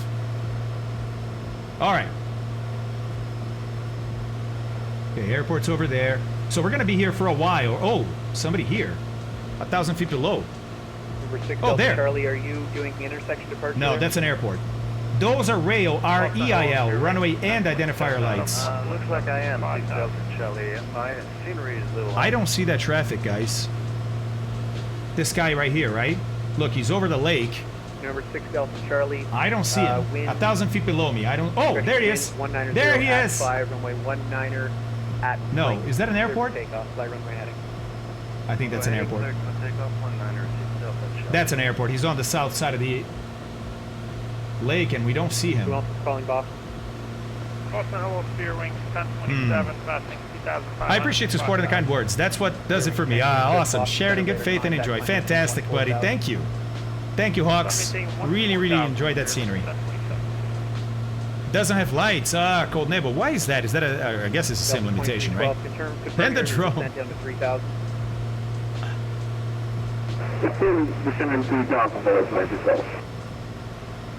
Oh, okay, on SU6. Yeah, because, I mean, look, without lights, guys, that's why we have strobes. Foxtrot, descend and maintain 3,000. Descend and maintain 3,000. Papa Tango Tango Foxtrot, Foxtrot.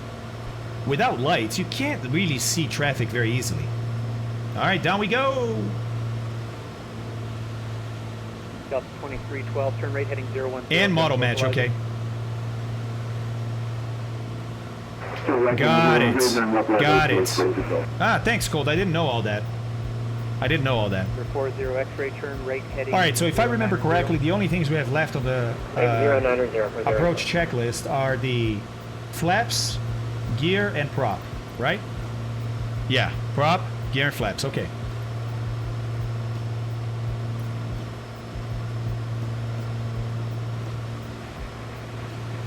Yeah, fingers crossed, right? Hey, Jesus, are you on the ground already, buddy? Hey, you sounded great on frequency, man. Nice job. Nice job. Ooh, what is this here? Welcome to Burlington, taxi Gulf, correction, Gulf, wow, Gulf Alpha to the ramp. Look, it's Stillwater. Stillwater and then Mechanicville, just south of it. On the river, too. So we got Stillwater and then Mechanicville. Bell 2312, 6 miles from Nabo, maintain 3000. Is that right? Localizer, cleared island, 4 right approach. Maybe. I think actually, yeah, I think that's Stringwater there, that's Mechanicville. That's what it is. Got it. Figured that out. All right. About 1249. Altitude, yeah, I was going to say, it's about time to level off, and sure enough, it's about time to level off. Quarter land 19, 1249. Parked up, Charlie. and thanks. Precip on final, by the way. Okay, nice. There's the airport. I don't see precipitation right now, but it may update by the time we get there. Charlie, thank you. Climb, maintain 14,000. 14,000, 6 Charlie. Oh, nice, Knights. Nice. That's good to know. Good to know. All right, so the localizer is still ahead of us, right? That's what this CDI here is showing. Here's the aircraft. The CDI is showing that the localizer beam is ahead of the aircraft, not behind. So we're flying towards it still. And that makes sense, right? Because look, that localizer is here. I think this guy is on the localizer, actually. So it's still ahead of us. So that means this it's ahead, and look, it's facing west. It's to the west of us, which is that way. Pretty awesome, right? Yes, didn't I put 191?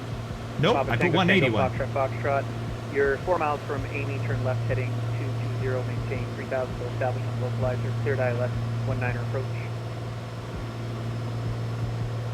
Left heading 220, descend, maintain 3000 and to establish on localizer, cleared ILS approach, runway 19, Papa Tango Tango Foxtrot, Foxtrot. Thank you, guys. I put 181, it's 191. Man, you talk fast. Yeah, not a very good trait. About 2312, contact. Wait a second. I am at 3000. Did you say the enemy thing 2000? I think he did. I'm gonna check. I'm gonna check. Boston Center, Papa Tango Tango Foxtrot, Foxtrot. Was that 2000, the altitude for us? Papa Tango Tango Foxtrot, Foxtrot. It's looking like it's going to work out that way, so you're actually 2 miles from Amy. Just going to maintain 2000 to establish on the localizer. Cleared ILS, 19er approach. It's anything 2000 and to establish on the localizer, cleared ILS, runway 19 approach. Papa Tango Tango Foxtrot, Foxtrot. What, speaking fast, Crimson?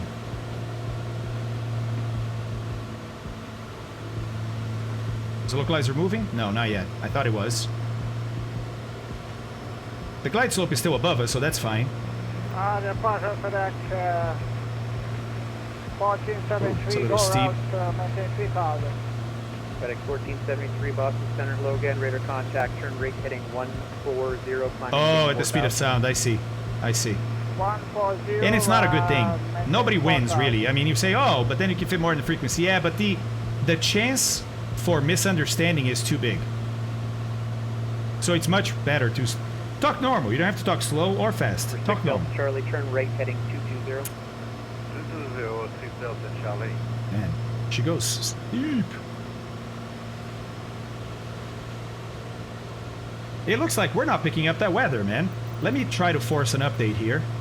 We're gonna go to Unreal Weather. Let's see what that does. Oh, this is more like it. This is more like it. All right, 2000. I'm gonna start bleeding off speed now because I'm going still kind of fast. So I'm gonna level off, not adjust the power. Tango, Foxtrot, Foxtrot, wind 190 at 5, runway 19er, clear to land. Runway 19er, clear to land. Papa Tango Tango Foxtrot, Foxtrot. Notice I don't have to repeat the wind. He gives me the wind because it's a good thing, right? There's the localizer. Is she gonna go? Straight into the ramp. Isn't it the first? Oh, it's the first one. It's the first one. It's the first one. My bad. Straight into the ramp, Delta 1249. Great job on that emergency, sir. Heading off? No, heading on. Okay, forget it. We're not gonna use the autopilot. Don't know why it didn't capture. I probably did something wrong. So we're gonna manually intercept the localizer. Rate heading 340. 340, Delta Charlie. And 1 dot below the glide slope, we're gonna put the gear down. That's typical.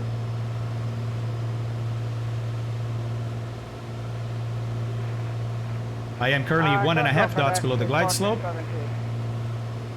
FedEx 1473.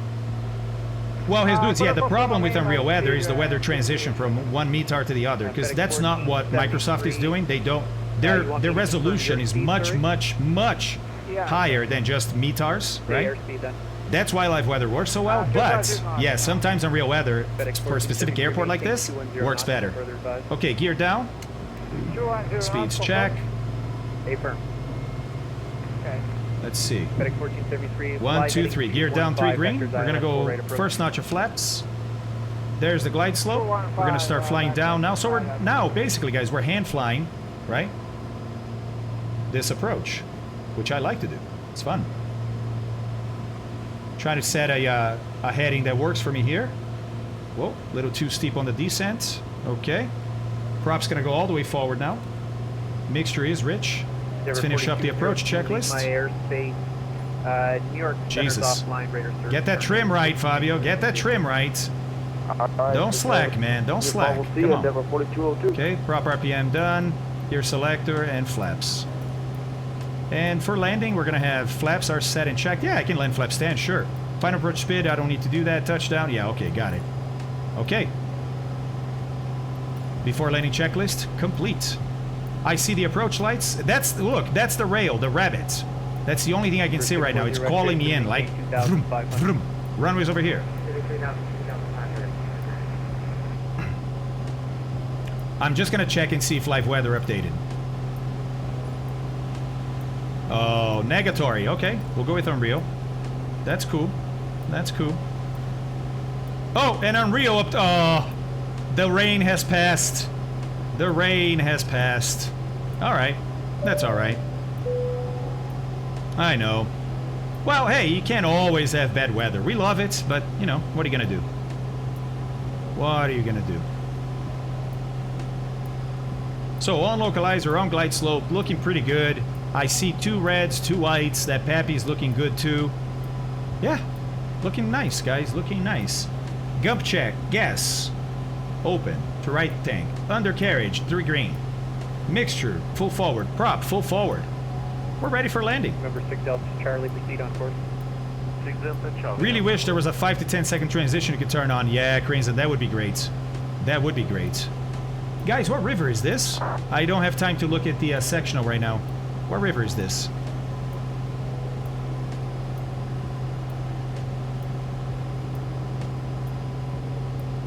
Oh, yeah, Rocky Rimmer. Listen, there's some acronyms you're not going to be able to not use in aviation, right? Because it's the lingo. Nobody's going to say visual flight rules. Everybody's going to say VFR, so you got to use it. I don't like acronyms to remember, like, procedures. That's what I don't like. X-ray, 5 miles from although Gump check is one, isn't it? Maintain 2,500 to establish on the I still don't like it. Still don't like it. There's a... Is it me, or there's actually a left crosswind higher than I thought here? I forgot the wind now that I think about it. That was left turn heading 020, general flight. But yeah, Rocky Rimmer, you're right. You caught me on an acronym there.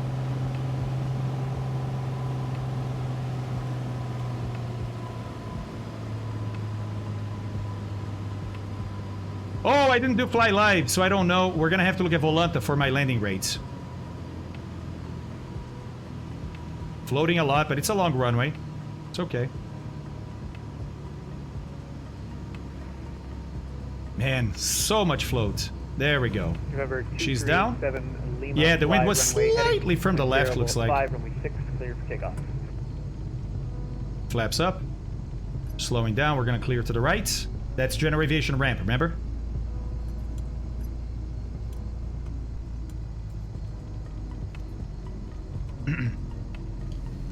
Get some fresh air, right?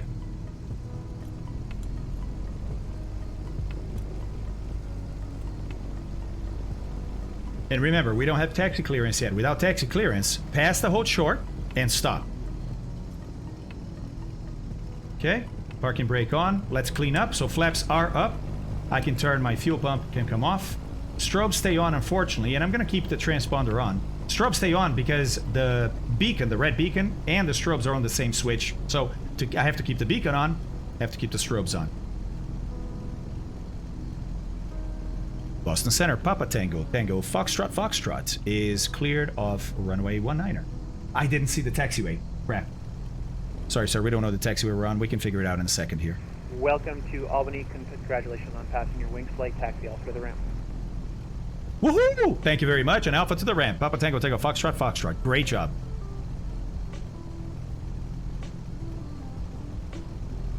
Good afternoon, Boston. Oh, sorry. Sensor Charts, citation 7, split. level 350. Albany. Could have done this before landing. Would have been the smart thing to do. Delta Lima, Boston Center. Hello, ident. Alpha to the ramp. Yeah, ident. It's probably this, right? Yep. So Alpha here, and we're going to take it all the way to the general aviation parking. Okay. Clear right. Or sorry, clear left, clear right.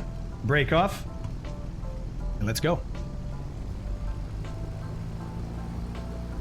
10 flights down, 20 to go. That's awesome, Kilo. That's awesome, buddy. We're doing it, man. We're doing it. Look at the terminal with all the jetways there. And by the way, this was taxiway Charlie. And look, if I look back now, I should be able to see that sign. Oh, I don't know. Ooh, sorry, hold on. Hello, radar contact. Do things properly here. Oh, there's no taxiway signs. Oh, that's odd. That's odd. Now, I have the taxiway signs add-on from Just Flight, but this is a custom airport, so it doesn't touch it. But it looks like the custom airport doesn't have it. Hey, Stoops, we don't have a help command. What were you looking for, buddy? Ah, there you go. There you go. Hey, Stoops, what's going on, man? I'm parked up on the right. Exodus, let me see if I see you. Are you on general aviation? Oh, up there, because this is a terminal, then it's fire station. We got to go to the general aviation, right?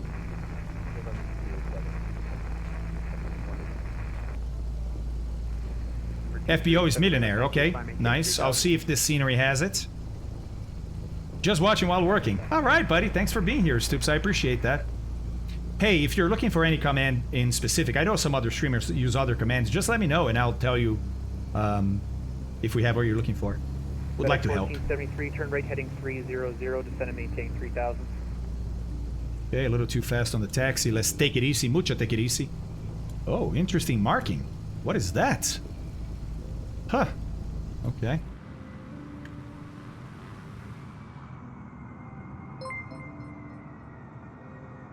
All right, so general aviation is right there. Right there. Thanks for another great lesson. Oh my god. Oh my god. Thank you so much.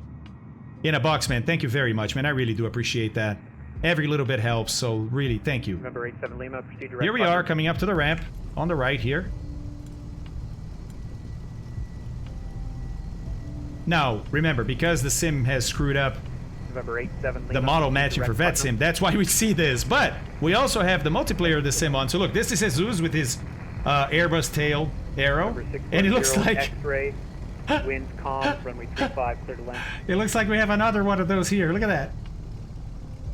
Oh, maybe your guys are just parked. No, you guys are parked in the same, almost same spot. I got you. Oh, disconnecting for VetSim makes those go away. Or no, that was Microsoft. Jesus disconnected. That's what it was. Yeah, Stug, that's why. It sounds like Sim Update 6 is supposed to fix some of that. We'll see. We'll see. Never use Join FS code. Not saying I won't, I just never used it. FedEx 1473, turn right heading 010, join the localizer. Alright guys, these T's here are for us to park. So we need to find a T that's facing the way that we want. We could park on the edge there, but no need. No need. Look. Oh, I'm gonna park right by Jesus over here. No, Kilo, I know that. I have proper model matching, and that's the thing. It was working before the last updates, and now I get some really weird stuff. It worked really well, actually, for a while. All right, parking brake on.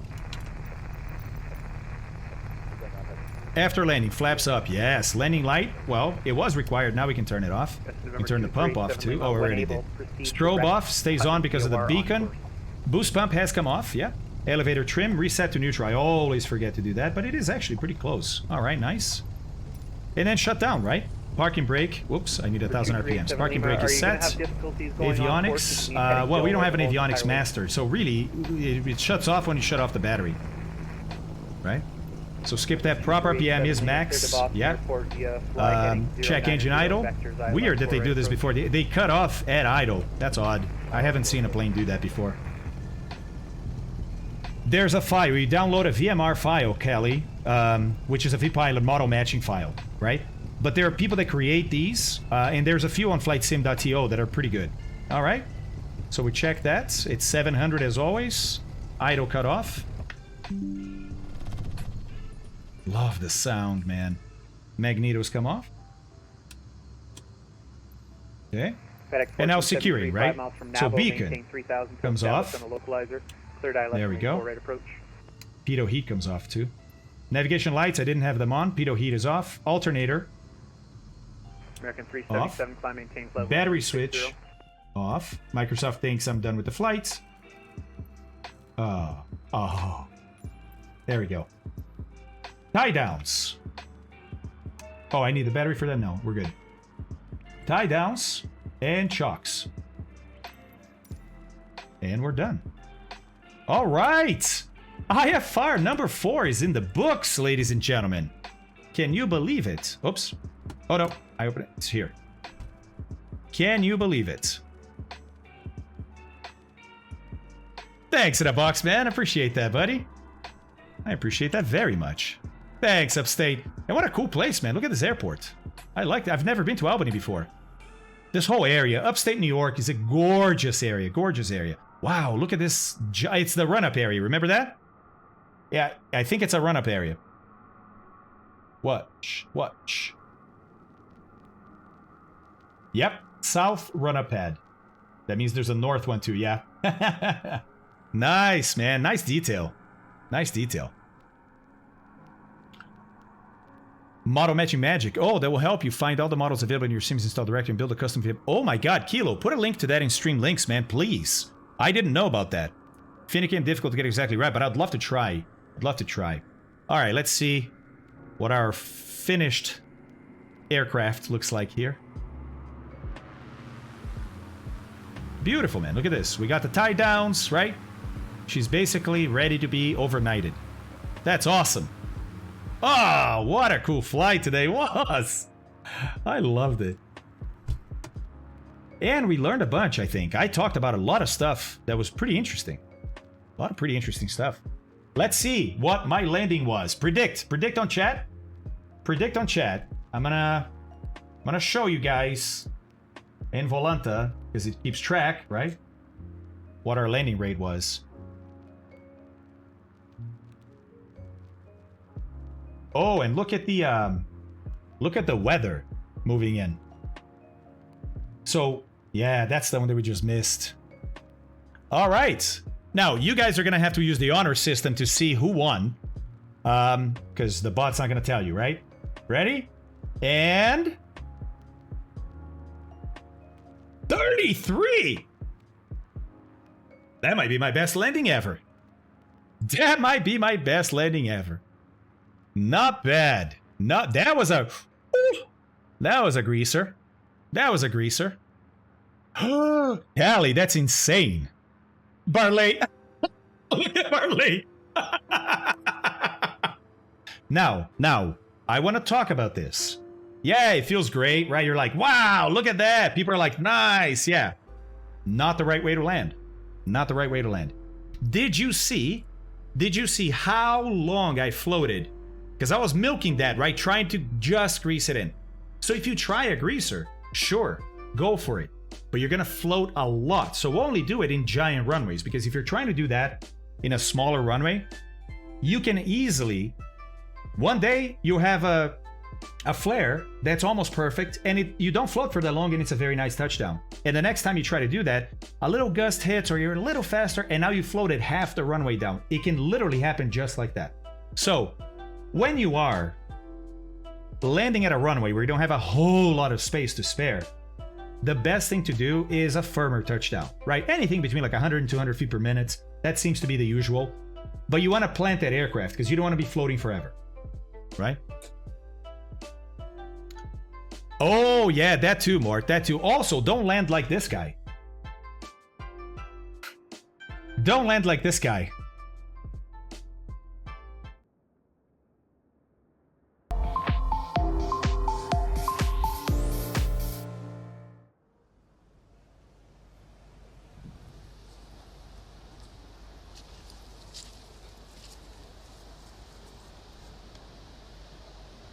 Ryanair has entered the chat.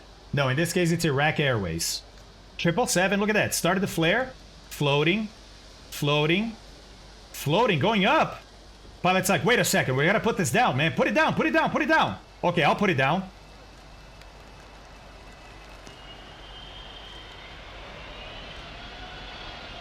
Yeah.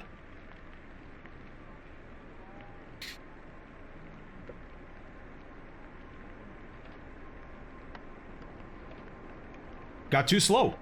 Got too slow. Don't do that.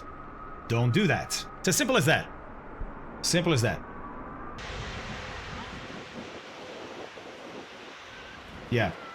Look, guys. Nobody's perfect. We all make mistakes. This may even happen to some of the best pilots in the world. But it's a great example of what can happen if you keep trying to grease that landing in, right? You can, but basically you have a very limited amount of time. From the moment like you flared and now you're paralleling the runway, right? You have literally about 1 to 2 seconds to put that plane down. That's it. If you're floating more than that, you screwed up. That's how I look at my landings, right?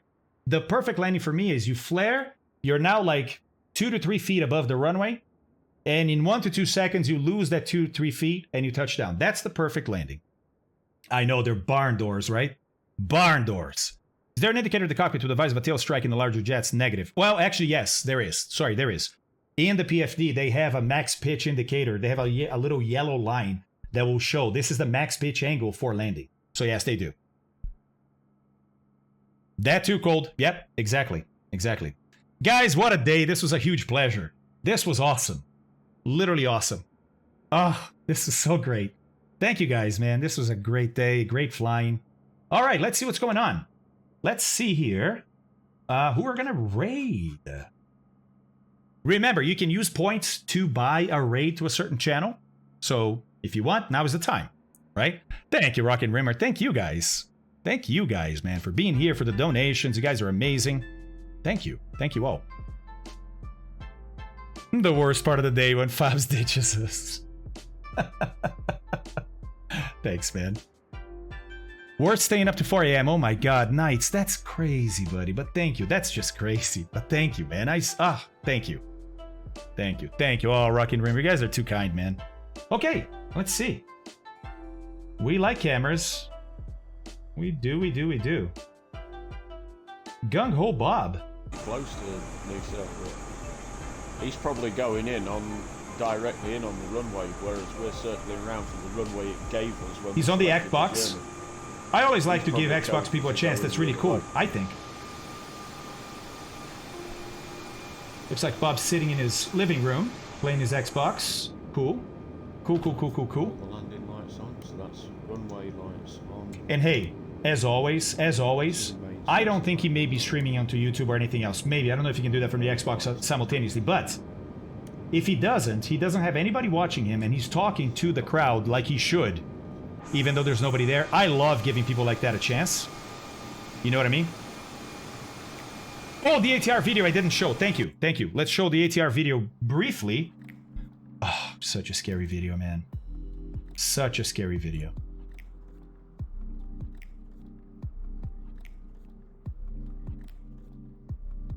Oh, I can't make it any bigger, I guess. Oh, can I do this? Oof. It's gonna be small, guys. Because I'm using WhatsApp web. It's gonna show it kind of small, but we can see it. It's gonna show it kind of small, though.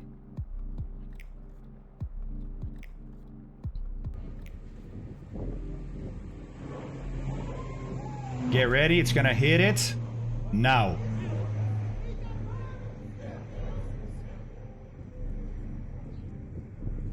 Still can't climb. Coming down. Coming down. Still can't climb. Whoops. Still can't climb. Coming down.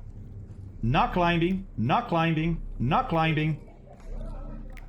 I think it just started to climb. Just started to climb. Oh my god, Hawks! Dude! Thank you, Hawks! That's amazing, my friend. Mwah, thank you. It's not wake turbulence, Upstate. This is wind shear. This is a column of air that's coming down from those clouds that you can't see, and it exceeds the climb performance of the aircraft. 1326 gifted a tier 1 sub to CPT_Bombasso. Yeah. GNEC, this is wind shear. Wind shear. There's one more video from another angle. Stand by. For 7 months. Hawks 1326 gifted a tier 1 sub to Bootstrap Boom.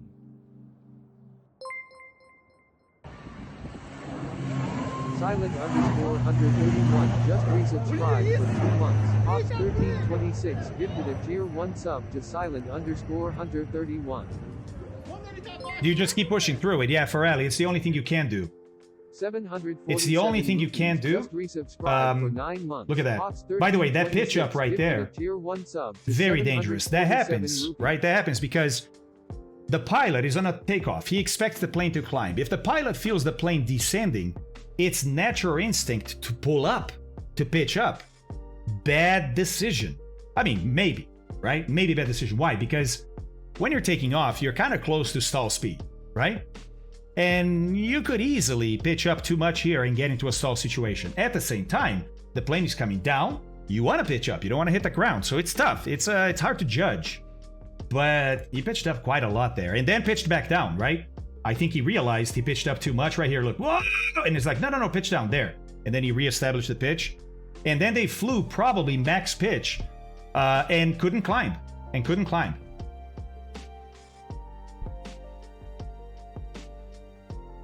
No, that was the ATR. Oh, I see. Sorry. Yeah, my bad. Is that not caught by radar? No, Ferrari. You can have wind shear sensors, but they're not radar. And they have to be, it's a network of sensors. They have to cover the entire area around the airport. It's very expensive. Only a handful of airports have it, basically. Okay. All right. We're back to looking at this.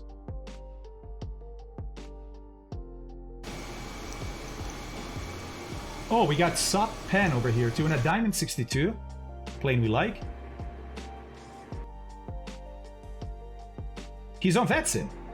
Live weather, Knoxville to Columbia. And he's only been going 20 minutes or so. Okay, good candidate. Good candidate here.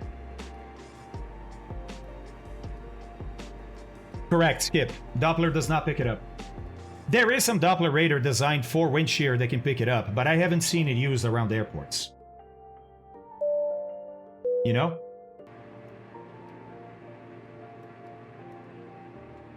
Okay. Guys, this may be it. We may give Sup Pen a go here. I am Blue Games, Hyperbolic Gamer. I think we've graded both of these. Definitely Blue Games. Two Cats is on too. Oh, sightseeing and a heli. That's nice. Microburst, yeah. So wind shear and microburst are different things, right? They can be connected, but they are different things. Is it me or he is buffering quite a lot? Could be my internet. Looks like he doesn't have the fastest computer, but again, I like to give people a chance, you know? Maybe he's an awesome host. You don't know that. We don't know that.